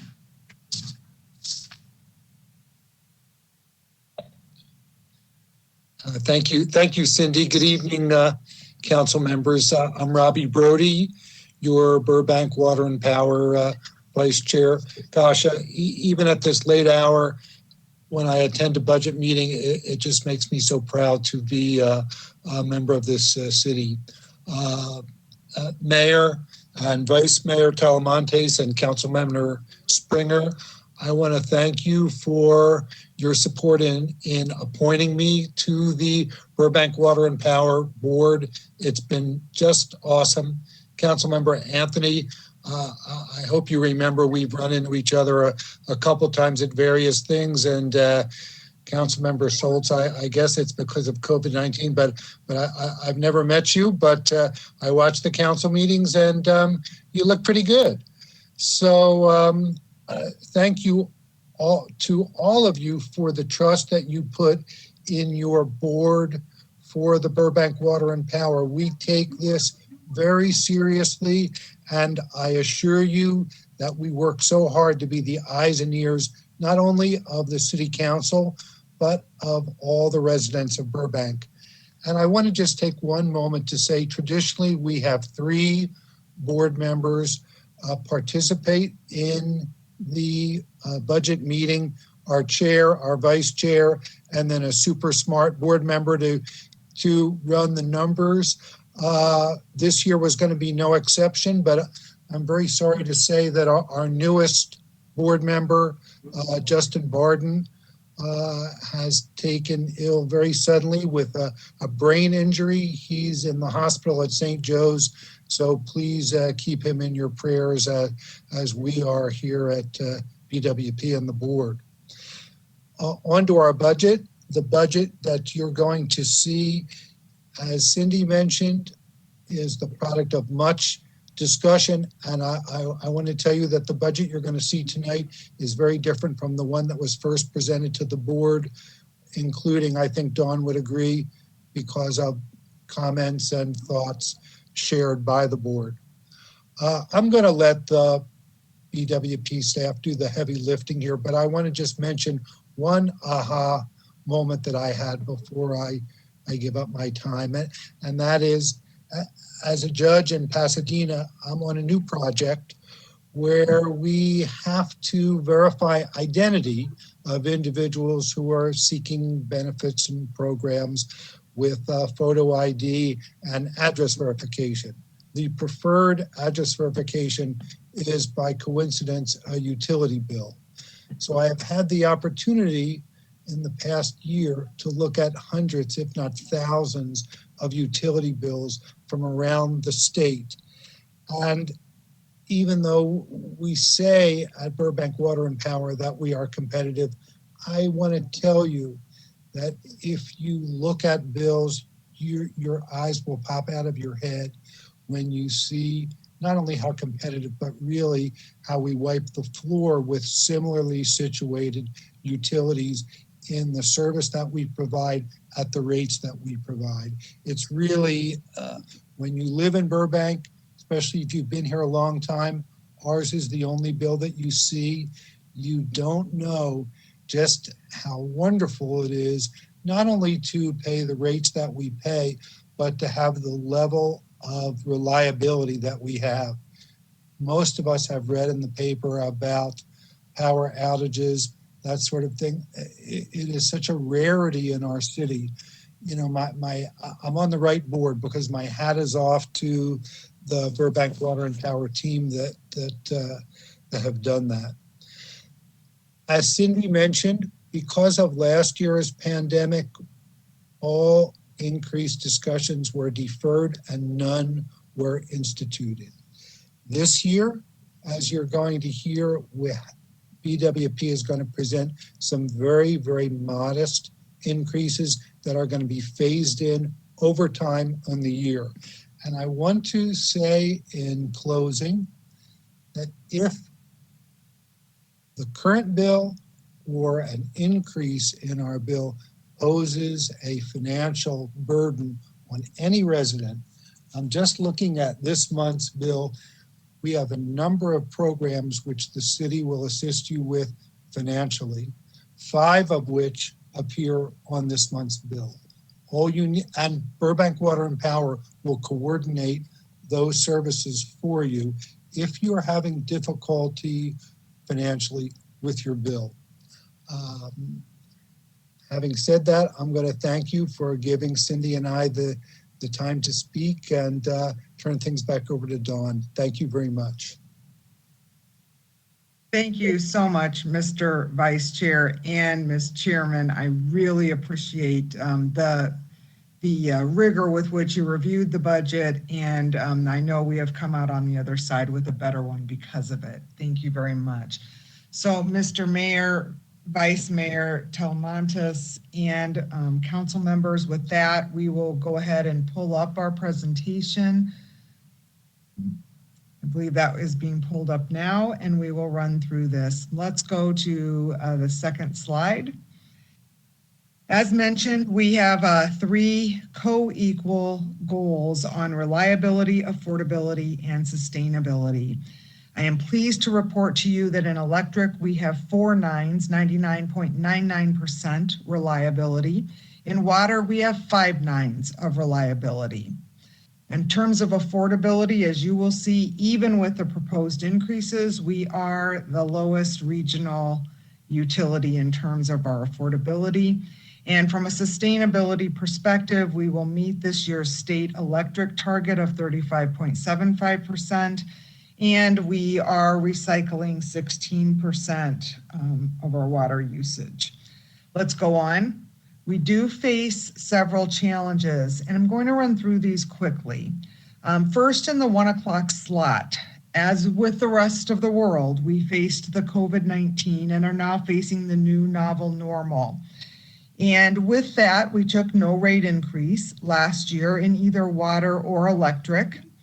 We have seen a significant increase in our arrears, whereas normally we would see about 650,000. We've seen arrears as high as about 650,000. We've seen arrears as high as 5 million, and they are now running in between $3 and $4 million. And of course, that impacts our cash picture. We also, though, have found that we can have very effective working from home, and that teleworking will assist in helping us to continue to impact the amount of carbon in the air. So we will be able to impact transportation as we move ahead. We also face an increasing regulatory environment. On the electric, the most recent regulations have been around where we buy our parts, wanting to make sure that from the U.S. electric grid perspective, we are purchasing from friendly nations. On the water side, we are looking at a water budget and continued tightening in all environmental regulations. As we see our constituents have increasing environmental concerns, and as we strive to continue to improve our own sustainability, that also increases cost pressure.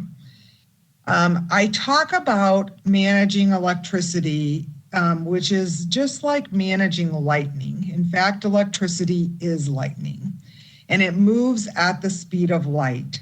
In order to effectively manage distributed generation, as we are looking at with increasing distributed solar and storage options to improve our renewable outlook, we must have software tools in place that enable us to incorporate that safely onto our grid. And that's where distributed generation and a distributed energy resource management system comes into play, and we are in the midst of implementing one. The two bright blue bubbles here are really internal pressures.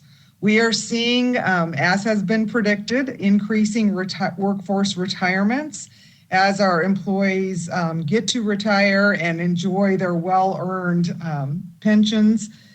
And then we are also seeing our assets age as well. And we have assets in place that have been in place since the Great Depression and before then.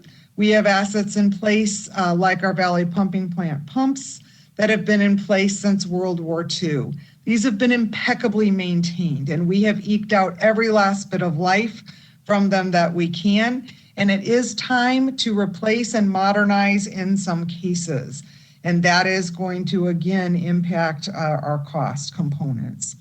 We also are facing changing customer expectations in the way customers desire to be communicated with, in customers' desire for us to move toward carbon-free generation on the electric side and to effectively manage our water situation. And our customers are facing a lot of issues around the COVID-19 pandemic and the impact that's had on businesses and individuals. So we continue to provide, as Vice Chair Brody mentioned, programs to help them, which include our BWP COVID-19 job loss credit bill credit program, our low-income housing energy assistance program, our pandemic unemployment assistance in the recent CARES Act, BWP Project Share, and our BWP Lifeline program. So again, we do urge people who are struggling to pay their bill to reach out to us and see if we can help. Technology will be key, and we will need to procure additional technology around artificial intelligence, around green hydrogen, around storage options. A lot of focus on lithium-ion storage, which is a good option, but we want to also explore some flow battery storage like vanadium, because vanadium does not tire like lithium-ion does, and we think that could be a better long-term option for us. We are entering into yet another drought, and last time we had a drought, BWP did not take a drought adder. Instead, we utilized cash reserves and have eroded our cash position from the previous drought, as well as from our not taking a rate increase and our arrear situation with this COVID pandemic. We will be partnering with industry, we will be partnering with universities, we will be partnering with other nonprofits and with the sustainability sector in helping us find our path forward in managing through those dynamics. All of this leads to increasing rate pressure. Let's go on. This is our budget authority request by fund. Overall, including water, electric, and the other sub funds there, we are asking for a total authority increase of $18 million. $10 million of that is in electric, primarily with an increase in capital. $4.7 million of that is for increased media district capacity.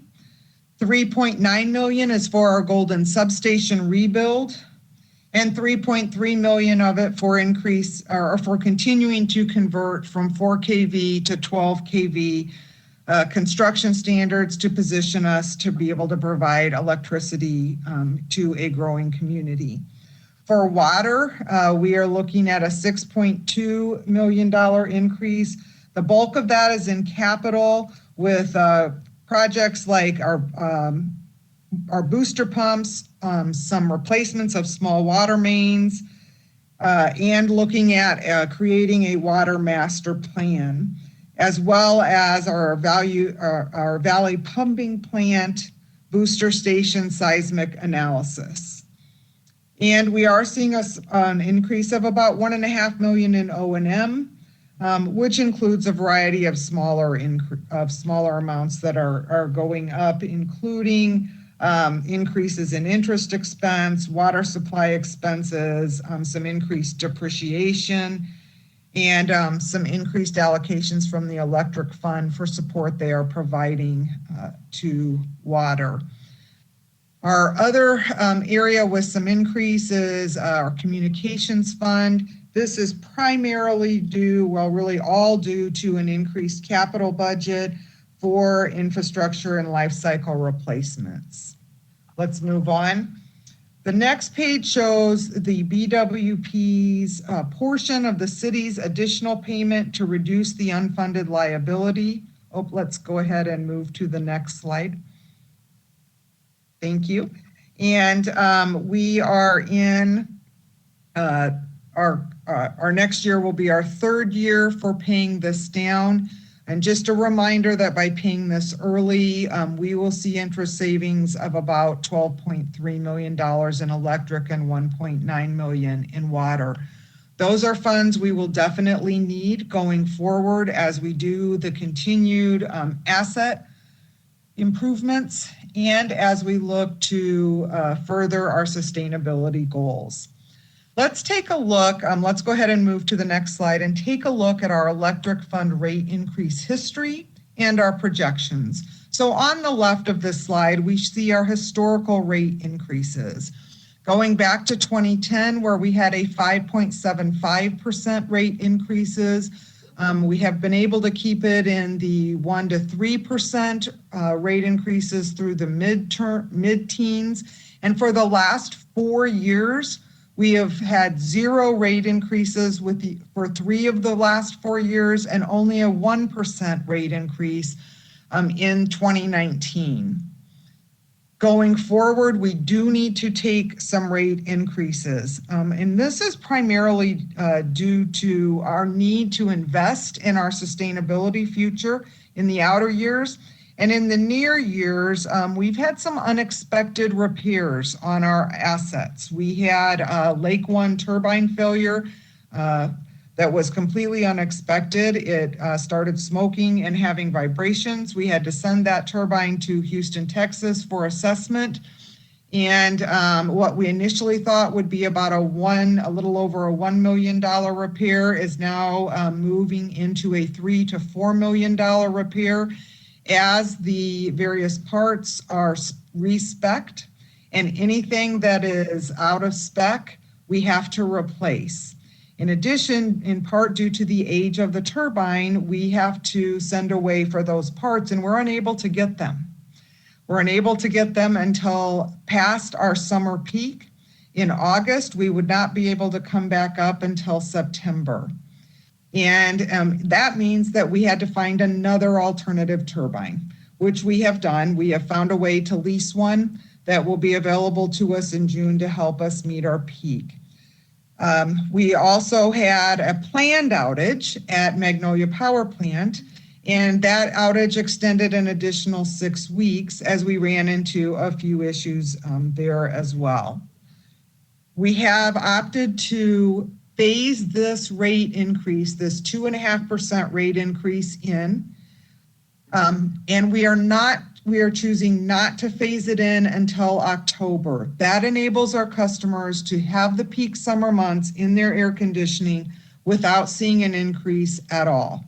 And then we see half of that increase take effect in October and the other half take effect in April. You will notice if you add the 2 rate increases together, they don't equal quite 2.5%, but that's because we've adjusted them down because the second increase compounds on the first. Let's go on. Well, how does this look for a customer's bill? So after both increases take effect, for those who dwell in an apartment or condo, they can expect to see an increase of about $1.31 per month on their electric bill. For those in a single family home, the average single family home will see about $2.17 per month on their electric bill.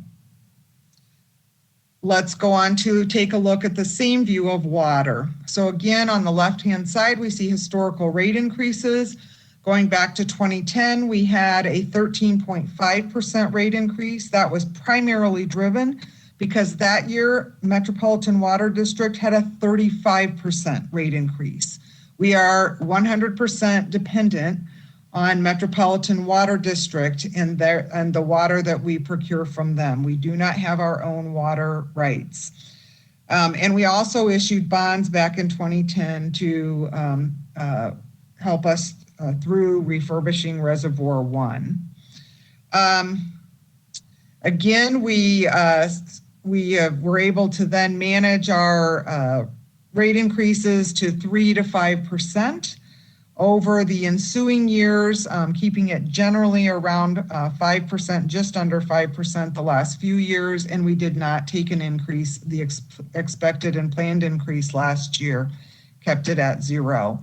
So this year we are proposing a 6% rate increase that is divided into thirds. Again, we are not implementing the first of those thirds until after the heavy summer watering season, so that customers, as we exit and come back from this COVID pandemic and the impacts of that, will face that not until October. And again, we're taking 1/3 in October, 1/3 in January, and 1/3 in April if approved. Mr. Mayor? Yes, go ahead. May I interject with a question? Yes, please. Jump right in. Okay. Thank you, Mr. Mayor. Ms. Lindell, while we're on this slide, I guess my question would be, I understand the rationale behind the phasing in of the increases this year to account for the ongoing hardship from the pandemic. My question is, did BWP and or the board look at applying the same structure to the increase I see planned for July of 2022? Because what I'm noticing is we're going to stagger it into 3 steps this year, but then the last phase in will be in April 2022, but then a few months later there'll be another 6% increase on top of that. So I'm just wondering if that's something that was discussed by the board. We did not offer that as an option. We are still under recovering. And because we did not take a drought adder at the last drought, and we did not take this last rate increase, and because of the modernization that we need to do with the assets, we are not in a great cash position. We are not falling below the minimums, but we are skimming the minimums. And we have a significant amount of work to do to recover to the recommended cash position. So we do need to go ahead and implement that 6% in July of 2022. Obviously hoping that we will see significant economic recovery in the intervening months. Thank you very much. Mr. Mayor? Okay, I'll go ahead and, is there another question? Mr. Mayor, it's me. Yes, go ahead, Vice Mayor. Okay, thank you. Thank you for the presentation so far. But when I see, I'm just piggybacking on Councilmember Schultz's comment, where you look at January 1st of 22, you have a 1.96. 3 months later, you have 1.96. And then 3 months later after that, you have a 6. So almost like a 12 point, a little less than 12% in 6 months. I mean, that's a big hit. I understand that we haven't been raising them. The last double digit was back in 2010 when it was 13.5. And you're explaining it the way that we're having problems with our catch? Yes, in order to remain between minimum and the recommended, we are concerned about that. What we are trying to do this year, ideally, we would take that 6% for this fiscal year in July. But recognizing the impact of COVID on the community, we are staving it off and doing it in parts spread out over the year. We are still under recovering in fiscal year 21-22 with this proposal. In order to come back to recommended amounts, we would need a 35% rate increase. It is simply untenable. Wow. And so that is why we are slowly building it up. And it does mean that there is a little bit of bunching up in this next spring, but it does enable our customers, our customers to avoid that the high bill time for our customers, both in electric and water, is the summer months. It's July, August, the beginning of September. Those are our high watering times, and those are our high air conditioning usage times. So this year it is a very big break. It essentially extends our zero for another 3 months, but causes us to continue to be under recovery. Ms. Lindell, real quick, I know you've only been here for several months, I believe. Now, when was this recognized that we're going to be running into problems? In terms of the cash position? Right. Yeah, as we, there was a 4.9% rate increase planned last year, and that was part of a strategy to recover our cash position from the drought. I don't think anyone was anticipating a global pandemic on top of recovering from the drought. And so it was a second hit in this past year. Meanwhile, as Richard Wilson came in, our AGM of water, and he's been here going on 3 years now, I believe.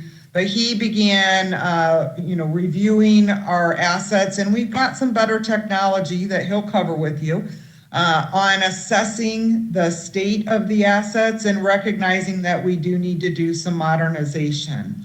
And so in order to meet the asset management requirements, he and the previous general manager were discussing doing a bond issuance. And as rightly so, as I would have done in his place, the previous general manager deferred that decision to the new incoming general manager. And so we are issuing bonds to help us manage through that capital and to help us manage through the short-term cash position. Well, congratulations and welcome to Burbank. Well, thank you. I am so glad to be here. It is such a phenomenal team, and I never am one to run from a challenge. And it's a very well-run utility that I'm inheriting, so I'm very, very thankful for that. So, I'm sorry, go ahead, Councilmember Springer. Is there a possibility of putting, in the earlier budget for, I think it was Parks and Rec, we have a PACT program, and there's no cap on the people who can participate in that. Is it possible that that program could be advertised in like Currents or on somebody's bill so that if rates were to go up, the increase could be offset by participating in that program? Certainly, I think that's something we can definitely discuss. Okay, thank you. Sure. My only concern, and it just kind of hurts. So I'm looking at the rate increases, and it's been echoed by other council members, but I got to weigh in. We're hitting people's pocketbook by 6% July 1st. That's when you've already covered it. More watering, more electric use because of the AC. Our summers usually begin now, where people start running the AC right around May or June, and it takes them till September, October. My only 2 cents in that comment, because we need to move on. It's reaching 11 o'clock, council members. If I can get a motion to continue. Okay, all in favor? Say yes. Yes. Okay. Yes. My comments before I turn this back to you, Ms. Lindell, is I don't like this of the 6% increase. It just doesn't seem fair, that high of rate, hitting the ratepayers, the residents, in these peak months where we know that that's when they really need the energy.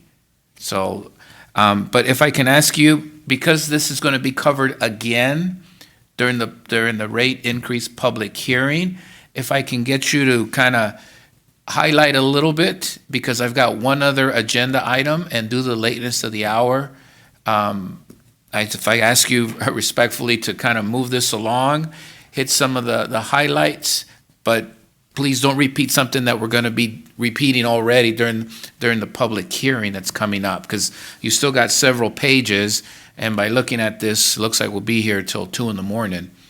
And I like my council members bright-eyed and bushy-tailed to really get into this. So if I can get you to kind of highlight what we're not going to see during the public hearing, and then I've got another agenda item that has to be addressed this evening before this meeting closes. Thank you. Thank you. So moving to the next page, we will see the impact on the small family and medium family home. Post the rate increases, they're at 247 and 408 a month in total. So let's take a look at affordability. With these, moving on to the next slide, with these rate increases, this shows residential electric revenue per kilowatt hour. You can see Burbank is the lowest, and this is comparing us to fiscal year 2018-2019 data. But it is us with our current proposed rate increase, and we are still below what other utilities we're at with 2018-2019 data. Let's go on to the next sheet. Looking at our rate for electric in comparison to inflation, because we didn't take a rate increase in 3 out of the last 4 years, it's actually in a declining mode. Moving on to the water bill comparison. We can see that we are not just below, but well below the next nearest water bill being Pasadena. And this again is looking at, it's looking at other utilities with, some are at 2019, some are 2020 data. Glendale and San Francisco show 21 data because it's a mix as to what we could get. But after we take our proposed increase, we are still significantly below the next closest utility. And in fact, let's move on. When we take all of the proposed increases for the 5 years, and we look at our rate in 5 years, we are still less than Glendale, LA, and Pasadena this year. So you can see the significant difference in our rates in comparison to neighboring utilities. Reliability, let's move on, continues to be the best out of the regional utilities and out of the national, move on one more page, out of the national utilities as well. We are in the top 10% in terms of outage minutes. Let's go on. From a water perspective, again, the 5 nines of reliability, Valley Pumping Plant in place since World War II, maintained impeccably. However, now the walls of the pumps are too thin to remachine, and we've got to make the investment that our forefathers made 75 years ago, and we've got to make the investment by replacing these pumps in a way that will sustain Burbank through the expected growth in the coming 75 years. We currently have 30 miles of pipe that is greater than 100 years old. By replacing just 1 mile a year, which is what we are looking to do, replacing 1 full mile of year of line, by 2031, that will have increased to 61 miles of line greater than 90. By 10 years later, 125 miles greater than 90, and by 2051, 176 miles greater than 90 years. So we do need to be on a steadfast, steady replacement program. Then let's move on to sustainability. I'm super proud of our electric vehicle charging stations, 47 in place and 24 ports being added this year. We will be looking at a wide range of sustainability efforts on the electric side, looking at solar and storage, even looking potentially exploring local wind. And we continue to work through adding recycled water. We will have to upgrade some of our infrastructure, including automated meter reading. So with that, I'm going to ask Dan Tunnicliffe to walk you through the electric fund budget.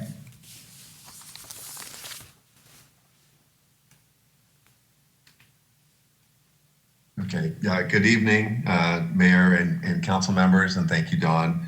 I'm Dan Tunnicliffe, the Acting Assistant General Manager of Power Supply, and I'll go through quickly. Dawn covered a lot of the highlights. You know, many of the impacts that Dawn mentioned are capital related, and some of the higher operating expenses are really tied to MOU, Memorandum of Understanding adjustments and labor costs, as well as, you know, some additional costs associated with demolition of the Intermountain Power Project and starting that investment and looking at hydrogen out at IPP.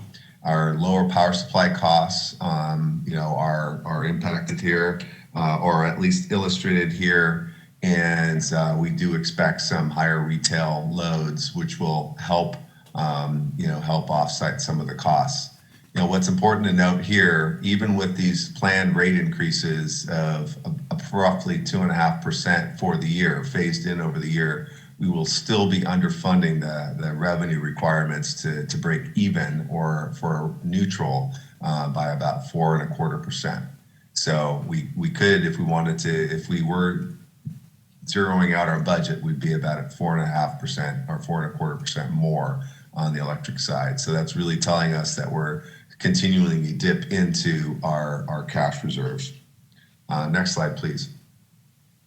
So I'll highlight some of the main drivers for our budgets in, you know, for the one. Yes, Mayor. Councilman. With Biden's, you know, infrastructure $1.9 trillion, is there a chance that we'll get some of that could be used, like on, say, an IPP demolition or conversion to renewable? Thank you. Maybe Dawn has more information about it as well, but I am not familiar enough with the infrastructure bill. I do not believe that there's electrical or energy related components in that bill, but we certainly will be looking into any opportunities we can to offset some of the costs associated with it. Dawn, do you have anything else to add to that? We're keeping our eye on it, and we will definitely continue applying for grants. Thank you. Okay. So a couple of the major budget drivers, as we illustrated, we're going to continue to maintain low rates. We're still the lowest in the area. Our reliability is the highest in the area, and we're still on track and to meet and be consistent with state and local policy with regard to hitting our renewable mandates, renewable procurement standard mandates. Next slide, please. We're forecasting a slight increase of our load, which will help offset some of the costs, primarily due to some of the new developments. We expect to be at 35.75% renewable energy in this at the end of this fiscal year. We're continuing our capital replacement program and preventative maintenance program and strategic maintenance planning. We used to refer to that as aging gracefully. I like to think about it as, we're really using, we're being more strategic than allowing it just to age gracefully. We're using data to drive our decisions and our capital replacement plans, both on the electric and water side. Rich will talk about the water in a little bit. And then we're continuing to fund our unfunded pension liability that continues to be a cost driver. Next slide. Okay. We're seeing an increase, additional drivers. We are seeing an increase in the cost of natural gas, and we're taking actions to hedge appropriately. We've added operational flexibility to MPP. What that really is going to enable us to do is integrate more renewable energy into our system. What that essentially means, we can turn down the capacity, the minimum operating capacity, to allow for more renewable energy coming into our system. And we're going to continue to invest in a sustainable future by investing out at IPP and looking at the green hydrogen. We are utilizing cash reserves to stabilize rates and minimize the rate increases, as I mentioned, leading up to when we rack up our budget. If we wanted to have a break even or breaking even without dipping into cash reserves, our electric rates would be about 4.25% higher. And we are phasing in those rates to help mitigate the impact after the summer season. So next slide, please. So looking at the forecast over the next 2 to 5 years, we're continuing to ramp up our renewable energy. We're going to expect to hit that target of 47% renewable energy at the end of 5 years. Our decommissioning, let's see, I'm looking at the wrong slide. I apologize. I'm looking at the wrong slide on my notes. This is fine. I apologize. Unfunded, we're going to continue to fund our pension liabilities, and then our rate plan is going to continue to balance affordability, reliability, and sustainability. Next slide, please. Continuing our strategic maintenance planning is really around continuing to use that data to look at what assets we need to replace and upgrade when they need to be upgraded, not based on anything other than just age. Decommissioning at IPP and green hydrogen investments are going to continue over the next 5 years. There's a lot of development especially in the media district, so we're going to be increasing substation capacity, which is going to be largely funded or at least equally funded by the developers themselves and aid in construction. So they have to fund some of that substation capacity. And most importantly, we're going to continue to invest in the people who make everything else possible in this budget through training, competitive market-based compensation, et cetera. Next slide. So our electric forecast assumptions, we reduced our load forecasts from pre-COVID levels. We expect to start returning to what may be normal as additional developments continue to come online over the next 10 years. But we're still, our load is still below pre-COVID levels. Next slide, please. This slide highlights our cash reserves and what I was referring to as dipping into our cash reserves and over the next couple of years, and we're going to slowly recover that. Don mentioned, some additional funds for our lake generating unit that was unanticipated. We ended up, having to use $3 million to repair that unit.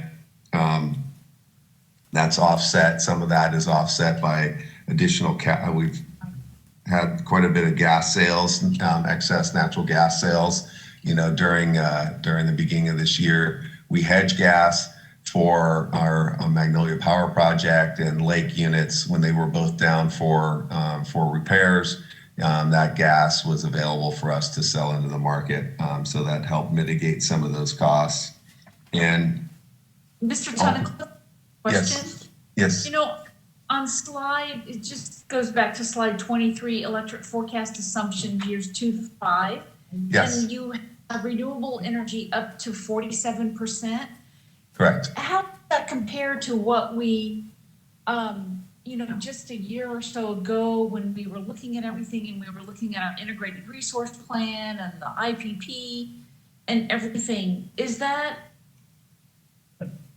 exceed maybe what we were projecting? Not to my knowledge. The 47% was a compliance target, and the IRP was based on getting to 60% by 2030. So that was an interim step at the end of 2025 to get to, or 2026 to get to 47%. Okay, thank you. Okay. So the electric cash reserves again, as we become greener, there'll be additional cost pressures that will be required. So you can see into the future increasing the 2.5% up to 2.8%. This is just a projection right now. As the market develops and as we continue to develop budgets into the future, we'll refine this for the next year. But we wanted to highlight the fact that we need to start replenishing that cash reserves for catastrophic replacements. The new turbine, if we needed to completely replace the turbine at Lake as opposed to just repairing it, a new turbine, for example, would be $11 million as opposed to the $3 million expense that we're incurring to replace that and extend the life of that unit. So these assets are very expensive, and we need to have the electric cash reserves available for us to leverage, to utilize. Next slide, please. What we're depicting here is over time how we've been continuing our renewable resource journey. We've had several recently added renewable resources come online, and what we wanted to depict here is just the breakout of what we expect to have in our portfolio at the end of 2022. Large hydro is 2%, coal, IPP is currently 24% of our mix, and that's going to continue to decline as the repowering project comes online in 2025. Nuclear out at Palo Verde is 7% of our portfolio. Natural gas is coming from our Magnolia Power project, and renewables, like I mentioned, is about 35%. Over the next 5 years, we're going to increase renewables by about 11%. Thank you. Next slide. This essentially shows, just yet another summary of the electric income statement, which is primarily due to increase in capital, gas costs, and labor costs due to our memorandum of understanding adjustments. Don highlighted the major cost drivers, as I mentioned. And again, we're going to be continuing to under recover, at least in this year, this upcoming year. Next slide, please. Okay. So there's very capital intensive budget, and as you can see, it's somewhat lumpy. When I say it's lumpy, it takes we don't have the same continuous investment every year. It's based on what's necessary to maintain the equipment and plan accordingly. Just for example, there's 1,100 miles of conductor, the wires essentially. There's 5,900 transformers, 10,700 poles, and 17 substations. All to maintain that system within the city of Burbank takes a tremendous amount of capital. And that's essentially what's depicted, on this high level of the capital improvement program. Next slide, please. Just to highlight a few, that we're making quite a bit of investment in the media district and increasing the capacity in the media district. The 4 kV to 12 kV conversions that Don mentioned to increase capacity and reliability and for preparing for new load growth. Retrofitting, the lake unit to meet new air emissions requirements, and then, rebuilding the Golden State substation. A good portion of that rebuild is we're getting an insurance payment from that. However, we still have the capital to reinvest in that substation. Next slide, please. A lot of the electric fund improvements are going to be coming from what we call aid in construction, where customers are funding the investment in this new capacity. So in the media district, customers are going to be contributing to $5.6 million. In several other areas, such as Avion, customers contributing $2 million to investment in the electrical infrastructure in and around that substation that serves that facility. So not all of the electric funds are funded by our customers. Well, they are funded by the customers, but not all ratepayers, the developers are funding a good chunk of the projects for the future capital needs. Next slide, please. And then there's vehicles and forklifts and IT software. There's essential capital spending that are not associated with specific projects. So that's what's recovered in this $3.5 million, $3.4 million capital outlay for that's projected for 2021. Quite a few vehicles and equipment that we need, such as meters and transformers that haven't been yet allocated to a specific project. Next slide. So from a staffing perspective, bottom line, we're adding about $340,000 to our overall staffing needs by adding 1.5 FTEs, 1.5 full-time equivalents, one position as a sustainability coordinator that will be working on behalf of the city and be funded by Community Development Department, Public Works and Parks and Rec, as well as a half of an FTE added to a part-time position for added needs in operational technology. But we're leveraging and repurposing positions that become vacant for future needs. As an example, we're taking some of a couple of customer service representatives and repurposing those positions that are currently vacant for other positions, whether it's an environmental health and safety officer, a senior administrative analyst, and then also transferring one of those positions to electric distribution to pay for the added infrastructure needs for electric vehicles and looking at customer-owned solar and battery storage. Next slide, please. From a safety perspective, we continue to have good performance, but really not where we want to be. We're lower than some of our surrounding utilities, but we're on a downward trajectory. But we're going to be continuing to work very, very hard at driving our rates down and changing that safety culture to continue to be more focused on it while doing more work and working safely. Next slide, please. Wanted to highlight our residential customer satisfaction. We continue to have a very, very high customer satisfaction compared to the California municipal utilities and California IOUs. We continue to exceed both of those on a statewide basis, both on the residential and on the customer or on the commercial side. Next slide, please.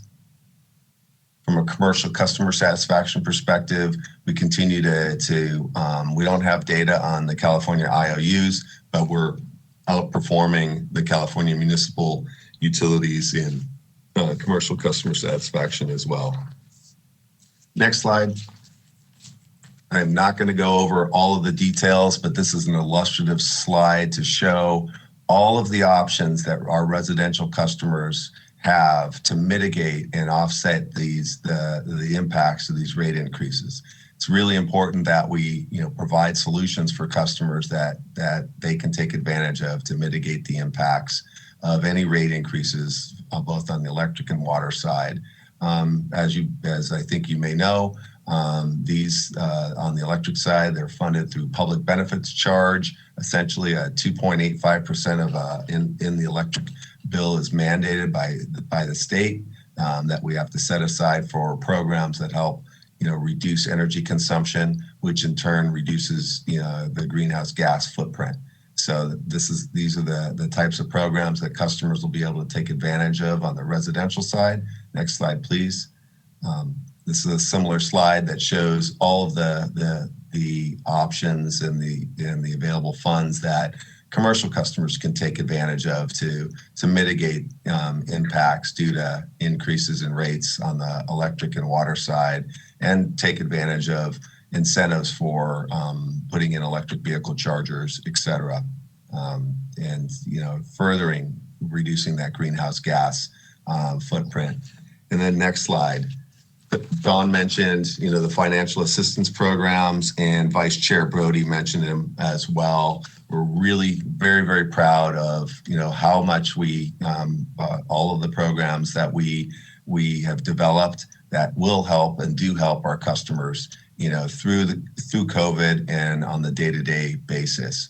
From COVID alone, the COVID replacement job loss bill credit program, we've helped 2,700 customers, impact their bills and given them savings of or credits of $637,000 to help reduce their overall bills. We still have about $1.3 million remaining in that program, and we're going to continue to evaluate, how we leverage the job loss bill credit program to provide the best benefit for residential customers and possibly small commercial for assistance. The low income home energy assistance program is a federally funded program that we funnel customers to mitigate impacts, as well as the pandemic unemployment assistance program. BWP Project Share is a great program that many of you may be aware of. Many BWP customers pay additional funds on their bills to go into, on a voluntary basis, to go into a fund that customers can take advantage of to reduce their bills with a one-time $100 bill credit. And then BWP's Lifeline program is our flagship low-income program. It's the richest low-income program that I'm aware of in the region, and it provides up to about a 40% discount for the qualifying customers. In all, we help about 52% of our low-income customers, with direct financial assistance in one way or another through these programs. Next slide, please. Quickly through the Magnolia Power Project Joint Power Authority budget. As you may know, Mr. Mayor, can I ask a question on the prior slide? Yes, go ahead, Vice Mayor. Thank you. Mr. Tunnicliffe, under the low-income home energy assistance program, yes. The third bullet point down, administered by PACE. So are we endorsing PACE? We're not necessarily. Well, that's the channel that exists to access the program. So by endorsing PACE, it's they administer it. So. Okay, because I had a meeting about 3 years ago, and at that time, staff wasn't interested in that. They wanted to see how it would do over a period of years. Yeah, there were some concerns with the PACE programs. I think I was involved with one of the meetings with you, and there was concerns over how the programs were funded, et cetera. They're currently funding this one. It's a different PACE vendor, so it's one of the channels for this program. Mr. Tunnicliffe, this is Mr. Flores. I think I can add some clarity to that. Even better. Thank you, Mr. Flores. Thank you, Vice Mayor, for that question. PACE in this case is a nonprofit organization that stands for Pacific Islander, and I forget the exact name. This is not the PACE program that provides loans. This is a nonprofit organization that administers the state program. There are two different nonprofit organizations that administer the program based on zip code. So this is not the PACE loan program. Okay, thank you. Yeah, thank you, Joe. I appreciate that, and I apologize for the error on my end. Okay. Magnolia Power Project is a Southern California Public Power Authority project, and not BWP owned. BWP is the operating agent. Next slide. The overall operating budget, just on the bottom line, is increasing by $17,000 for for the MPP project. Overall, that's going to be split across the participating agents or the participating members. Pretty darn good for an aging middle-aged power plant. It came online about 2003-4, and so a $17,000 increase is not a lot of money for this project or this power plant. And I was talking to our the manager over the power plant today, and with the retrofits that we've made on it, our efficiency is going to go up, and we expect it to operate better and more efficiently now that the retrofit's been completed. Next slide, please. Mr. Tunnicliffe, so Yeah. as the IPP is converted to like carbon neutral, that power can go into MPP? No, IPP, that's in Utah and Delta, Utah, and the power generated at IPP is delivered through the transmission system into our system. And so it doesn't have an impact on the Magnolia Power Project. We hope to learn from the hydrogen as it starts incorporating hydrogen at IPP, that there may be an option in the future to look at hydrogen at Magnolia. If I could, I think the question might be around the retrofit, and what it does is it allows us to run at a much lower output.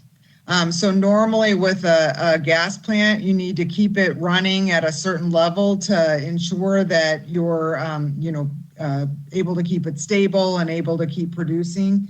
And with the retrofit that we partnered with General Electric on, we will be able to run that lower, which means we can bring on more renewables and still keep our spinning reserves in case the clouds come or in case the wind stops blowing. Okay, thank you. Okay, thank you, Dawn. Tieton is another joint power authority project. And next slide, please. It's a hydroelectric project that is jointly operated, or jointly, we operate it, but it's the output comes to Glendale and Burbank. There's a significant reduction this year from last year due to completion of some maintenance up there, up at the power project. So the budget's going to be considerably less than it was this last fiscal year. Next slide, please. Our street lighting. Next slide. Street lighting budget. There's a higher transfer due to increased electric retail revenues. It's tied to the amount of revenues that we have on the electric side. Overall, our utilities are going down. The utility costs of running the streetlights are going down because we continue to invest in LED fixtures, which are much more efficient. And we're going to continue to do that over the next several years. Next slide, please. What this depicts is that it will shows a steady increase in LED replacements. And every time we touch a streetlight, if there's a streetlight out, we just replace it with an LED, which allows us to not have any incremental extra labor costs. But we're systematically going through sections and replacing sections of our system, and upon burnout, we're replacing with LEDs. So it's continues to allow us to use less energy, reduce our carbon footprint, and really provide better light quality compared to the sodium lamps of old. Next slide. That completes my section, and I'll turn it over to Jim Compton. Mr. Mayor, would you like us to continue, or would you like us to pause here? You know what? Let's continue to the water. I want to finish this, and then if Mr. City Manager, I'd like to hit because I know there'll be a lot of questions with the water rates. So let's finish off this part, and when we get to the water, we'll do that at the May 4th meeting. Thank you. Thank you. Then Mr. Jim Compton will talk about One Burbank. Thank you. So you'd like me to continue. Thank you, Dan. Good evening, Mayor Frutos and council members. Jim Compton, Assistant General Manager of Technology. One Burbank stands for Optical Network Enterprise. Can you back up a slide? The slide right here. Go ahead and advance one, please, just for the sake of time. So this slide here depicts some of our customers, list of customers. We primarily serve the business community, which includes entertainment, hospitality, and medical industry. Next slide, please. This slide here, I love this slide. This slide really tells the positive story of our journey. It includes everything, revenues other than aid and construction. You can see since its inception about 1996, we were relatively flat and growing, and then you started to really see an increase, around 2009, 8, 9, and 10, where we really started branding the One Burbank moniker. And from there, we started to introduce what's called lit services. Prior to that, we're primarily all dark fiber at that point in time, and I'll explain what lit services is, where we light the fiber. One of the examples we utilize is what we call direct internet access. That's one of the services which we provide. And that's really done well for us. You can see now that we're forecasting about $4 million in this year's budget. Next slide, please. So this slide here depicts some of the values, represents the value and benefits and savings of One Burbank. If you see the first bullet point there, about $450,000, that's the savings alone that One Burbank brings to BWP, providing dark fiber links to Magnolia Power Project, the communication funds, the water funds, and so forth. The next bullet point there, you see the city departments and cost savings. That really is a savings that we provide that represents the links and services that we provide to the fire department, the police department, all of the city entities, the libraries, municipal buildings. So if they had to go out and procure those services from a telecom provider, that's the value that we bring to the city. The next one is Burbank Unified School District. We do the same there. If they had to go out and procure the services, even with their E-rate, services that they can get with the fiber optic services we provide, and we backhaul them down to One Wilshire so they can get their internet transport. That's the savings that One Burbank and the utility really brings to the school district as well. Next slide, please. This is a communications fund. This communication fund handles all the public safety and non-safety radios and phones for the entire city. Next slide, please. So this slide here really that you're seeing is just a year-to-year variance of the fund. You can see that we're keeping revenue is flat. We have no increase and rate increase this year to our participants. You can also see the highlights and the drivers show that we've had some O&M increases due to some maintenance cost and battery materials costs like batteries and so forth. And we also have some operating expenses due to labor increases related to MOU and so forth. You can also see that our capital drivers for capital, we have a lifecycle replacement of our radio system, which is our P25 radio system. That's the majority of the 3.2 million there that you see, as well as some fire department radios and some phone resiliency projects that we're working on. So with that said, I will kick it over to Mr. Wilson in the water fund. Actually, we're going to pause there, I believe. Okay, all right. Thank you, Ms. Lindell and your staff. And I also want to thank our two commissioners, Mr. Vice Chair and Madam Vice Chair. I would like to recommend, if you're available, please join us on May 4th as we start going into the water fund budget, because I'd like you to be available for council members should they ask questions on how the board decided with this budget. So if you're available, I encourage you to please be part of our meeting on May 4th. And thank you for staying so late with us this evening, to the chair and vice chair. Go ahead, Councilmember Anthony. Just before we lose Ms. Lindell, I just want to ask two real quick yes or no questions. The rate increases that are proposed are going to go through July. Does that give enough time for people to apply for all of the the discounted rates that we have, the job loss bill credit and all of that Lifeline stuff? Yes, they can call anytime. Okay, about approximately how fast does that turn around? Mr. Flores or Mr. Aquino, can you answer that question? So this is Joe Flores, Marketing Manager. So some of our programs that are in our control, we're able to process those within 2 weeks, usually. Those that are state-driven programs, those usually take 2 months or so to be able to process. Okay, and then last question, the job loss bill credit program, the home energy assistance, our Lifeline and our project share, we decide what those income qualifiers are and what like paperwork people need. Like we as a city and the Burbank Water Power, we can dictate what that looks like, right? This is Joe Flores again, Marketing Manager. Yes, the City Council does provide those policy directives, and the process, the standards that we follow is the same that housing currently uses to be able to determine housing. It is the HUD standard, and we follow that as our income qualification process for those programs.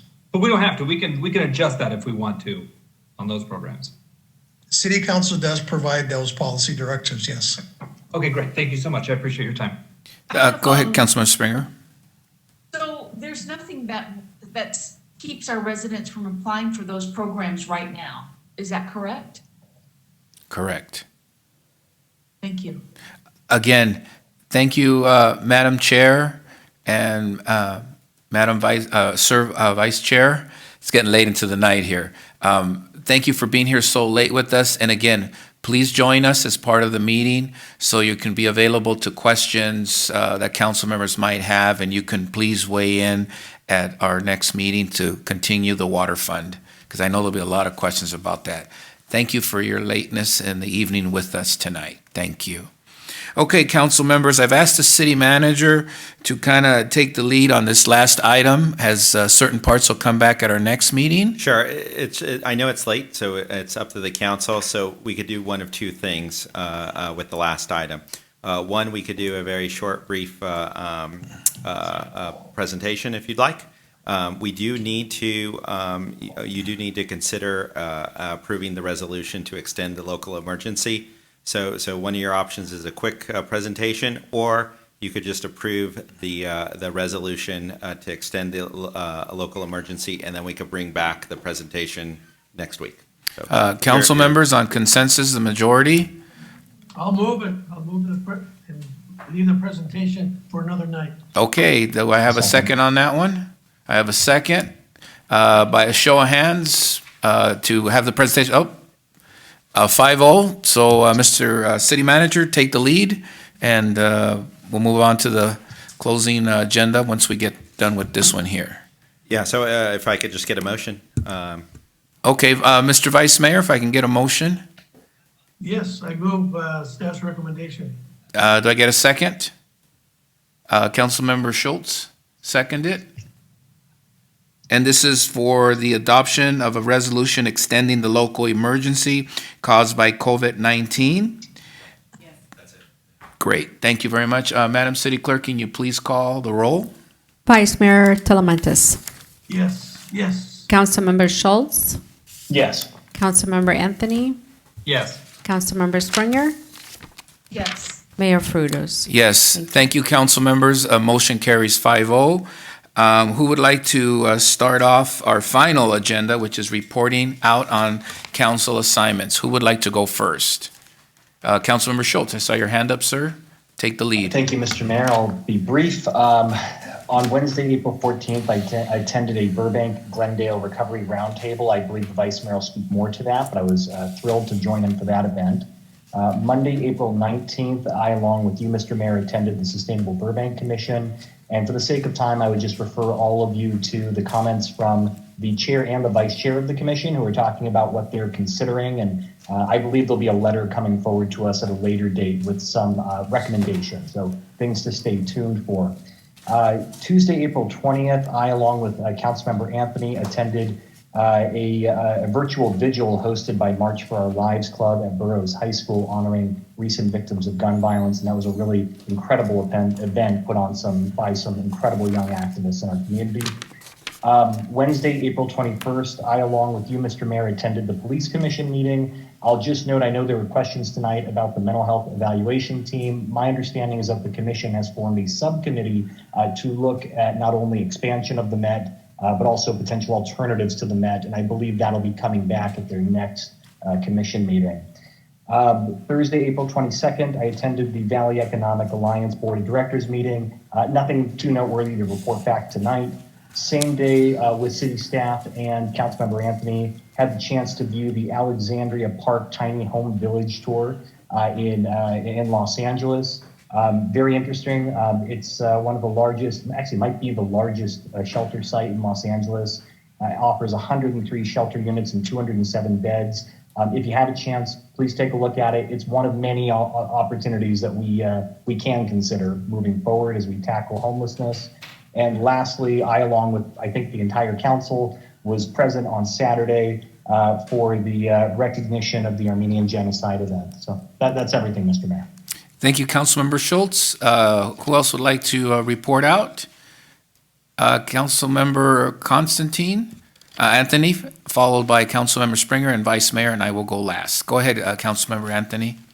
Thank you, Mr. Mayor. I attended the Transportation Commission on Monday, the 19th. The topic of discussion there was what to do with the senior and disabled bus. Some of you may know this. It's kind of an antiquated system on how the reservations are made. And so, Transportation Commission is really asking City Council to take policy direction to them and really drive down into what we want to do with it, how we want it to look in the future.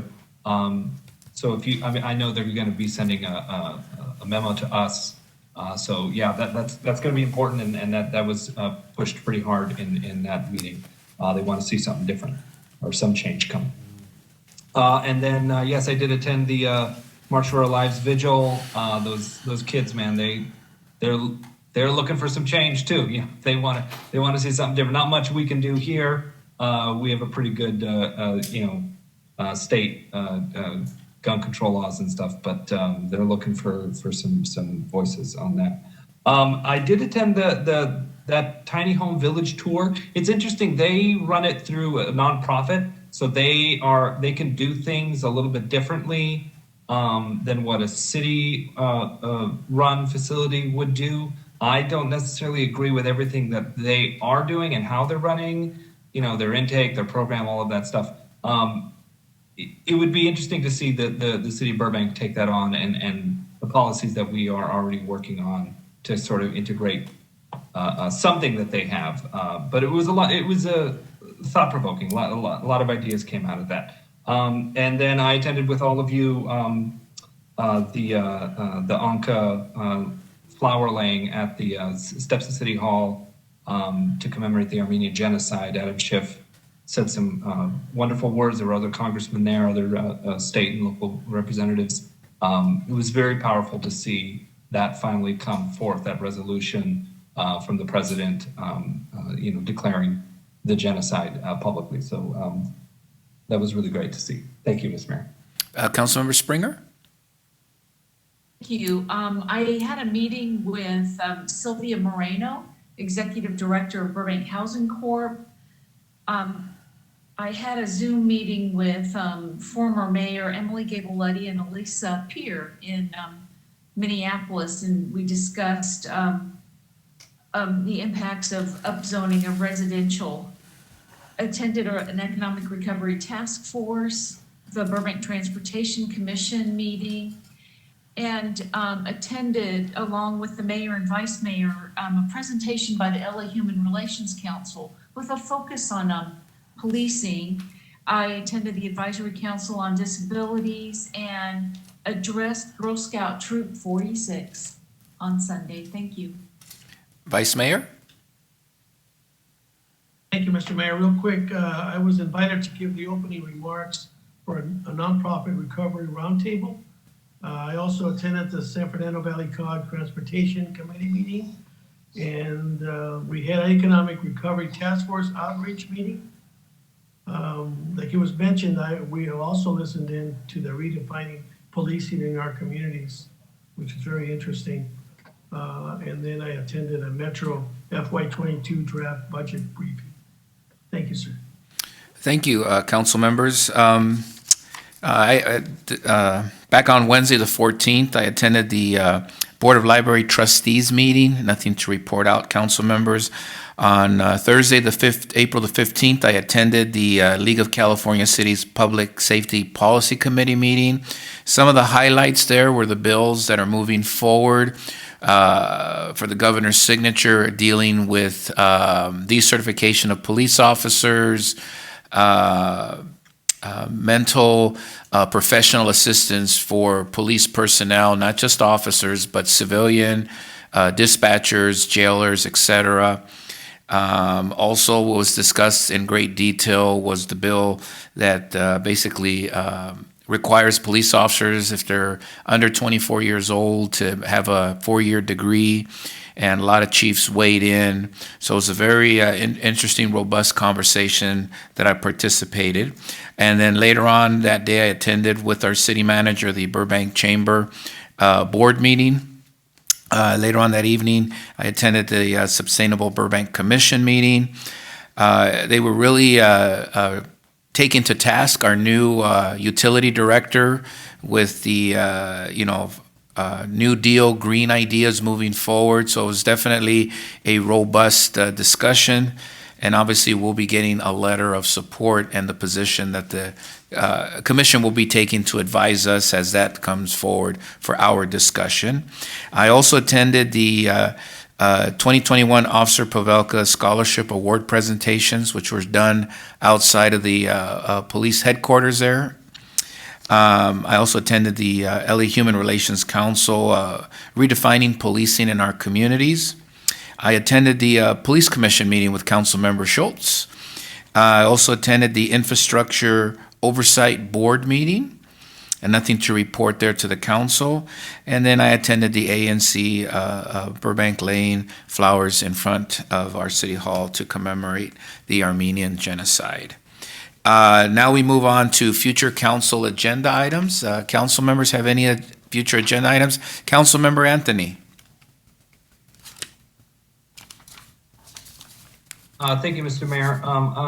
I'd like to agendize a discussion about the COVID job loss bill credit program from BWP, the low income home energy assistance program, the Lifeline, and the Project Share programs. Those 4 programs from BWP that provide financial assistance. Mr. City Manager, got it? Okay, who else would like to make, Councilmember Springer? Yes, I'd like to agendize an inventory list of our vacant land, surface parking lots, and maybe improved properties that are nearing potential redevelopment. You want to know the purpose, so you know? Nope, just the agenda item. Okay. Can I just, for clarification? Yes, that's go ahead. City vacant land, the city-owned property? Yes. Okay, just city-owned, okay. Yeah, and I can Got it. communicate with you. He got it. Thank you, Councilmember Springer. Vice Mayor? Agenda item, Mr. Mayor, but I just want to, I'd like to acknowledge the passing of one of our retired K-9 officers. Oh, Steve-O. yeah, Steve-O. So I just want to say that he may you rest in peace. Thank you, Vice Mayor. Any no other future agenda items, council members? Mr. City Manager, on a one-step, two-step, discussion of a parking policy regarding farmers market. Thank you. That's it for that one. We will now adjourn to Tuesday, May 4th at 6 p.m. for a joint meeting through an online meeting process. The public may view the meeting online or on television and will be able to provide public comment in the following 3 ways. By leaving an e-comment on the city's webpage, burbankca.gov/ e-comments, by emailing the city council directly at citycouncil@burbankca.gov, by calling in directly to the council meeting at 818-238-3335. Was that your hand raised earlier, Vice Mayor? Oh, you're just saying goodbye, good night? Okay. Thank you, council members, community members, and staff. Good night.